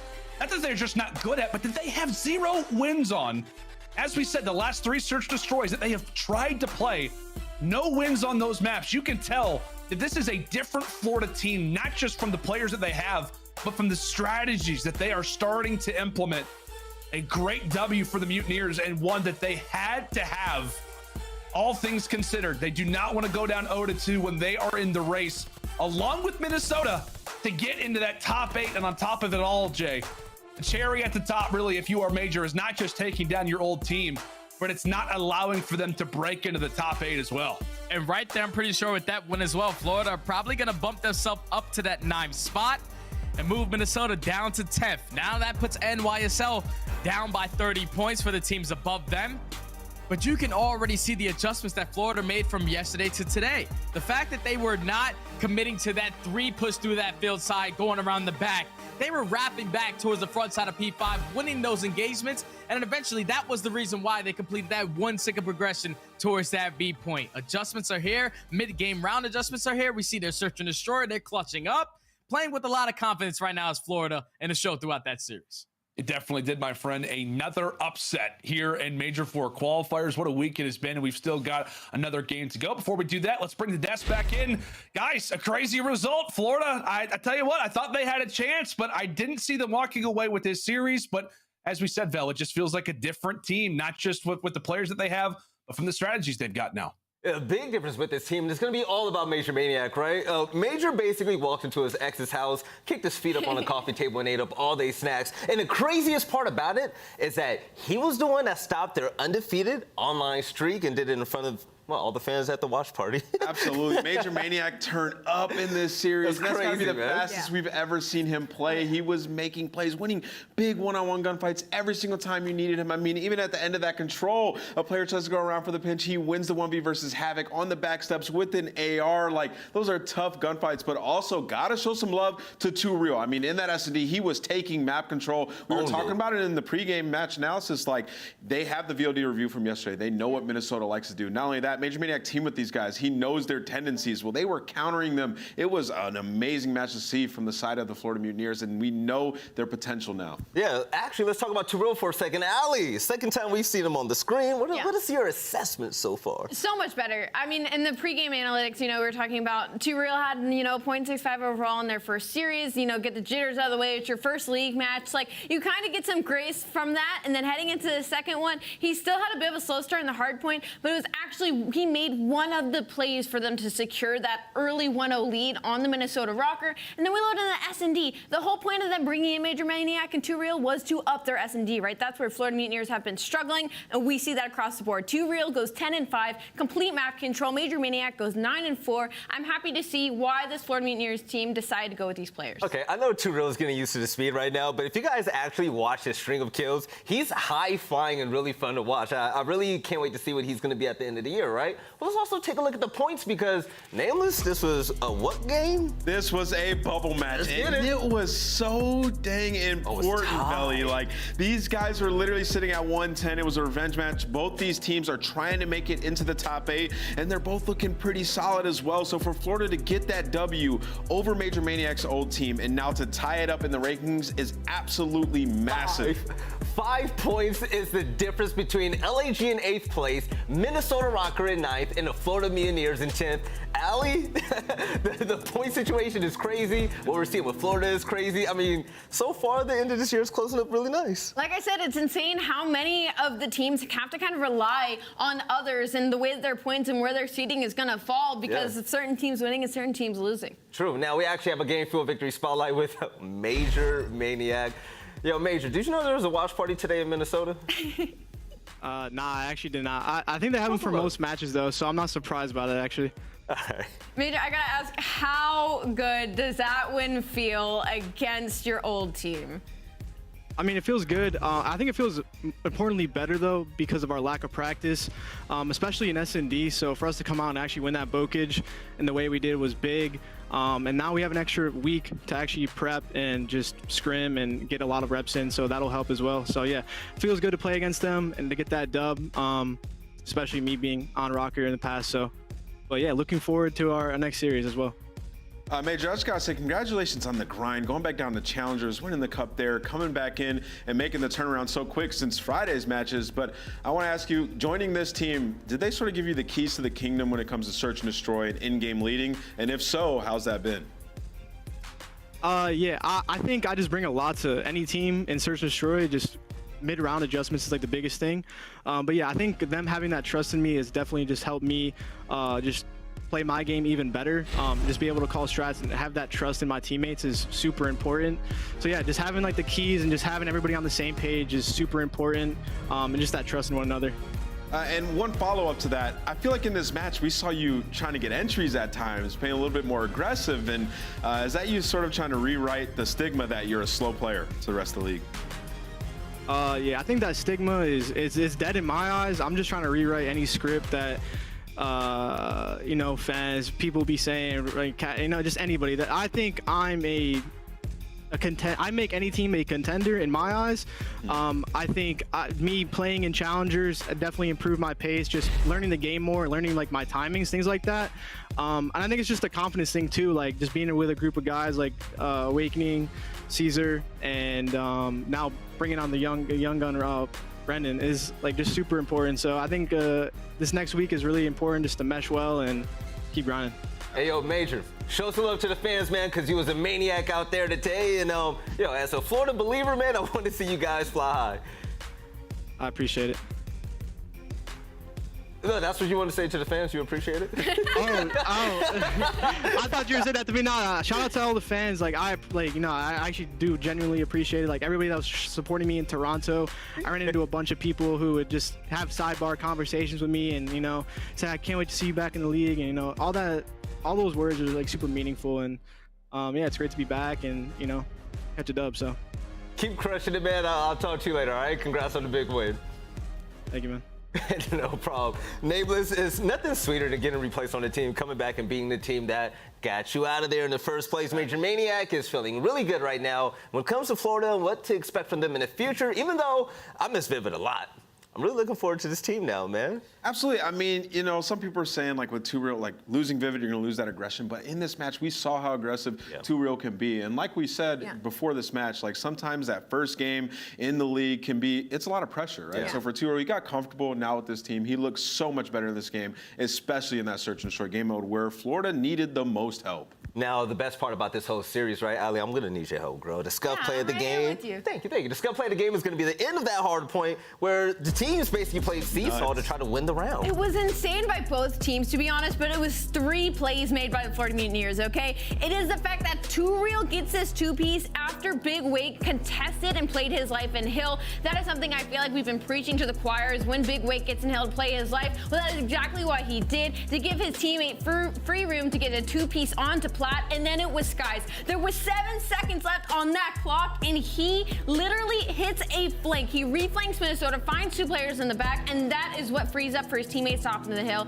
and end up giving them the momentum early in the series to go up 1-0. And Ali, you said something when we were in the green room. What is the hold rate that they had on that hill? Minnesota Røkkr has an 84% hold rate on Tuscan. I was literally sitting here like, oh, it's game over, 84% hold rate. Like, there's just no way. And then that happened right afterwards. Those are just situations that we're getting away from the Florida Mutineers before, right? Like having to make the correct play 3 times in a row. We saw Awakening go all the way through Church. He flanked P1 to get the kills. They get the scrap time on there, and then he goes around the back of P2, plays his life by statue for like 15 seconds, and if he doesn't make that play, none of that even happens. So it was a string of 3 plays by these guys. It's a big-time moment. Right, exactly. Now, ladies and gentlemen, buy your tickets right now because guess what? Coming up soon is going to be Major IV and also the Call of Duty Challengers event. It's going to be July 8th through 10th.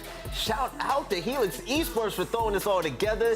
Get your tickets now. Nameless, I can't wait to see the future of the league. Absolutely, man. This is the last opportunity to show out as well, man. So I can't wait to see the Challengers players light it up. But don't forget to also get your Champs tickets. Brooklyn, baby.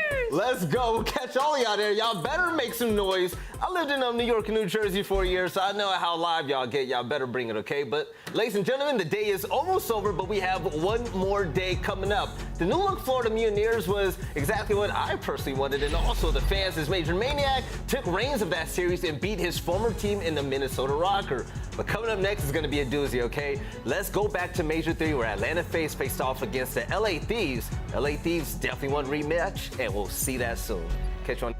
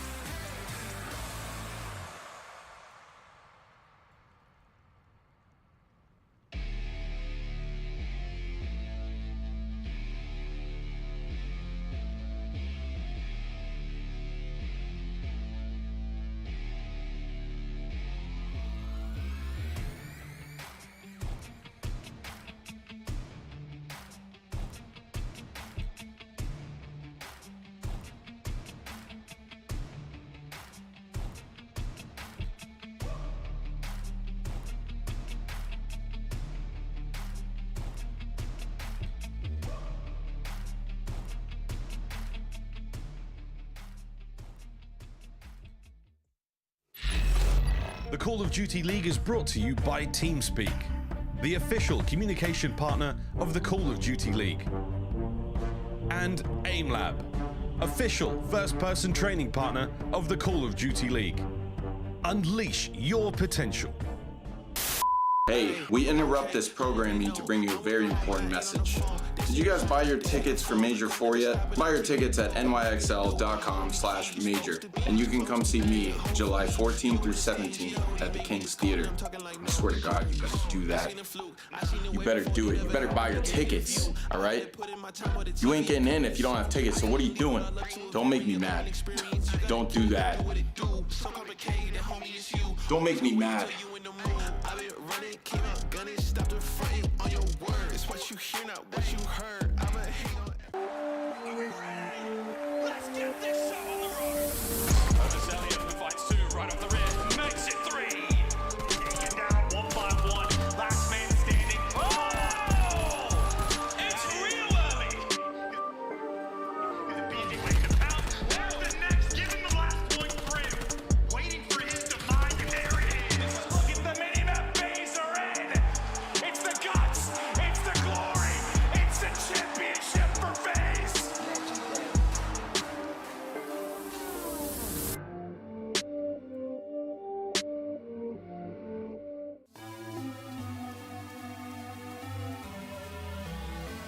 For the rugged. Been a little too nice to y'all.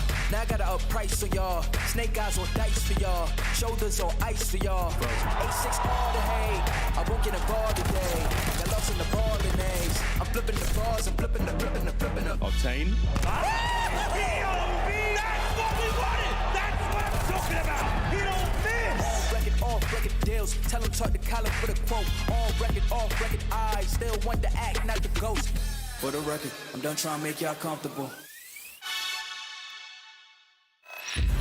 Ladies and gentlemen, we made it to the end of the day where we have one more series left to go to close out this beautiful Sunday, right? We've had some fun games, but this is going to be between two very red teams and a good one so far, right? It's going to be the LA Thieves, who have been very hot, and this team, from what we saw last time, they're hotter than Africa in the summertime. But the thing is, winter is coming. They're facing off against the Atlanta FaZe, and the question is the up and down gameplay and the inconsistency that we've seen with this roster gonna fly in this series? Nameless, how you feel? I mean, I honestly think LA Thieves look incredible. They're peaking at the right time. I mean, at the major, they end up getting some big wins. They take down OpTic. They won some big search and destroys versus Minnesota Røkkr, and then they come into this stage, and online, they're typically not the same team. Well, what we saw was a 3-0 smackdown where Kenny was absolutely lighting it up. So for them, this is a major test, right? If their search and destroy is actually the real deal, they're going up against a FaZe team that is struggling. They're coming off of a big loss in the finals. So let's see if Thieves can do it, man. What are the game fuel keys to victory, Allie? Well, the game fuel keys to victory are going to be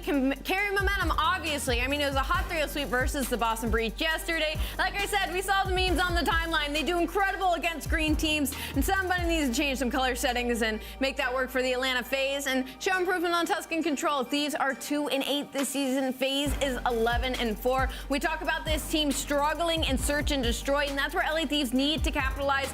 As of recent, though, they've been looking hotter in that game mode, thanks to their new coach. Shout out Shane. And we always question how good some of these teams are, right? This is definitely a benchmark test, okay? LA Thieves got a big win yesterday. They had a good time at the major, but now they're facing off against Atlanta FaZe again. And the last time they faced off against Atlanta FaZe, Allie, what happened? Well, a hot 3-0. Unfortunately, Simp, dropped a 1.59 on their forehead. Cellium dropping a 1.54. I mean, it was a 250 to 138 on Gavutu, and that's the hard point we're loading into right off the bat. I mean, it was a 6-0 Bocage, which we haven't seen in S&D very often. And again, we talk about Atlanta FaZe. I was struggling in S&D, and then they came out with that. But it's also about Atlanta FaZe being the most consistent team, but still struggling to capitalize at majors. Now heading into Stage 4 qualifiers, the end game is going to be champs, but they got to get through the LA Thieves first, who are off the momentum of a hot 3-0. Right, and when it comes to Atlanta FaZe, I mean, they're tired of it now. Second place. It has to end somewhere, right? Well, the end of the year is almost upon us, and when it comes to the game field keys to victory, Nameless, how did they get back on track? I mean, well, when they lost to Seattle, it was like 2 controls that got away from them as well. Like, you got to get better at that game mode. Find your respawn form. perform. 15 and 14 record in respawn during stage 3. Like, that's unacceptable from Atlanta FaZe. We know how good this team can be, and then keep up the momentum on Gavutu Hardpoint. They've won 6 of the last 7, all wins by more than 90 points. I mean, they've just been fantastic there, namely their P3 into P4. And then you look at this Atlanta FaZe team on Gavutu and how good they've been. But they're going up against LA Thieves, who have been unreal at that map as well. And guess what? We're kicking things off on Gavutu Valley, so it could get interesting. And the one person that has to turn for Atlanta FaZe that they want to turn up big time is going to be the main man, Cellium. You guys already know the deal when it comes to him. He wrecks everybody with that AR. I mean, we're talking about a 1.22 overall player. I mean, you can see it on your screen now. And again, this is a team that we're talking about is struggling, but Cellium is anything but. In the last time he went up against the LA Thieves, a broken record, dropped a 1.54 overall. So definitely the player to look out for in this series. And when it comes to this team, it's really scary because Atlanta FaZe, when they flip that switch, in my eyes at least, they're the most dominant team in the game, okay? We just have to see it done in the lobbies. And in order to do it against the LA Thieves first, to start off this stage is the right place to do it. Let's take a look at Maps and Modes right now, though, to see how things have unfolded. And Ali, name with someone to hear your thoughts about where we're going. Gavutu Hardpoint, let's go. I think it's terrifying playing Atlanta FaZe on Tuscan, and then even Bocage to round things out, right? But, you know, starting off on Gavutu, I mean, I'm hoping LA Thieves can come out with some fire, make this an interesting game. We've seen their improvements on Berlin as well, right? Like, they've been playing great there. Envoy's had some crazy performances on Berlin, Search and Destroy, so opportunity early on in this one as well. I mean, I definitely respect the 2 more AR-heavy maps in the beginning of this series, especially with how Kenny was frying yesterday. I'm a little bit worried heading into that Tuscan Control because Atlanta FaZe is 11-4 in Tuscan Control in that map and game mode. Again, we talk about Atlanta FaZe being a gross respawn team and struggling in S&D. Game 5, Bocage, S&D, they 6-0'd LA Thieves last time, so I don't know, Vel. All right, let's see who turns up the most right here. Listen, it's over to Miles and Chance. Fellas, you should have a banger of a game. Take it away. We will have a banger of a game, Vel. We can promise you that one. It's a Red Dead showdown here on Gavutu. We are squaring up for map number 1, Chance. Yes, we are. And, you know, it is interesting, this matchup, because technically the way the maps and modes play out, you'd think this is actually a pretty good series for LA Thieves. You get your Tuscan Hardpoint, which they love, and you get your Gavutu Hardpoint, which they love. But FaZe has smoked them both times they played them on Gavutu. And, well, obviously, if Cell's dropping a 1.4, not hard to understand why. Indeed, well, that's why he's our Mountain Dew feature player. We'll see how he fares going into this first hard point. And it's already a bloodbath, but it's all LA Thieves all day, baby. aBeZy, the last man unaccounted for, and he only gets 1 before being brought down. Back over to the trades we go, but LA Thieves with the time. And I mean, shoot, you lose a couple of those first bloods, the nades don't come through, but you end up getting inside the hill, maybe just for a moment. FaZe are very quick to battle back, but there's a gunfight win by Kenny, and obviously that is the player to pay attention to for LA Thieves. When he's hot, the team has a great deal of success, but occasionally, you know, drops a 0.7, 0.8, but yesterday fried on this map, and LA Thieves so far on P1, taking full advantage. And Miles, we talked about it yesterday, LA Thieves, the best P2 team in the game, they're gonna get there first. They're first. The red arrows on the minimap belong to Atlanta FaZe, the white ones belong to the LA Thieves. And now it is LA Thieves town. Will the FaZe be able to make the break through Cliffside? Here comes one into the jaws of Octane, eaten alive. Trades come through. Still on the point we have it, though, and that is a wonderful bit of work. Pinch is now on. This could get ugly. Target prioritization is the opportunity now for the LA Thieves, and they do just that. A war on one front is all they have to worry about, and the guns are hot. The guns are still ringing out. Draz are going to find a few more here, and the LA Thieves are still holding it down. Yeah, and you know, I thought for a second aBeZy actually might have won the gunfight to flip the spawns, but the timing was not quite right. So right now it is Atlanta that is trapped and stuck and getting nowhere near this P2 hill. I mean, every single time there's some AR player, be it, you know, Taza, be it Octane, ready to go. Cellium, the pixel and pistol in hand. Wow. That is the break it Landon needed. Maybe not even to collect all of this hardpoint time. It can be scrappy, but just to try to open up that rotation. But look at the Kobe's from the top rope. Jaws and Octane both get the frag grenade kills, and that means Atlanta still all the way across the map. Yep. Doing Kobe proud. Nades are in. Plenty of time garnered there from the LA Thieves on P2. Now at a P3. They've got themselves purchased now, but there's many members of the Atlantean squad flying through the middle of the map. Here comes aBeZy straight on the point with Kenny. Nice trades through. Simp with the coverage. Arcitys with the ring. And that is all good for now. You've still got members of the LA Thieves up close, potentially able to keep this play going. But for now, FaZe with a break, FaZe with a time. Yeah, and by the way, I'm going to go ahead and call it. I think that's the moment of the game right there. You go into a money hill, Thieves get there first, they get the setup, they get pushed out ring, and FaZe literally just walk through it. I suppose LA Thieves do bounce back for a moment, but it's scrappy, and it looks like there might be a setup for contest time. I mean, this could have been the opportunity for LA Thieves to truly run away with the game, and I suppose at the same time, they didn't be getting a decent chunk, so Thieves battling back, turned it into a successful P3 hill, but now we rotate over towards P4, where we talked about Thieves being the best on P2. Well, this is where Atlanta are in their prime, but down by 70, they need to make it a good one. Yeah, these gargantuan teams here on Gavutu doing the best they can, but we've got a throwdown here. 3-man players stacked now over towards that new hardpoint. Octane trying to make his way through the front. In though from behind aBeZy. Great trades. LA Thieves stop bleeding immediately. They've still got numbers still to make this push able to happen.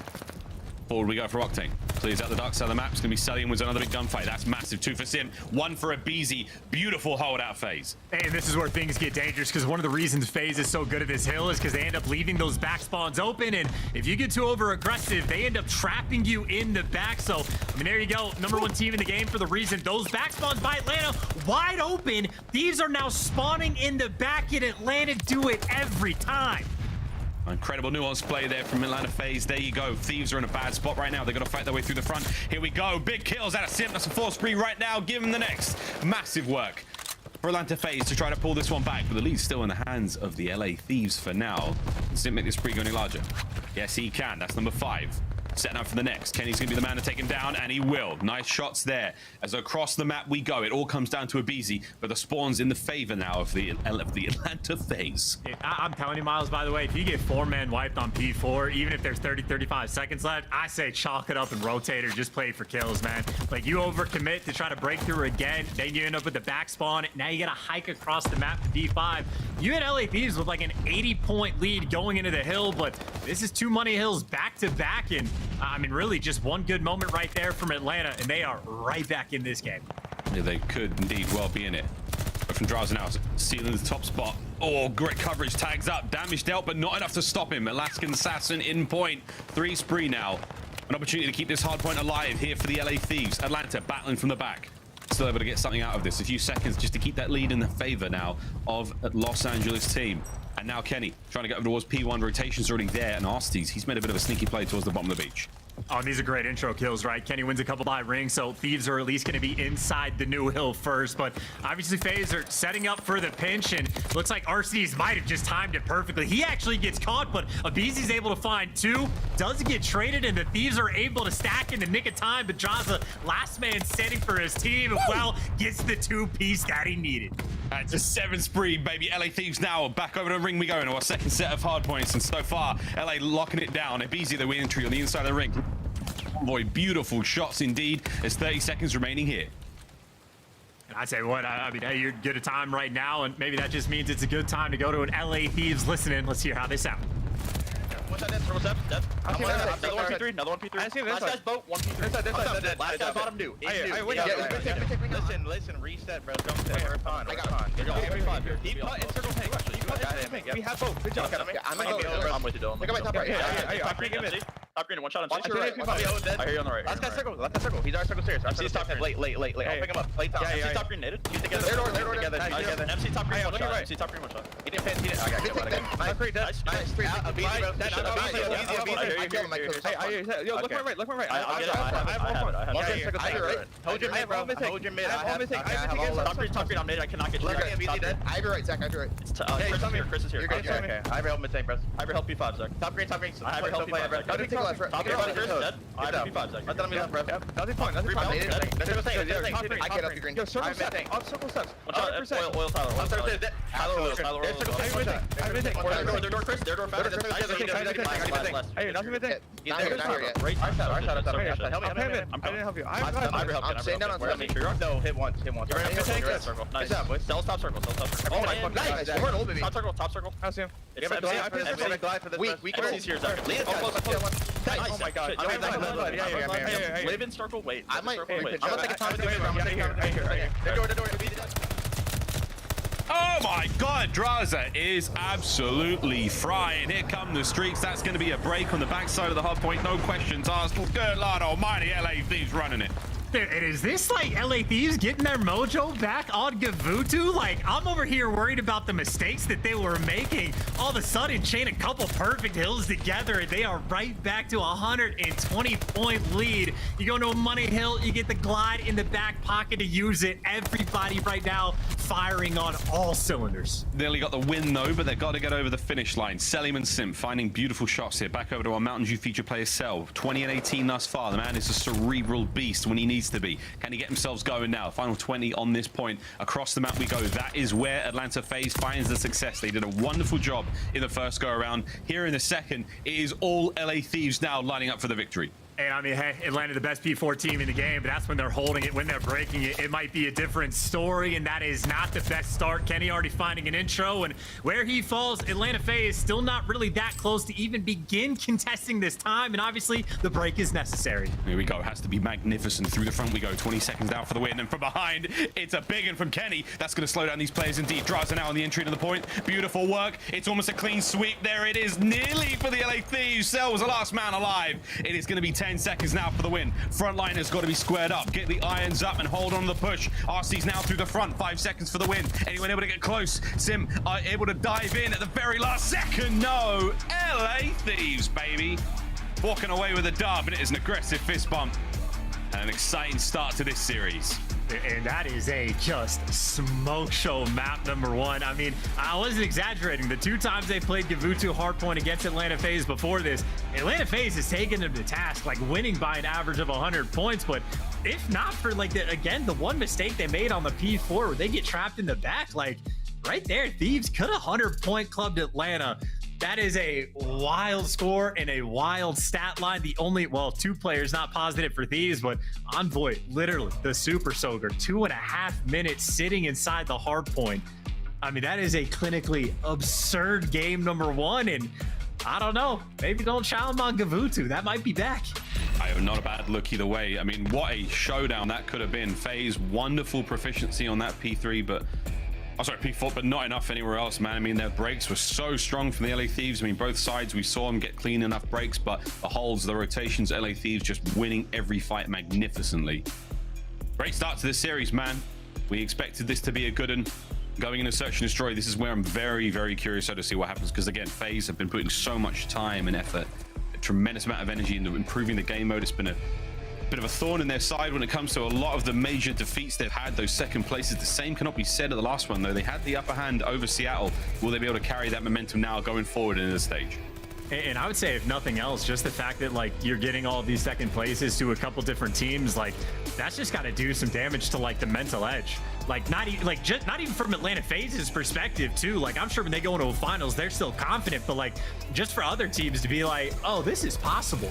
Like, I think even last year, there was maybe, 2 teams at any given time that I thought could realistically beat Atlanta. But this year, there is quite a few more options. And hell, if LA Thieves keep shooting like this, maybe add another team to the roster that at least poses a threat. But that is certainly a hell of a map number one. And I mean, towards Berlin we go. Amos talked about it for a bit. Like, Thieves have been, showing improvements on this map. They had some fantastic retakes pretty much on both bomb sites, but especially B just yesterday. So I think they'll be ready to go on Berlin. And I don't know, for Atlanta, that has certainly not been their favorite map. 6-7 record overall, which certainly isn't the worst. Obviously, they're going to be a threat, but it's not like they're where they've been earning their paychecks.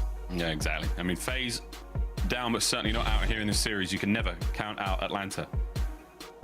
On a few moments now for the coaches to go over some things and get themselves into this one, because again, Atlanta FaZe, we know how they like to prepare for a season. It's turn your weaker game modes into stronger ones, eliminate any sort of bad maps from the pool, turns the veto process into a breeze. Atlanta FaZe will be doing just that, trying to work out those issues, work out where things are going wrong. And speaking of going wrong, not a whole lot has been going wrong for the LA Thieves as of recent. A wonderful resurgence, particularly out of Kenny. Kenny's performance at Major 3, absolutely outstanding, man. Yesterday's performance as well, great work out of him. And as of today already, the team's looking much, much better indeed. Say what you will about being online, say what you will about being at home, the team is looking good. They were doing it online as well. LA Thieves looking at a real deal right now, Chance. Question is Atlanta FaZe, baby. You keep it going against them. Yeah, that is true. I mean, I suppose there's death taxes in Atlanta FaZe in a grand final. It has been that way for quite a few years type deal. So, you know, a struggling map one, but not just in this series. Obviously, throughout the stage, we expect great things for this team. So it'd be fun to see how they bounce back because obviously, you know, you talk about the mental edge. You want to put these teams down, especially like on that Gavutu. They've had LA Thieves' number. It would be nice to just be able to load into that map knowing the other team is shook, but just a little moment like that can wash away some trials and tribulations for LA Thieves, and it just makes things a little bit more difficult for Atlanta the deeper the year goes. Yeah, it really does. We'll see, though. Again, Berlin is loading in now, and man, I'm expecting some cool stuff. You know, I'd really like to see out of FaZe just to sort of mix things up. Indeed, give me some snipers. Man. Yeah, 100%. That's what you weren't far off. I mean, you're in the right ballpark, but at least one sniper at the very least, man. Give me some snippety snipes there on Berlin, man. We've seen it on all the other maps. FaZe don't seem to do it nearly as often, I think, but hey, we'll see. Again, they've been putting in the work there. Search and Destroy at Toronto was very impressive indeed. I thought they were great. They took all the search maps off of Seattle in that grand finals. We'll see, mate. Here we go. This is what they look like on Berlin this season alone as our Mountain Dew marquee match rolls on. One more chapter. Will we go the full 5? Who knows? But between these two red teams, man, it's always a treat. And a couple wild things is just the fact that Atlanta actually 11th in first blood percentage. I mean, certainly you have aBeZy on your team. That is unexpected, but just for the fact that Atlanta struggles on offense, LA Thieves struggle on defense. It's almost the battle of the weaknesses, but we already mentioned it in map number 1. The player I'm looking at is Kenny. We talked about it yesterday when they played Berlin S&D, or yeah, yesterday it was. He had a 0.74. He performed really well yesterday, so now he's all the way up to a 0.8, but I think Kenny's the guy if he sort of figures out his own gameplay. LA Thieves, sky's the limit. Solid amount of tags into Arcitys there just to back him down. aBeZy will get that first blood, as is tradition. An Envoy, look left, look right. Good night. Don't manage to get at least one. He's got himself an interesting corner cell, though. Perfect time to appear there and level the playing field. And before you know it, Octane now finds himself in a 1v3. Yeah, Shotzzy just gets caught. A little bit of a breakdown in there after Kenny gets picked off. And see what Octane can do in the clutch.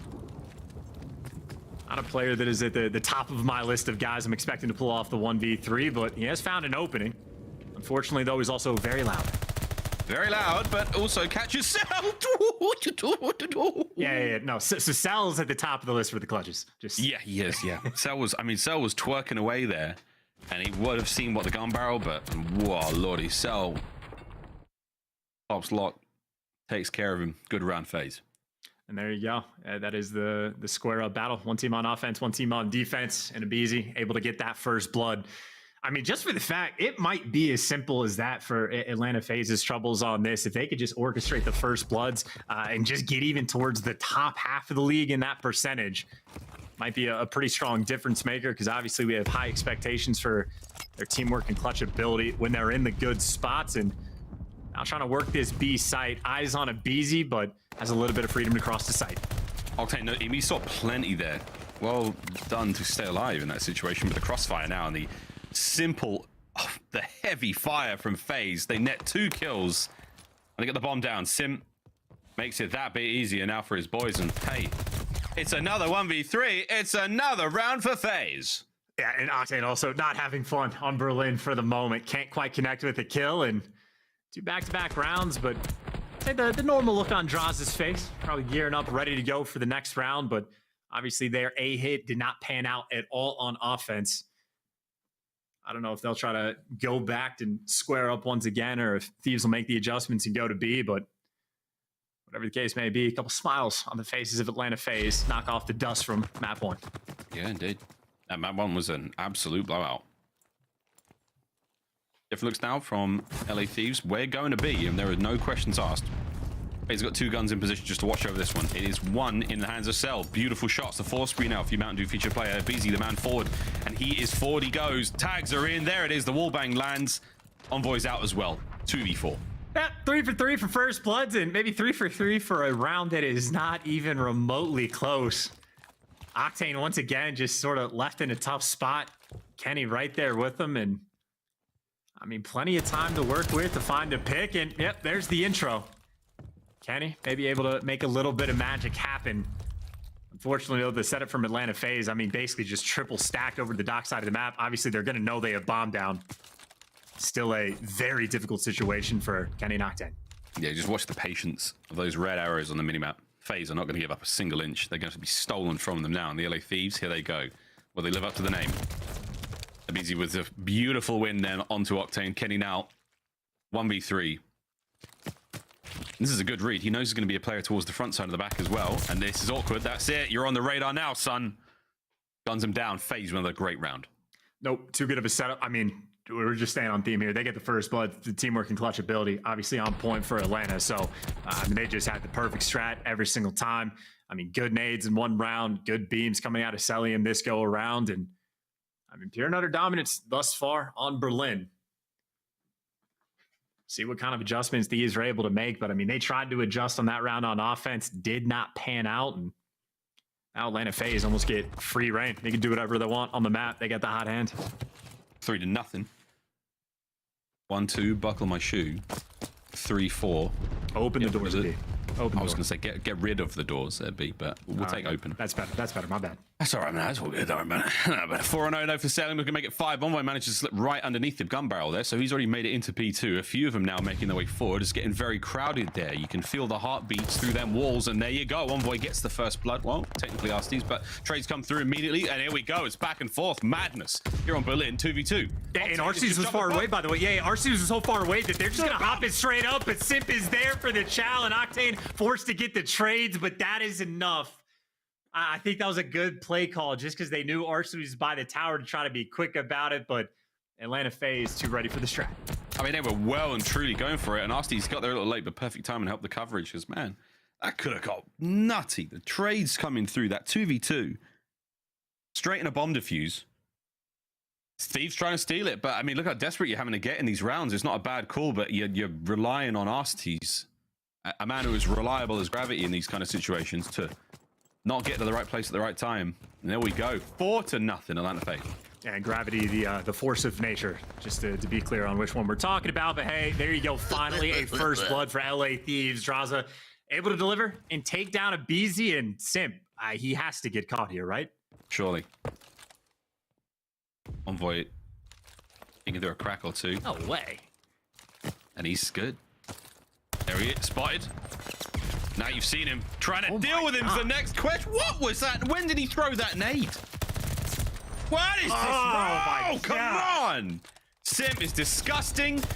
Oh my god, you had one opportunity to kill him, Octane, and now he's alive. Oh no, Cell. Assassinate him. Why not? Last man up, Octane, Cellium, and Simp. This has been a sensational round for Chris Lair. Less than 30 on the clock. Octane, let's see your clutch. I mean, he's not getting a trade. He's not getting a kill. And he should have got solid.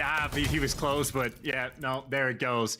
Could have seen that one coming. Easy to predict it. Dude, I have no idea. Like, did Simp just know the angle if he hugs the tank like that, he can't actually get spotted from, like, the back room?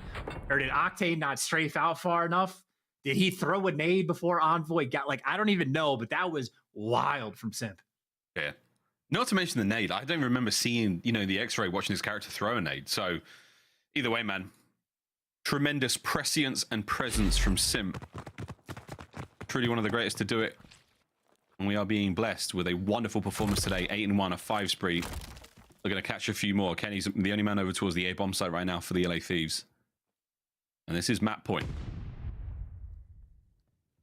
This is Atlanta FaZe completely switching up the pace. I mean, utterly stagnant. Waiting for a kill to fall into their lap, but so far for LA Thieves, no bait getting taken in any direction. No one overcommitting, no flanks coming through. Still just a standard 2-2 split, but I think Atlanta FaZe knew there was a little bit of noise over towards B, so they're making moves towards A. More of a stack here, and well, Simp continues it, gets that first blood. Yeah, nice work. Got him a 6 in a row. There it is for Arcitys as well. Tremendous patience, and it is certainly paying off on Octane. Is he able to get himself something here? And it doesn't look great. Simp looking for his double-digit kills this game alone. 4v2. Octane trying to get on the board at the very least. Can he find something tremendous here? His teammates on the pinch already. Kenny might be able to get something going here. There's at least one. Spots the second. The guns are up, and FaZe collapse upon them. The LA Thieves absolutely slaughtered on Berlin Search and Destroy. you know, sometimes Octane drops a donut and his team wins anyway. Sometimes he drops a donut and they get 6-0 smoked. This time the latter was not remotely close. There was almost never a round where I thought LA Thieves had a chance. That, I mean, talk about a bounce back game. Just pure and utter domination on Berlin. But I mean, hey, the damage output was there from Octane. Just could not finish a kill. Meanwhile, Simp could not be killed. 10-1, 1,000 damage. I mean, you know, what more could you really ask from any player on Atlanta? Especially for the fact that, again, 11th in the league in first blood percentage on this map. And right there, they were 5 for 6. Indeedy. What's a show? Atlanta FaZe. I mean, we were concerned about the search and destroy, and after the major in Toronto, your boys are pretty nasty, eh? 6-0. As we are going back to back, blow for blow, both these teams absolutely handed it to each other, which can tell me only one thing, man, that this Tuscan Control is going to be an absolute nail biter. I mean, who knows, actually? It's Vanguard, baby. Vanguardium Leviosa. As we've already seen today, crazier things can happen. Ladies and gentlemen, it's time for a quick break, though. When we come back, we're going to Tuscan. We're playing Control. This is the CDL.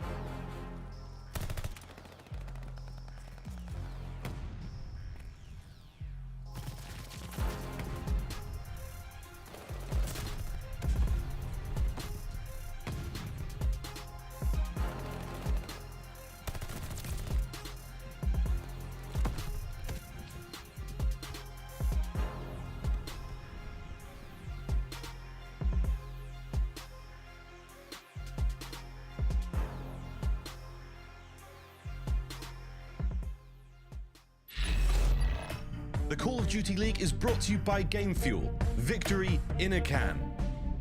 And upgrade your game with a Scuff, the official controller of the Call of Duty League. There we go, ladies and gentlemen. It's time to get into game number 3 here on our final match of the week here at our Mountain Dew marquee match. It's been a fun one so far, no getting around it. We've traded blow for blow chance. Now we get to Control. WTF happens next? Well, if I was a betting man, I'd say Atlanta FaZe are going to win the map, right? I mean, they've played them on Tuscan Control twice. They 3'd them once. They beat them 3-1 the other time. And just for the fact that the LA Thieves are 2-8 on Tuscan Control, meanwhile Atlanta FaZe are 11-4 on Tuscan Control. I'll be honest, this is the thing that really stood out to me in like the pick and bans, just that LA Thieves had an option just because they've been playing well enough on Berlin that's what Atlanta banned. They just took away Berlin because they're like, all right, LA Thieves are a little bit scary, we'll respect it.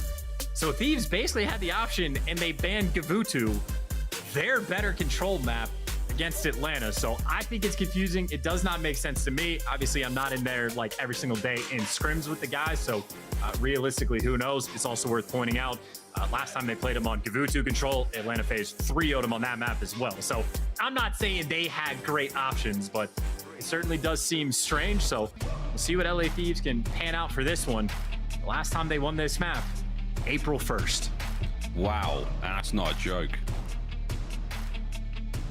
Sadly, though, we have a lobby reset. We're going to be diving right back into this one, friends. Sorry about that. These things happen. These do happen from time to time. But interesting chance for me for the LA Thieves. Not going to be an easy one, but a lot of time passed since April 1st, of course. And, you know, practice is practice. We'll see if they can make the comeback and roll forward in this one, because Tuscan is a cruel map at times when it comes to Control. We've already seen that today enough, but I don't know, man. I think this series is going to certainly go the distance. I'm excited to see another hard point. I want to see if the LA Thieves can honestly maintain the pressure that, you know, we saw them get on Gavutu. Don't think that's going to happen again. Gavutu seems to be a very particular beast for them right now, but while the lobby gets loading back up again, any more sort of strong feels made towards how do you think this one's going to go down? You're leaning very FaZe-like. Well, I have FaZe certainly for map 3. I'll say, like, for map 4 for the Tuscan Hardpoint, you've actually had LA Thieves have beaten FaZe twice on that map. So this is why earlier when I was talking about like the picks, I think this is actually a series that matches up pretty well for the LA Thieves, purely when it comes to the maps they're going to end up being played, because it is the same 2 hard points every time. LA love both of those, but again, the Control is definitely a wild one for me. But even if we go to a Bocage for map 5, I still like LA Thieves' chances on that map. So I think not in the worst spot in this series, but obviously for Atlanta, definitely, you know, fiending up, ready to go for this map 3, where they've had their number on Tuscan, and obviously their SMGs. I mean, without question, Atlanta have the stronger SMG duo. I mean, I think Atlanta have always got the stronger SMG. I mean, SMG duo, I suppose the only time we can really call it otherwise is when they go up against Seattle right now, because just the way things have rolled. We'll see if FaZe get things going. At the way Arcitys looks right now, it does look like something's still being sorted out, but we'll take a quick look. It's the lights. We'll take a I don't know what's going on up there, man. What is on the ceiling, but he's found something. Arcitys has found something on that ceiling. I was gonna say JCap is tall, but that's the wrong coach for the wrong team. I don't know. Maybe Crowder's just like in the rafters, like God from above, just giving the call outs from heaven. I have no idea. Maybe stretching. He's locked in, Miles. Well, they do say, I mean, there's a recent study that came out where you look, if you look at the sky or you look upwards, apparently you can trick your brain into awakening itself. Or when you look down, you sort of put yourself to sleep. I don't know how much is, yeah, we'll talk about this afterwards, but. What kind of studies do you read? The weird ones. It's mostly YouTube recommendations, and they're all weird. They're all weird. You learn a lot about someone by their YouTube recommended videos, friends, I'll tell you that much. But we're almost ready to get back into this one, of course. I think we're going to look at point standings as well if we can, because the LA Thieves on the bubble very much. A massive victory gets them a little bit further forward yesterday. As again, what a story it has been throughout this entire season. There is that 8th spot being currently held by the Los Angeles Guerrillas, only 5 points separating the LA Thieves. A win today would be absolutely monumental and see them climb again, tying them with Boston Breach there in 6th place. But chance, what a journey, man. What a journey for some of these teams. Far from over before we get to champs. And it's kind of wild too, because like, you know, if LA Thieves get the win, that they're tied for 6th, and there's like a lot of potential, but also just the fact that the 3 and I mean kind of 4 teams that are underneath you, like making it a fight, even though Subliners are down by quite a few CDL points, they're still 2-0 so far, so they're making gains. And Florida obviously gets their win today. Røkkr have been perfect, at least in the last online stage. They finally had their first loss. So all the teams directly underneath LA Thieves are dangerous. So every win is a massive one, and especially if you can beat Atlanta FaZe. I mean, there's no better feeling than that, because if you're beating Atlanta FaZe, it's probably in a grand finals. So, like, you win. Let's go. You win! Well, until they finally figure out how to win in the grand finals as well. But yes, friends, the lobbies has dropped once more. We'll get, to this game ASAP. Tuscan Control is still on the horizon, on the tips of our tongues. But for now, yeah, I mean, the point situation is really where we are harping on that storyline as much as we possibly can. The importance of those points cannot be understated. Given coming into the major, no one is safe, truly. 2 teams are safe. OpTic and Atlanta FaZe are, of course, safe. But for everyone else, there is a question that you may not make it to champs. You may not make it to the Galen Center, but you can make it to the Galen Center. Tickets are still available now. It's amazing. If you weren't there last time around, it was fantastic. It was really good to be back into the it was great to be back in person with fans anyway. But ladies and gentlemen, in the meantime, we're going to take a quick look at some aim labs video with the best shots of the week. Your boy Paulehx was involved. We've seen some great snipes this week so far. Again, this is aim labs best shots of the week. See ya, Mike. Or Major. How's Zero do. Hit an easy one. He hits an easy one. Hit an easy one. That's whatever. See you later, Jamie Craven. Peace out, son. Oh, this is a good one. Oh, here we go. Oh, this is here comes Hydra.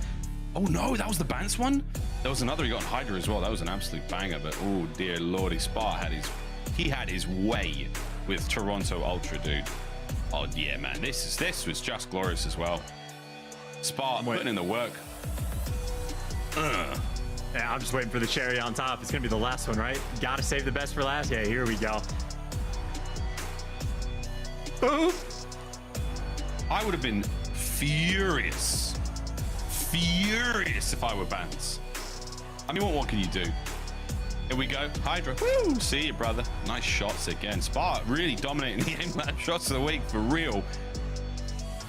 The snap on the second guy here as well. Kismet came very close. Unbelievable. Either way, friends, if you want to take a look at the pro player settings, all of this is available in callofdutyleague.com/en-us player-settings. Check all of their stuff out. All of it. Everything from their vertical or invert looks, sensitivities, you name it. Vibration, aim assist, whatever they've got set to it. All the button layouts, every one of your favorite pro players, you can find out how they get the job done. Will it give you the same gunny as them? No, it absolutely will not. But it gets you in the right position, gets you in the ballpark, and if you like the way a player plays, you like the way a player looks, give it a shot and see if you can get comfortable as well. Chance, have you got a favorite sort of player style or player setting that you've seen on the website that best emulates you? Well, I just know I get mocked on occasion for playing stick and move. aBeZy plays stick and move. That's a 2-time world champ. Thank you very much. I think LA Thieves are probably the most non-human team in the league, though. I think Draza and Envoy both play with their headsets flipped, and Kenny apparently plays with vibration on, which, like, I don't know how or why you would do that.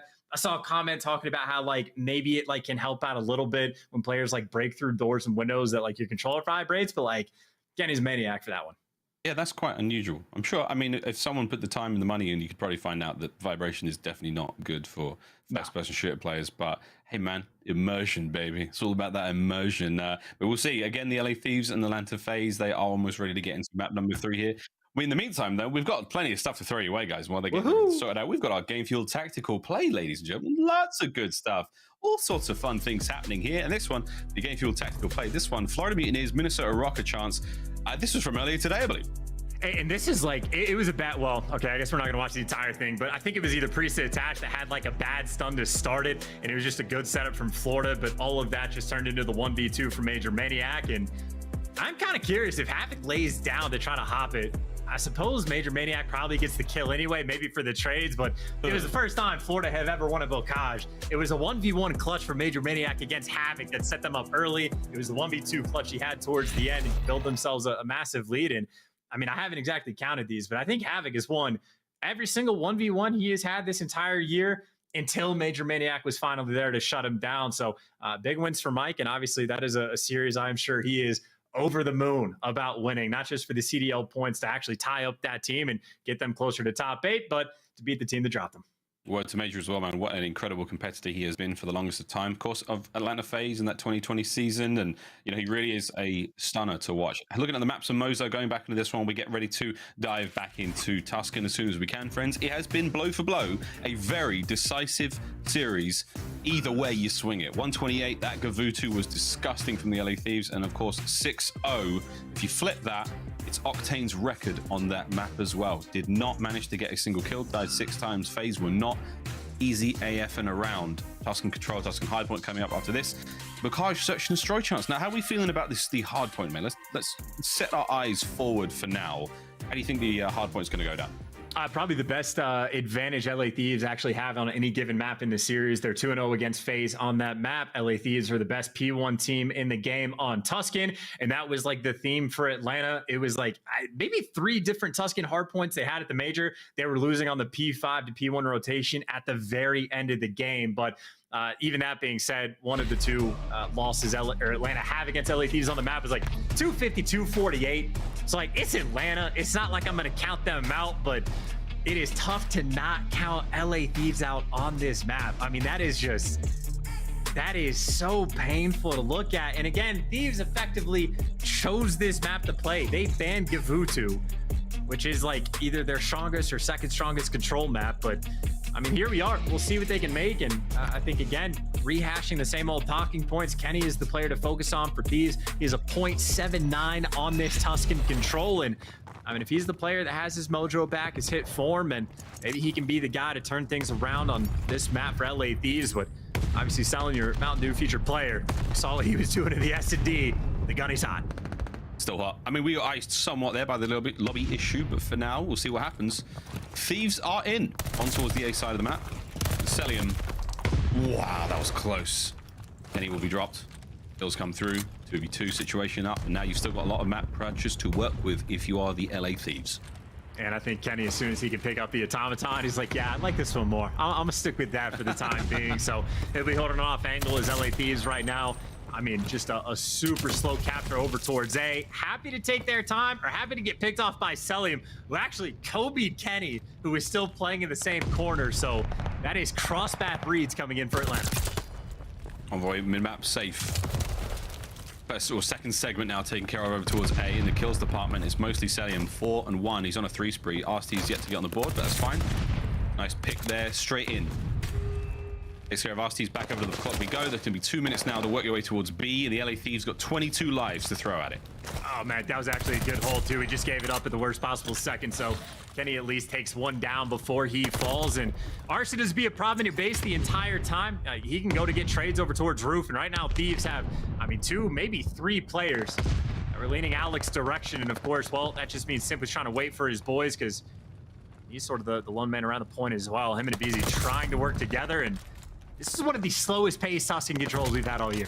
Yeah, really slow. I mean, still, we're making slow and steady progress now over towards B, and there we go, we're on it now. 2 players in on from FaZe. Can they hold the line? Gotta watch that Simp flank. He's moving real fast across the backside of the map. 1 segment gone. Arcitys with the opening kill. Into the point we now fly. Here's Simp on the flank. Envoy with a quick read. He's gonna hit the prone, and he's gonna get the kill surely. Oh my god, the fight is still on. And over on the front side of the point as well, it's still happening. Envoy keeps the flank safe. Now you've got numbers to move forward. Ross has got to go big here. Massive shots on aBeZy. Gets himself into the point. Back at the capture we go. Ah, dude, Octane, you can't drop a donut and then go and start nading your teammates. That's not how this works, and you can't get a kill. This is so... He is struggling right now, 1-4. He will turn things around, Miles. I have faith. I also have tremendous faith indeed. Still, a solid chunk of lives lost on either side, and a single segment garnered from it from the LA Thieves. Plenty more space and time to work with. As they now make their way forward. Kills coming through, and you can see in the staggered hit now, FaZe have been cut down. You're back on the point. Arcitys managing to stay alive. Patience pays off. You've still got 2 players on the stack. 1 now player remaining. Can you get anything going? Envoy wins another biggie. Second segment gone. Clock still ticking. aBeZy now making the entries. Huge work out of FaZe once again, but it did cost them a segment. I mean, hey, 2 ticks is already massive on offense. I mean, talk about a team that is at a disadvantage, and the fact that it is 10-7 in life count. Everyone not named Octane right now on LA Thieves putting in some serious work, and well, they're gearing up once again. Draza already in church. Nades out, nobody home on plat. It's actually aBeZy playing a much deeper spot, but he's back down, so they've cleared out the front. They're here for the push. Wow, they lined up, my word. Simp almost managed to get his head taken off by his teammates, but instead there, the kills come through. It's 3 from Simp. He does get dropped, but you still got some space to work with. 1 player left, that was it. Envoy had to go huge. Final 15 seconds, Draz is going to fly forward. Surely not. Atlanta FaZe has been a costly play. They've lost 2 segments on B. 5 seconds remaining. Can Draza drop in? No, he cannot. Kenny's last man in. Not going to stop it. Not 100% sure why, but FaZe will take the round. I mean, yeah, in fairness, he was dead anywhere at the end. I mean, there's 2 ways to look at it. I mean, LA Thieves, you get 2 ticks on offense over towards B. So, I mean, by all accounts, that is a pretty strong round overall, but also sort of dropped the ball a little bit. I mean, they created a couple different moments where they could have gotten the win on offense and end up not able to convert those rounds. Well, they will just be down 1-0, at least on this map so far. Just got to clutch up your defenses. A big workout of the LA Thieves there to just get all those segments. We'll see what happens now with Atlanta FaZe attacking. 2 players over towards A, going to get that one done, no problem. Remaining 2 through mid-map. We'll see how much success they can find. But Simp, pistol in hand, finds himself 4 in a row before being dropped down. Now an open side of the A. For FaZe, they're going to have to get themselves out of spawn right now, and this could get real ugly as the LA Thieves players are finding all the corners they want. Oh god, no. See ya, mate. I mean, hey, that'll do the trick. Cellium there for the beatdown, and maybe a small opening over towards A. Envoy causing problems, and Envoy's finesse game has been on point, but he does get traded out, and you see the stack from LA Thieves on defense. Everybody just swarming the B point. They're playing the long-term game. Don't have to overcommit on A. Nothing crazy going on here. Simp might have got great timing on a few players just coming out of their spawn. Gonna dive on in, draw some aggression, allow his teammates to make their way forward. But again, it's a bit of a spread hit now from Atlanta FaZe. 2 through church side, 1 coming through P5, and aBeZy's gonna win his fights now. So Simp, oh my word, we got numbers, here we go. Trying to find something happening here. The defense holds, Kenny finds 1, traded out immediately. aBeZy tagged, not gonna throw his life away. FaZe still in the forward position. I mean, this is all the pressure you could ever possibly want. You know someone's on the back tank, and, well, someone will have to back down for a moment, but you still get everybody geared up here for the push. 2 players flying out of green, someone going through plat, and, well, the AR show up. Octane and Draza win their 1s, and Kenny gets the pounce as well. So all that map pressure gone. Perfect defensive hold for LA Thieves, and right now Atlanta FaZe still have their work cut out for them. Keep in mind, down by 2 ticks. Yeah, down by 2 still. Great bit of work there from the Thieves. Can they keep it going now? FaZe with a heavy hit through P5. That's 1 kill now from aBeZy. Forward you go. And look at that. That big red old snake going to be slithering its way straight on towards B. Kenny's got himself a good corner. Eyes are on. Team kill unfortunately coming through, but the LA Thieves starting to win the battles. aBeZy the last man there. Draza gets it. Forward you go now for the LA Thieves. Yeah, TJ's a trendsetter, by the way. He nades his teammates, gets the double kill on B on Tuscan Control, and I guess every other team is like, hey, we could do it too. Arcitys has 1, Octane has 1, and I don't know, we're feeling like Tej. Oh, aBeZy. Dicing with death, Draza doesn't let it slide. What a play from Draza, staying alive before it even regen, gets the 2nd kill. Wonderful flow from him right there.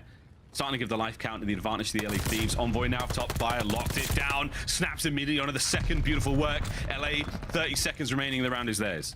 I mean, clean shots. They got the control, too. They had a player that was down and well, so they had an idea of where Simp is. And, well, Draza was waiting for him. Doesn't make the gunfight easier, but if you got to get set up, it means the trades are there, and they line up for Octane. Able to take down 3. And this has been a perfectly secure round for LA Thieves. They were down 25-19 in lives. And since then, they've only lost 7 and obviously chopped down about 20 for Atlanta. That is dominance on defense. What a round. Did not let any of the segments go away from them. They're all tied up now. In the long run, this is looking good for the LA Thieves. FaZe now gonna bounce back on defense. We'll see if the Los Angeles Thieves can continue the pressure they had from that opening round. Envoy as well on a 5 spree, looking to get streaks as well. And this has been a very, very interesting control game, Chance. Again, we're still leaning towards Atlanta FaZe statistically with the advantage. Right now, it's anyone's game. For what it's worth, I mean, I know LA Thieves have mentioned a few times on Twitter that, like, their scrims as of late, they've been making strides, and certainly their setups have actually been pretty solid overall, and maybe their opening breaks, too. Cellium there for the trades, but, I mean, even on that last defensive round, hyper-aggressive, but, I mean, the setups for LA Thieves clean, so they've done a bit of extra homework for this series, and Now the question remains is, can they actually convert a round on offense? Certainly had a couple of good attempts last time, and now Envoy, if you want to win on offense, getting a Glide Bomb doesn't hurt. That's a way to make it happen, and maybe this nade could be enough, but aBeZy jumps to the other side, and yeah, Arcitys there for the trades. No Glide Bomb this time. Yeah, they knew he was there. They had him pinned. They completely snuffed out the streak there. Brilliant work. However, he's gone.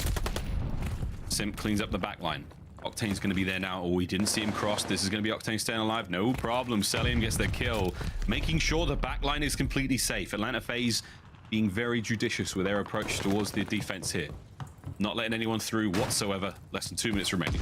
And I almost want to see like Octane's gunfight ready against Cellium at this point, because I feel like Cellium has consistently had that edge, and well, Envoy's had the edge on everybody else though, right? He's been performing very well, and there's the Octane win against Cellium that you need. The opening is there, and that's, I mean, 3 players around the point. Not everybody's on it, but they got the clearance. Get 2 players on now, trying to make it happen. Here comes the tags, trying to avoid all the ordnance being thrown their way. Second segment's on its way out as well. Cell wins a big one. Draza now keeping things going. aBeZy there, getting the trades through, and aBeZy gets 2. That is it, surely. Draza last man up. Touches it for a moment, gets the second segment. What a naughty play. That's a huge one. Dude, that is all they need. Massive tick advantage in this. Now you just have to do the easy part and win your rounds on defense. But obviously, that does not mean this round is over. You get a minute and a half to work with. They obviously already got the 2 ticks. You just need 1 more. And bad timing from aBeZy. Kenny there to drop him. And I'd say, what, Simp behind enemy lines could be a problem, but Envoy's on the point. Here we go. They're trying to stack this bad boy up, but here comes the kills from Cellium. That is unbelievable. Top Radio makes the call, gets the kills. Kenny's still alive, though, in a position to keep this play going. Now, here we have it. Cellium on a 5 spree. Your Mountain Dew featured player trying to make it 6. Difficult to deal with Envoy, but he's going to cut his losses and back on up. The B zone is still the priority. There is 1 minute remaining, and the LA Thieves playing with big tick energy. And well, they've got some deep map pressure as well. Simp is the lone man right now responsible for the flank, and both Kenny and Octane gonna be working him.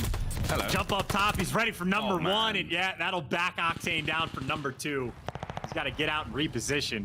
They had a minute and a half to try to get this 1 tick, now down to 40 seconds. A little bit of time to work with, but they might have to get a little bit scrappier. And Atlanta FaZe, they're shuffling around quite a lot on the defense here. This might catch them out. There's a barrel sticking out across the way here. Envoy finds an opener.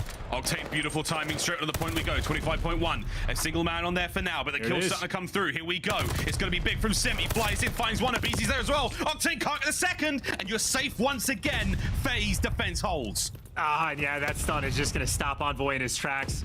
He should get traded out. Actually, Simp looks the wrong way, but in the meantime, Cellium is killing everyone in sight. Only 10 more seconds, and, well, nobody really near this point. Looks like Atlanta FaZe have done enough, bar a last-ditch effort from Envoy, who gets the intro, but there you go. Trades are in, and Atlanta FaZe clutch up in the end. But still, LA Thieves, I mean, I think are what, guaranteed a defense, unless they get completely stuffed. They should be able to get that for the round 5, so got to do the easy part. Win your defenses on Tuscan Control. You got to tip it to FaZe, though, man. The most incredibly tenacious defense. When the absolute going was at the toughest it could have been, FaZe stay alive. Let's see what they can do. Can they win 2 offensive rounds? As there is no way in hell they're going to see the D. Oh my god, that sounded dreadful. Arcitys first blood. They can see something, right? They clean 3 down off the opening break, so get a little bit of pressure. But unfortunately for Simp, I mean, it is what, 2 players nearby. The nades are instantly going to come through on top of the back of Draza, so nice little opening break, but to no avail. So gotta go back to Old Faithful. Cell's already pushed up past field, so aBeZy pretty safe over here on this A point, and they're trying to work the flanks, but Simp is there for the reads.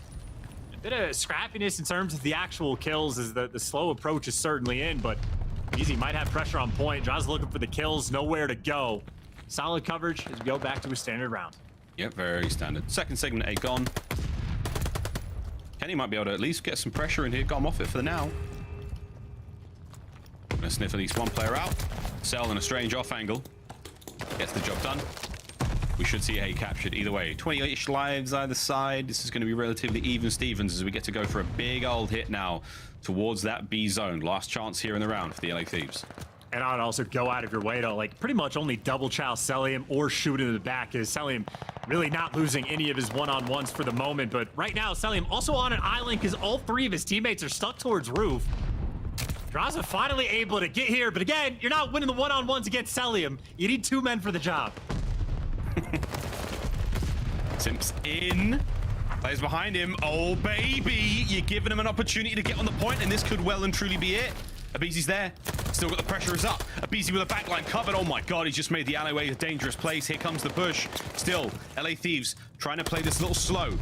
Massive work from aBeZy once again. A 3 spree now, getting closer and closer to it. Can't get the 4th. Unbelievable stuff. It's the rat from Octane to stay alive. You've still got players on point though. A Simp staying alive as best he can. And out we go. This is so hard to deal with. The finesse was there. Thieves hold the line. And this is also a pace for Atlanta, by the way. I mean, obviously, you win a round on offense, you win the game. I know they're not going to have defense for the round 5, but they are pushing the pace. They have a little life advantage, but enough time to work with where if they can fly and keep getting the trades, they can win this round 2 ways. There's a trade coming through. You're looking for the second BC in the feed. Kenny picked up the big 2, and that is the type of play LA Thieves need to make. Make sure they don't lose this game here. Oh man, it's going to be hard. Quick defensive reshuffle now from the LA Thieves. Got to move real quick. Cellium's already got himself in a position inside church. There's 2 members of FaZe now in position. Draza's got himself a sweet little perch. Kenny on the back line. Try to identify as many of these players as possible. For Atlanta, FaZe now is catch a player out or 2. Oh no, a team kill. Can Kenny find 1? No, the back is now open. Here comes Octane. He's the next member up on defense. Can aBeZy catch him? Oh my god. Shots, they're in. They are in. This could be it. Yeah, no, they shooting the truck though to at least explode it. Cellium, it takes 2 to take him down. The second wind's there, but shoot back. You're now down to 4 lives and 30 seconds remaining. You lose gunfights like that. That's the door now open for Atlanta. 25 seconds is actually plenty of time. Get geared up. That is so many nades and tacks down from LA Thieves. They don't get a kill. Atlanta can make this work. They can definitely make this work. 7 lives to get the job done. Here we go. We're on point. It's a 3-man stack. It's going to fly real fast, looking for the kills. Here comes Envoy through the front. Kenny and Draza get the kills as well. Arcitys from the back line trying to hold it. Jump on point. Stop it for now. You could honestly still get this done. A win now would be massive, but you got to watch out for Envoy on the flank. The sneakiest of beavers. No lives left as Envoy clutches it. Brought down once again. Oh, Draza has got to go massive. And there we go. A final round to decide it all, and sweet Christmas. This is a banger of a control. Dude, I mean, barely they clutched. I'm not even gonna call that a clutch. It is literally, I think 0.2 seconds. I think someone was flying out of green just to contest that time. I mean, you almost completely dropped the ball on that defensive round. And maybe feeling that pressure, because we go again. LA Thieves just have to clutch up another defense again. They haven't won this map since April 1st. They actually have been playing incredibly well outside of the scrappiness towards the end, but playing well doesn't mean you get the dub just yet. You got to close out, and Atlanta FaZe, another solid-ish opening break, still standard stuff. No funny business over towards B, and hey, there's a big 2 for Octane right there. A lot of map control the LA Thieves now have. It's funny just to say, like, all right, boys, just do it again. You know, this isn't like a party trick. This is trying to take defensive rounds off of a very solid team. And when Atlanta FaZe are attacking you with this kind of vigor, I mean, man, you gotta dig deep. Over there we go. Stop the clock at 5-3. We'll see how things go here, but I will say, man, LA Thieves are playing with real aggression, trying to make sure that that A zone doesn't drop. Well, the aggression might cost him here. Draza's not going to check this corner, and maybe an open door over towards B, because LA Thieves have committed pretty hard over towards A, but funnily enough, they lose all those gunfights, so they just get an off spawn and get right back to point. But it is 24-19. Oh Atlanta FaZe in your spawn, getting all the kills, causing problems. Again, the last round was nearly 1 on lives, and it is a massive life advantage already again for FaZe. Oh, and the timing of this could get a little weird. You've still got players for FaZe up and about. Nades coming through. It's Octane with a massive 2-piece. That's going to keep everything safe now. FaZe, regroup. 20 lives still to work with LA Thieves. A minute 45. Deep breaths, we go again. And you really do kind of have to turtle. Like, I know if you get a 4 down, you can push up for some map control, but 15 lives for this amount of time. Look at this pretty out. tense, and look at this out. Octane and Envoy. No one's getting through that. The backline, though, that's a different question. Draza has just eaten bullets. He's eaten an exploding vehicle, and somehow the man is still alive. Finally brought down. That firing squad at the front has been brought down again. So, okay, we're on the zone now. 2-man stack. Nades coming through, trying to keep this all together. Oh my God, aBeZy's managed to find one. Here come the trades through. Last man up, Arcitys. Kills are on point. As this is an absolute spicy fiesta, man. I don't know where we go from here. The first segment gone. You have to deal with Arcitys. I mean, dude, we're playing a game of TDM, right? I mean, you could stop the clock or if you get the 4 down for FaZe, but I mean, right now you are just playing for kills. Get hungry, get aggressive, and just fly at them. They've been on point with breaking down the setups, and unfortunately for Cell, not on point. Checking his corners. Oh, no. Okay, Octane got it. Thank the God. corner wasn't checked. That was real awkward. 15-9 now. FaZe with a life advantage. They're winding up for the hit, but great kills out of Envoy. He has been a hero. The Good Samaritan with 30 kills and 26 deaths to his name. Watch out for Arcitys, though. He's on the other side of the map now. He's in LA town. He's been taken care of. 30 seconds. The play's still alive. They are just flying. I mean, they get into green. They get on point. They stop that clock. They're out plat. Kenny wins a big one. Taking just the ego challenge. His teammates are there for the coverage.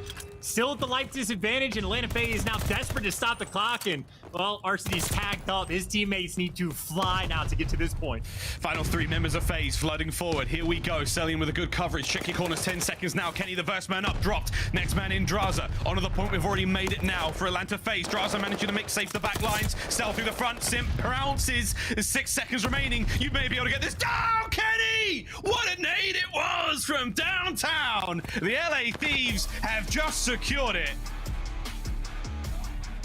What a game of control. We thought it was going to be a nail biter, and it was indeed. Atlanta FaZe, man, they were given a couple of decent chances to get that done, and defense reigns supreme. Tuscan, what a match that was. Dude, I mean, outslayed and still finding a win. That has been the theme for LA Thieves this year.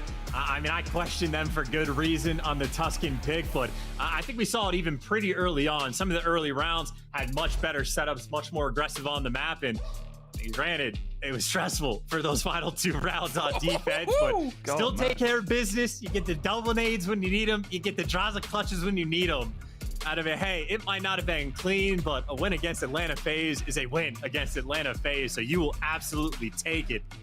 Solid stuff for the clutches in the final moments, and I mean, dude, everybody in this lobby has to be stressed going into this next hard point. That was insane, man. I mean, again, that was a statistically, FaZe certainly had the advantage there, but man, LA Thieves, the real deal. What insane. I mean, just looking at the defensive holds from start to finish there, man, the amount of incredible attempts everyone made on offense to keep the defense alive no matter what. Up until the absolute dire moments, you've got to hand it to the LA Thieves. They were able to steal, what, those good 4 segments in total off of the B zone, and those first 2 aggressive attacking rounds they had. That was absolutely the difference maker. Not necessarily winning the round outright, but setting yourselves up for the win on defense. I tell you what, at the top level, control games are getting more and more exciting. And these highlights just go to show, man, we saw it all here. And, you know, I do suppose at the end of the day, it is 5 for 5 for defense, but just a wild set of circumstances for how they delivered, especially because, I mean, if Atlanta FaZe were even able to stop the clock in either of those final 2 rounds for an extra 10 or 15 seconds, actually, in round number 4, if they just stopped the clock for an extra half a second, I think they end up winning that round in the end because they get the bodies on point. But, I mean, hopefully you'll get a second look at those final, like, 2 moments because, I mean, again, talking about, like, the big bad wolf coming down to blow the house down, win the round on offense. I have no idea what the metaphor is, but it was close. That was a lot of big bad wolves in this game, I'll tell you that. The final defensive round now on your screen. It was a very good bit of aggressive work early on from the LA Thieves, but as you call it, Chance, it did certainly bite them back. I mean, they burnt a lot of lives early on trying to fight for that A zone. They were hoping to burn the clock down, but Atlanta did an incredible job of just getting themselves in there, and this was it. Envoy with a few really heroic moments. He really was the savior for the boys, and Kenny's nade, here it is, off the top. Wow, the game winner.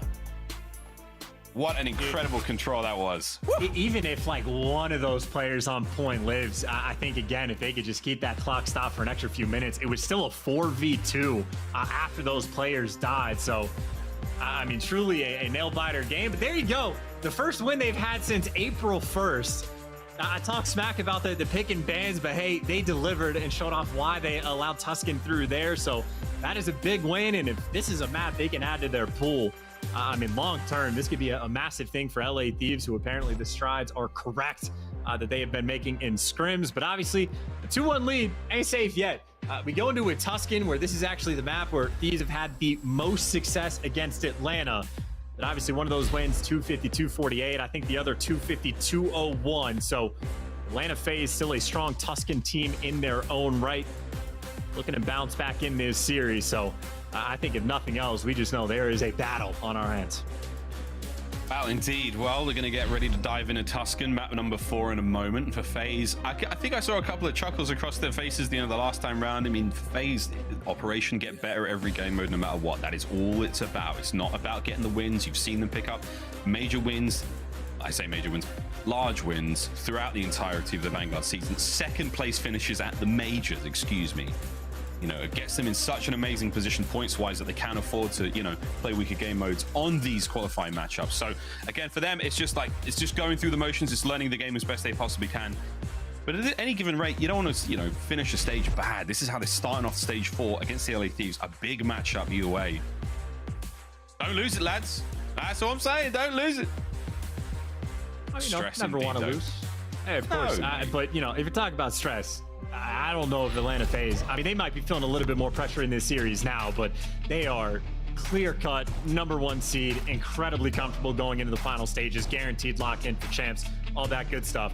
And for Thieves, it very much is a battle. They are a bubble team right on that line with a bunch of hungry teams directly underneath them, but they got their win yesterday. You get a win against Atlanta FaZe. I mean, they might be able to catapult themselves up in the standings in the final stretch and see what they can make work. And, well, Cellium is definitely the player you need to shut down.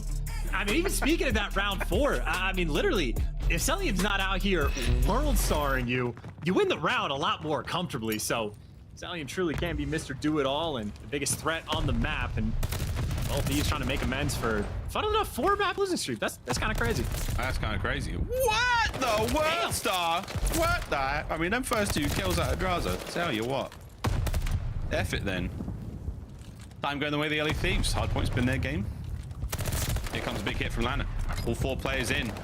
1 down, 2 down, 3 down. Where's the last one? It's going to be Simp. He's going to play it a little slow. And what do you know? He's down as well. Oh, lordy. Draza is moving very different today, friends. Jiminy crickets.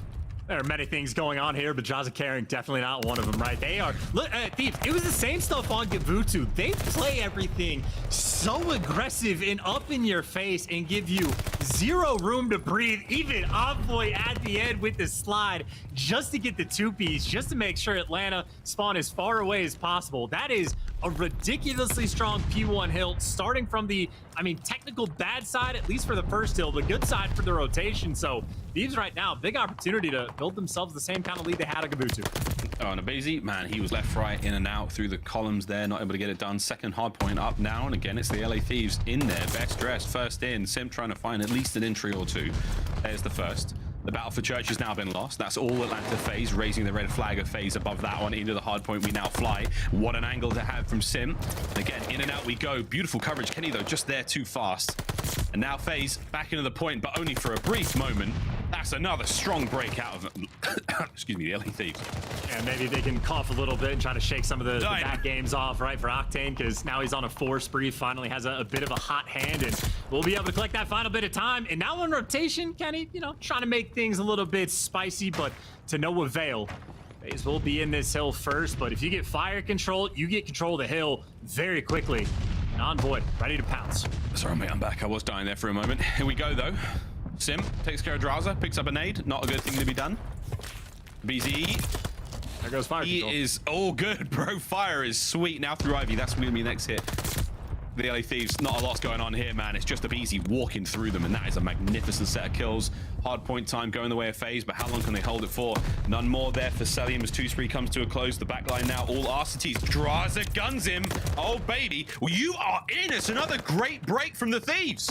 Yeah, I mean, they screwed up the easy part when you had fire control, and then the hard point, they just bring the gunny to the table. I mean, Octane gets the one against Cellium to open things up. Draza wins one of the most difficult gunfights in the game, and, you know, just to strip away an extra couple seconds, because FaZe right back in the point and get those final bit of, you know, 15, 20 seconds. So, obviously, at Thieves built up a massive lead. It's been chipped away at a little bit. With FaZe with the pressure on, they got to break again. Yep. Through the front, it's going to be the hit. They've got Simp upstairs at the very least. Kenny in the back, no problem. Takes care of it. Trades come through. aBeZy catches one out in the middle. That's going to be his second kill so far. You've still got members of the LA Thieves at the back side of the map now, pushing up field side as well. Octane looking for it. Good shots again out of aBeZy. A 4 spree, seemingly out of nowhere. Looking to make it a little bit bigger. Here we go. Big pressure as he's dancing. A nice nade from Envoy stops that play in its tracks. As Cellium now, a Mountain Dew featured player. He's moving great, but it's not enough to get the job done. And there we go. It's another break from the LA Thieves. I mean, still though, you know, Atlanta FaZe fight right back and sort of breaks on breaks, a little bit of contest time and looking for the clearance. And hey, there's Octane, 12 and 6 with a big 3 to make it that much easier. And you had Cellium pick it up too. You got Kenny pick it up too in a scrappy battle towards the end. But while Thieves are fighting for that scrap, that just means that Atlanta FaZe stuck in their spawn again. The pressure game paying off because you win that rotation over towards P5. This is sort of the moment, right? Because the P5, P1 rotations are where Atlanta have struggled, especially the fact that if you don't start with control of this hill, it can get a little bit dire. Oh, I don't want to break. Kenny Draza kills the backline covered. Octane, he runs out of bullets. Cell's going to reach out on for sure. And it's magnificent teamwork there. The coverage from the LA Thieves, all good, baby. Atlanta FaZe now trying to get the way in. Bottom Church was not a good hardpoint whatsoever for the Thieves. Atlanta got themselves right back into this one. And the scoreline right now, not nice enough as they're trying to find their way back into this point. P5, here comes the break from Simp upstairs. That's a wonderful 2-piece. Thieves are going to be reeling from that one. Let's see how they sound with a quick listen in. I'm champion. Don't low. Hydra. Hitting their door. I'm looking door. Can you get down? Door and watch other side. Low. Draza. I'm going middle. I'm looking. I give you. We're good. Get a side. We need to get sides. One's are you? You're good. Slow down. Yeah, slow down. We're good. Okay. Yeah, I'm playing our slab. Make a break. He's already you. Okay, I'm going top chase. Archery now. I'm Our side dead. I'm sitting mid. I'm still. I'm watching your pitch. I'm actually. Outer block dead. I'm champion. I have all mid. They're both dead. There's three. One team killed. He's on you. He's in you. That side. Okay, need this. Need that. Push out. One's in there. I'm getting mid. Archery one at the bottom church. Anti-matter. Are you dead? You. We hit him again. Middle, Kenny, I hit him once. He's going our side, our side. Are you dead? I'm paying the P5. I'm stuck.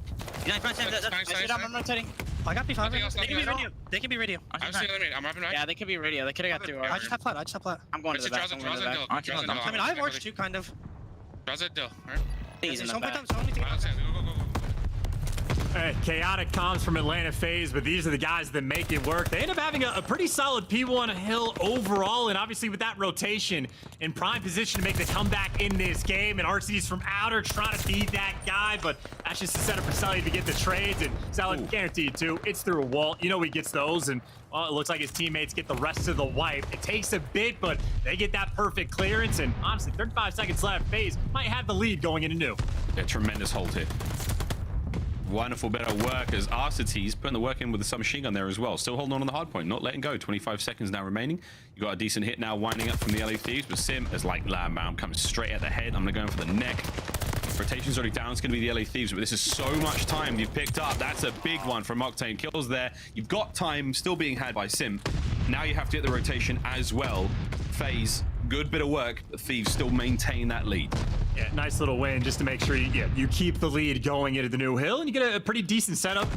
LA Thieves actually don't have fire control just yet, but they do have plenty of pressure in and around P5 that Kenny's actually playing outer for it. Not an easy jump to hit, and this is the moment where you gotta connect, and he falls down. 3 players have now gotten past him. Roof is wide open, but he at least gets the 1 kill, but the roof side spawns. FaZe are quick to the hill. They break through, and now might be the setup for FaZe to take that lead. FaZe are in. Now the hard point there is getting set up now. How much time can they garner before the LA Thieves manage to hit the play? Simp close hardpoint. Crossfire from the back, all good.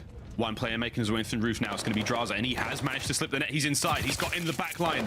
Simp, tactical reposition. That is so nice. Octane falls off the bloody map. Envoy wins the fight in the front, and that's the break is good now for LA Thieves.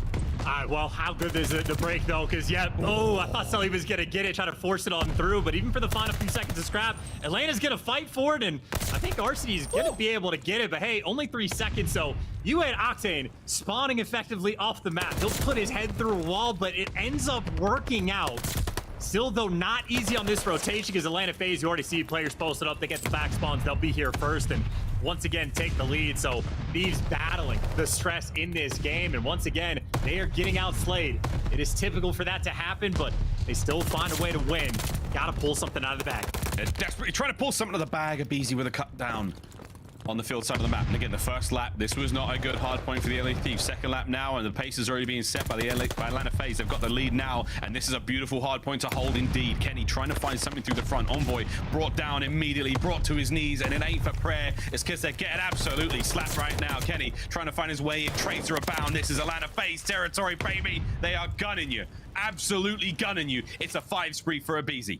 And they just bullied him so hard that they actually win this rotation to do, but I don't think Simp was even prepared for how quick they could have been to the hill. So it's a 50-50 fight, but right now you actually have Thieves with that man advantage. The nades are connecting from both sides. The contest in the hard point, and Thieves desperate for the win, going for the chow. They overcommit, they get wiped, and Atlanta FaZe should be good to go. That's your ass. That kill from Arcitys there. That was finally it. The dagger in the back. Final 5 seconds. I mean, Envoy might be able to get in there for a moment. There's the easy reads, and that is easy AF. Atlanta FaZe, we're going to a game 5, baby. And that is, I mean, the place that Atlanta FaZe wanted to be. We get to go to the cage for map 5 to decide it all. And fun enough, where FaZe has had Thieves' number on Gavutu, well, LA Thieves win that map. Where LA Thieves have had Atlanta's number on Tuscan Hardpoint at the very least. Well, Atlanta take care of business. No P5 to P1 rotation needed. And if I'm being honest, after that, if I'm LA Thieves, I'm going and practicing the well jump up to, like, you know, side fire time and time again, because as soon as that moment comes through, Atlanta FaZe never look back and end up blowing that game wide out in the open. But I honestly, at this point, just feel bad for Octane. I mean, literally to the point where he is spawning off the map. He is truly going through it. He went through it. He went off it. He went down it. What a great hard point that was until it wasn't. Atlanta FaZe smoking that one. There we go. The Mountain Dew marquee match continues. We are going to the absolute extremes, friends, and Bocage search and destroy. I tell you what, if the previous search was anything to go off, oh my God, LA Thieves. Start saying your prayers, boys. To the cage we go. We throw it down one final time here in this Mountain Dew marquee match here on this glorious Sunday. And it's going to be an absolute banger. Ladies and gentlemen, it's time to go to a very quick commercial break. An opportunity for you to get a drink, something to eat. And this is going to be an absolute treat. We'll see you after the break.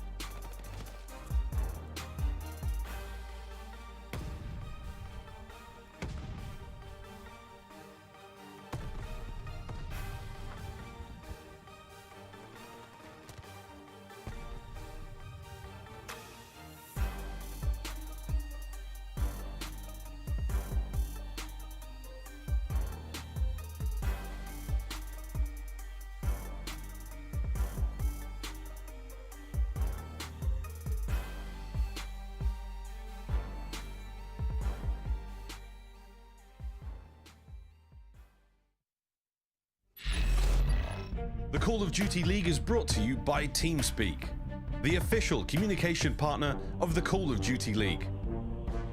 And AimLab, official first-person training partner of the Call of Duty League. Unleash your potential. Ladies and gentlemen, our Mountain Dew marquee match continues. Now we are coming to a very, very explosive finish. This is going to be a good one. We're going to a Bocage Search and Destroy Atlanta FaZe, the LA Thieves. Who the hell comes out on top chance? God only knows. We're about to find out, though. Everyone has been raring for this. What an exciting and a treat of a series it has been. Here we go, mate. One final map to decide it.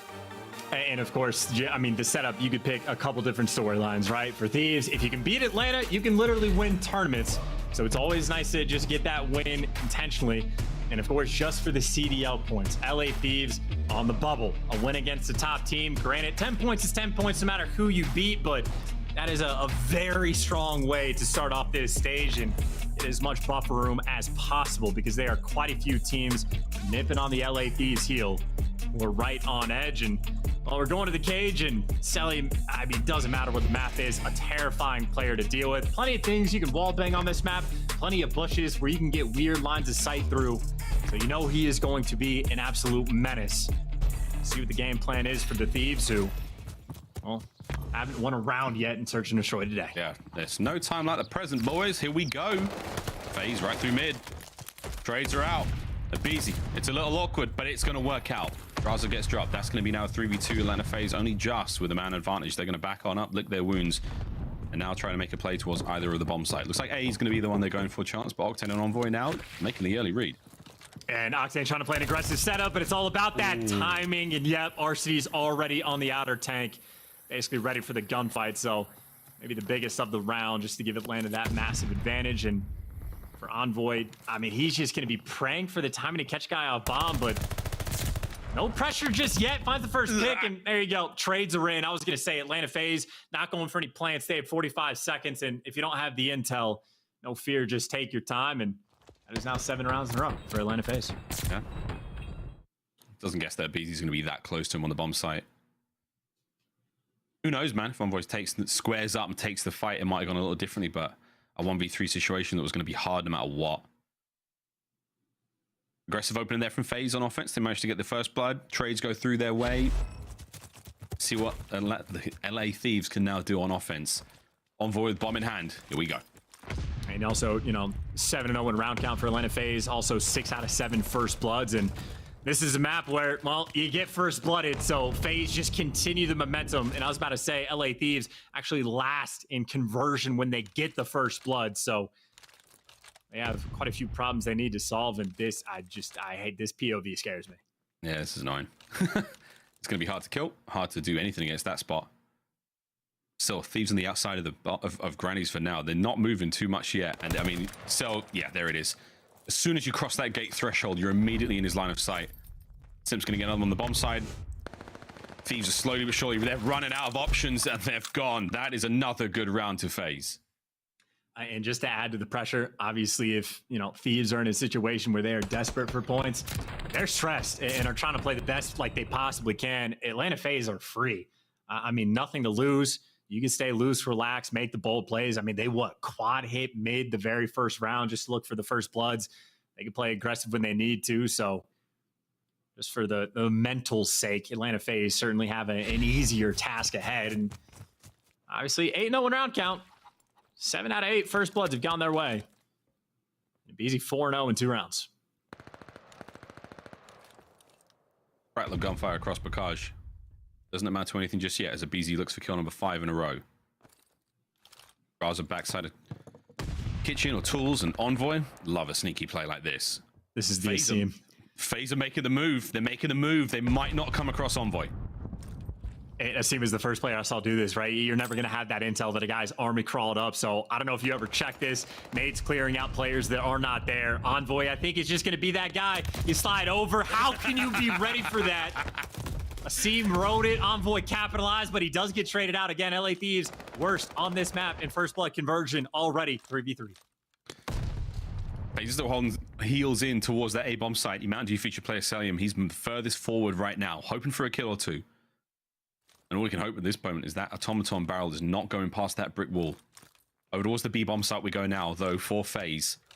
Kenny's in position. Arcitys may have just spotted him out. He does. That's a big win. 20 seconds on the clock. Octane's out. I mean, the bomb. Oh, and Cellium finds the pick, and you're so loud, you're gonna get hurt. He hops off bomb. Octane tagged up one shot, and he gets away, but the bomb getting planted.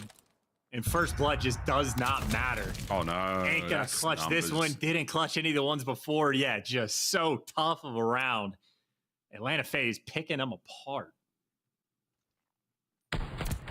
Cellium once again, 3-0 for him. He has been right place, right time, you name it.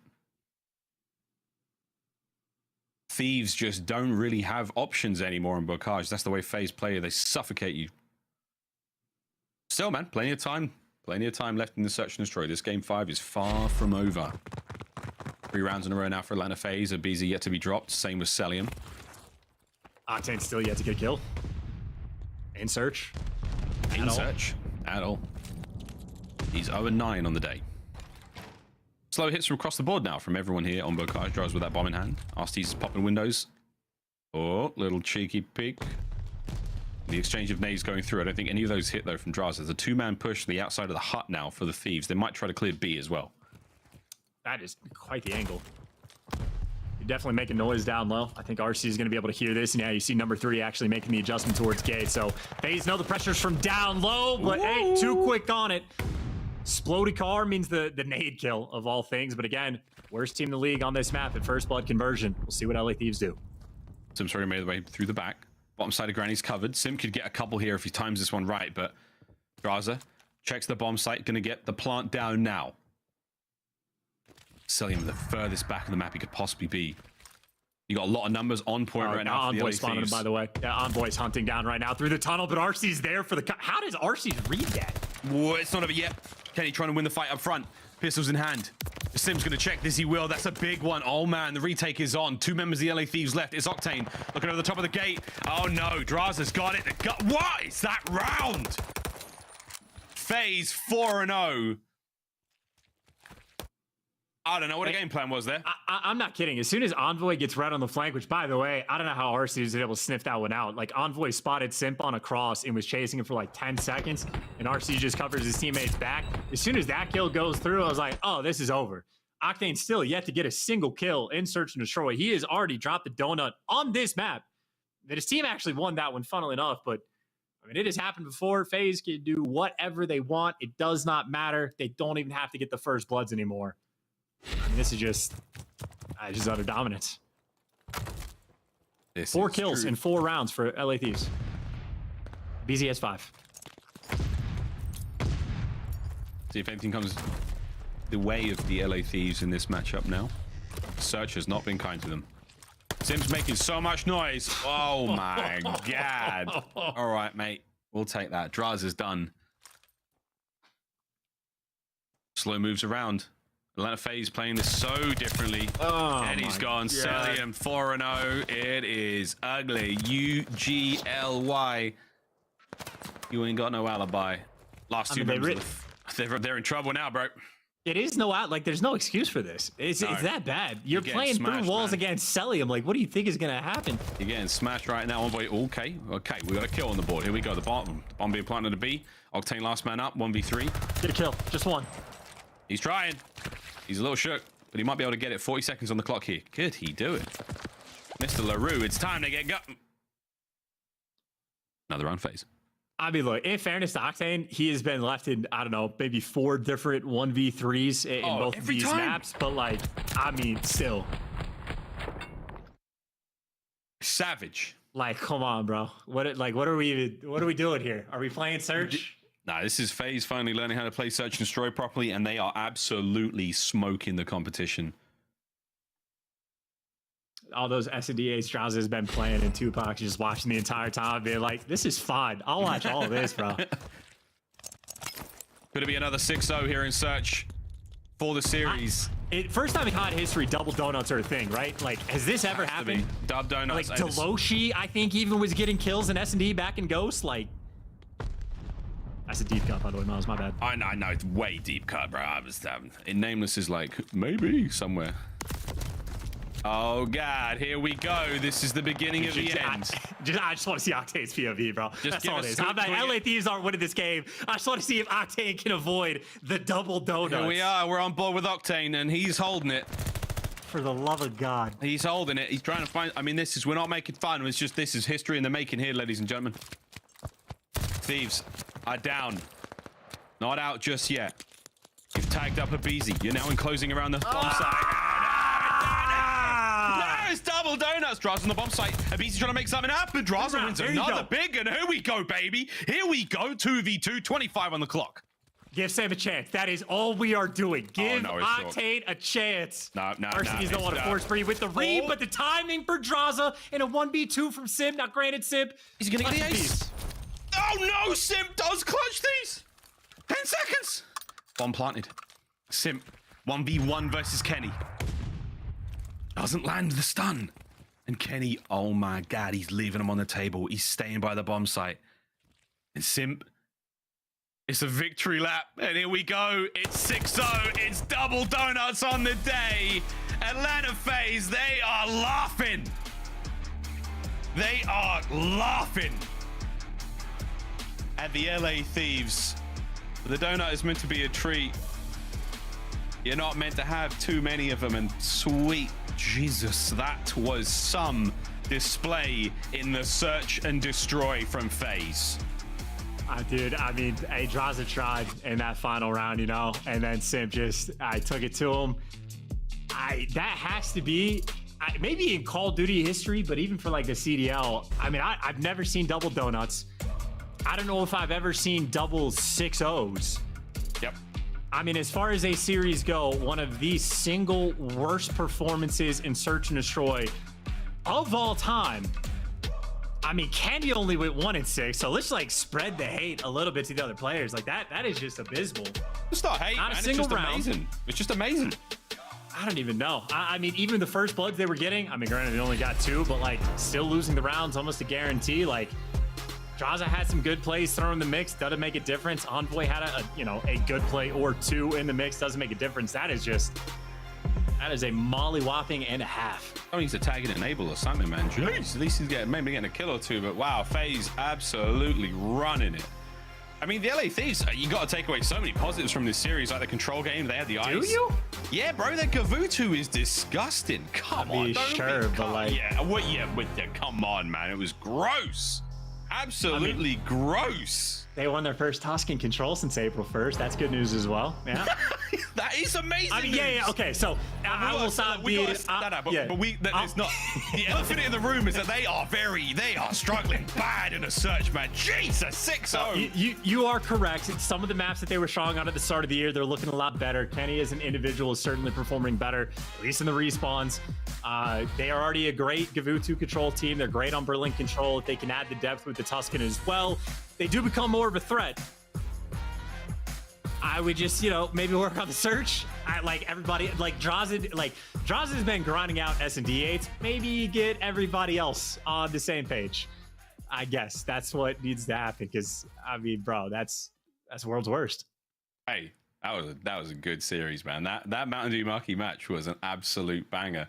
FaZe up, baby. FaZe looking very strong. A lot of work to be done there for the LA Thieves. Your final point chance before we throw to the beautiful desk. You might have been correct. Subbing Enable in actually could have been the play for Search and Destroy, and that is the only time anyone has ever said that about Enable and Search and Destroy. That's wild. Oh my God, get desk, save us quickly.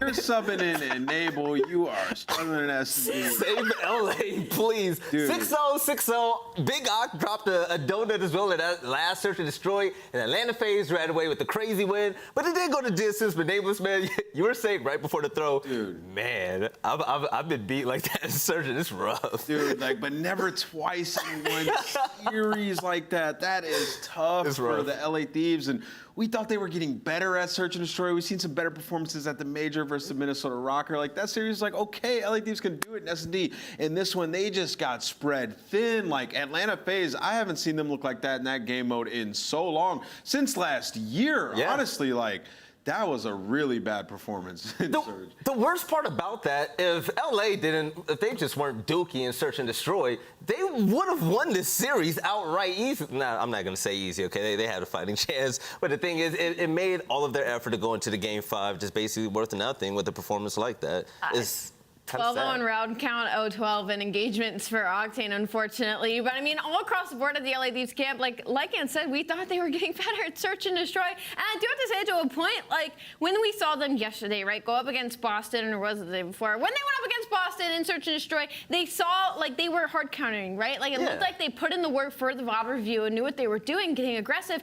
I did not see that at all today against the Atlanta FaZe, and I almost want to tip that to the side of I feel like that's just the work that the Atlanta FaZe has been putting into, because that has been the game mode that they have been struggling in all season. Not anymore. I think that honestly, I think LA Thieves are actually in a good spot. Even though we're having fun talking about them right now, they're still able to beat teams like Boston Breach and whatnot. But I think they're back to stage 1 to where they just struggle against the best teams in the game. But also we have a Scump play the game where in the second hard point, Atlanta FaZe said, listen, this is ours, baby, and they made it look good. It was like 3 hills that they just straight chained back to back to back. Like, LA Thieves came off really hot, but they just could not counteract Atlanta FaZe getting comfortable on the map. aBeZy and Simp were just simply having their way. Simp right here, I was confused as to why he was playing outside of P5 for just a moment until I saw Arcitys in mid. He hits a nade, Simp kills the weak guy, and then gets the control inside. It was just a beautiful play from like Atlanta FaZe. It was 4 simultaneous hills in a row where they literally got instant control of the hill, and they did so well there. Even on the hill prior to that, you saw Simp pick up a big 2-piece. Like, these are the big time plays, and you know, for LA Thieves, they had control a decent amount of that game, just not able to make it happen towards the end. FaZe just flipped that switch, man. They looked like they were going to run away with it, but the bait and switch from Simp and Arcitys there was just masterful. But actually, we have a game field victory spotlight with aBeZy. Let's get him on the screen. aBeZy, how you doing, man? Good, how are you? Doing all right, go ahead. aBeZy, I gotta ask, what clicked in Search and Destroy? I mean, that was just, it was literally clinical. 30, bro. Oh yeah, it was, the S&Ds were just perfection from us, I feel like. And it was also funny because during like the last S&D, Sam was like on a donut again. We knew he dropped the donut first map, so we're like, there was like a 3v1 against Sam, and he was like on the tank, and I was like, Alec, don't die to him, don't give him a kill. So that was actually hilarious. Hey, yo, aBeZy, just to let you know, your webcam mic is on, so tell them to kind of be quiet in the background. Go ahead, man. Oh, my bad. aBeZy, I want to ask you sort of about your guys' control. So Tuscan Control, that's been a map you guys have been amazing at all season long, but we've seen you lose it a couple times now to Seattle. And this series kind of got away from you guys as well in some of those defenses. What has changed on that map for you guys? I mean, it sucked because we couldn't pull together the offensive wins, like at the end of the map. Like, it came down to where they had like 4 lives twice. So, I mean, that was just like super unfortunate, and like I don't know, there was so many like little situations where if we just played better, we could have won that map and pulled it out, but just didn't go our way. You know, aBeZy, I don't have the Call of Duty mind that you have. I'll never have that, right? But my question is, watching you guys face off against LA Thieves this year has been kind of interesting, right? They would always start off really hot and good against you guys, and you all turn it up another level and you make it look easy. What's the difference maker halfway through towards the end? I mean, I feel like our S&D is what pulled us through this one. I mean, I think we reverse swept them at Major 1, but this one, it was kind of like a back and forth thing, and you know, if we would have clutched up that control, which we should have, it would have been a 3-1, but I mean, our S&Ds are just looking really good, and that's what helped us pull through. Hey, aBeZy, beautiful win, man. That boy Simp is nasty, too. You have a good day, and yeah, we'll catch you next time, all right? All right, thank you so much. Oh, no problem. You know, when it comes to Atlanta FaZe winning all the time, we come up and we think about, man, when it comes to Atlanta, we always talk about them winning all the time. We're starting to run out of things. This team, I hope that they just keep going strong, and hopefully they can get over that hump of just finishing second at the finals. Well, Veli, this is now when it gets really scary for the competition that we have here in the CDL. Yeah. Because if Atlanta FaZe becomes that top 2, top 3 S&D team in the game again, like they were last year or years prior, then that is when they start dominating teams, because they have so much talent. Even if they make an error in one of the respawns, they're gonna win a respawn in a series. Yeah. If they're locking down 2 S&Ds, it is GG for the comp. So hopefully the rest of these guys can focus up and start trying to counter them in that game mode. Well, when it comes to points, it's GG for the comp already. If you are on the Atlanta FaZe, let's take a look at the points, baby. With that win, this team, they're still looking pretty, sitting pretty in first place, 270 points. But let's talk about the bubble. LAG, 125 in 8th place,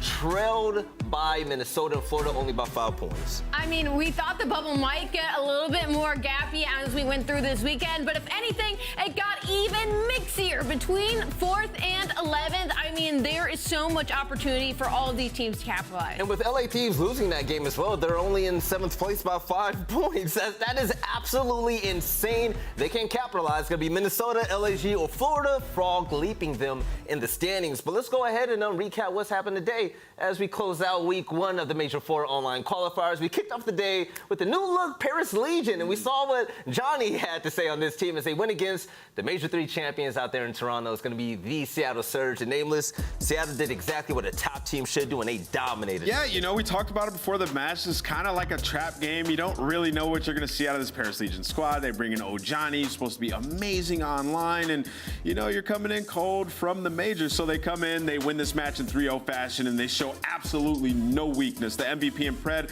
also has another lights out performance. The guy dropped like a 1.5, almost a 2.0 in this series. He was going crazy. So for Seattle Surge, it's just business as usual. And then on the side of Paris Legion, I think Johnny had a pretty good performance in maps 2 and 3. He had some crazy moments in the search and destroy. Early on, he was getting a lot of first bloods. And in the control, he had a couple big 2 pieces and moments in the round that they did win. So, you know, for him, it's a decent showing. But for Paris Legion, just more of the same, man. They have so much catching up to do. It's not going to happen in this short span of time. In the second series of the day, okay, Florida Mutineers finally picked up a big win. Shout out to Major, as he was a maniac in that lobby. They were able to get a really good win against the Minnesota Røkkr, the team that was undefeated last stage. And the serious difference maker for me has to be the search and destroy. It has to be what 2Real Major Maniac were capable of doing. 2Real went 10 and 5, Major Maniac going 9 and 4. And it was Major throughout this entire series to get this dub on his old team. And you know, after we talked to him, you know, it's just business per usual at this point. You know, he's happy he got the dub on this team, but Florida is just looking forward to getting more practice, more reps in to continue to attempt to dominate the competition. And I gotta say it again, 2Real, he had a rough first showing on his debut, but I saw what we were truly seeing from him and why he was brought into this team in this series right here against Minnesota Røkkr, who was 5-0 in Stage 3 qualifiers. They were 6-0 so far coming into this Stage 4 qualifiers, and now they shut down that streak. And that wasn't gonna be easy at all, right? When 2Real gets more comfortable with this team, Florida gotta be disgusting. All right, but before we close out the day, I just want to ask real quick. I'm going rogue on the broadcast, okay? So you've seen all these new teams play so far, and my question to both of you, I mean, feel free, either one of you, who's had the best roster change so far? Just real quick, give it to me.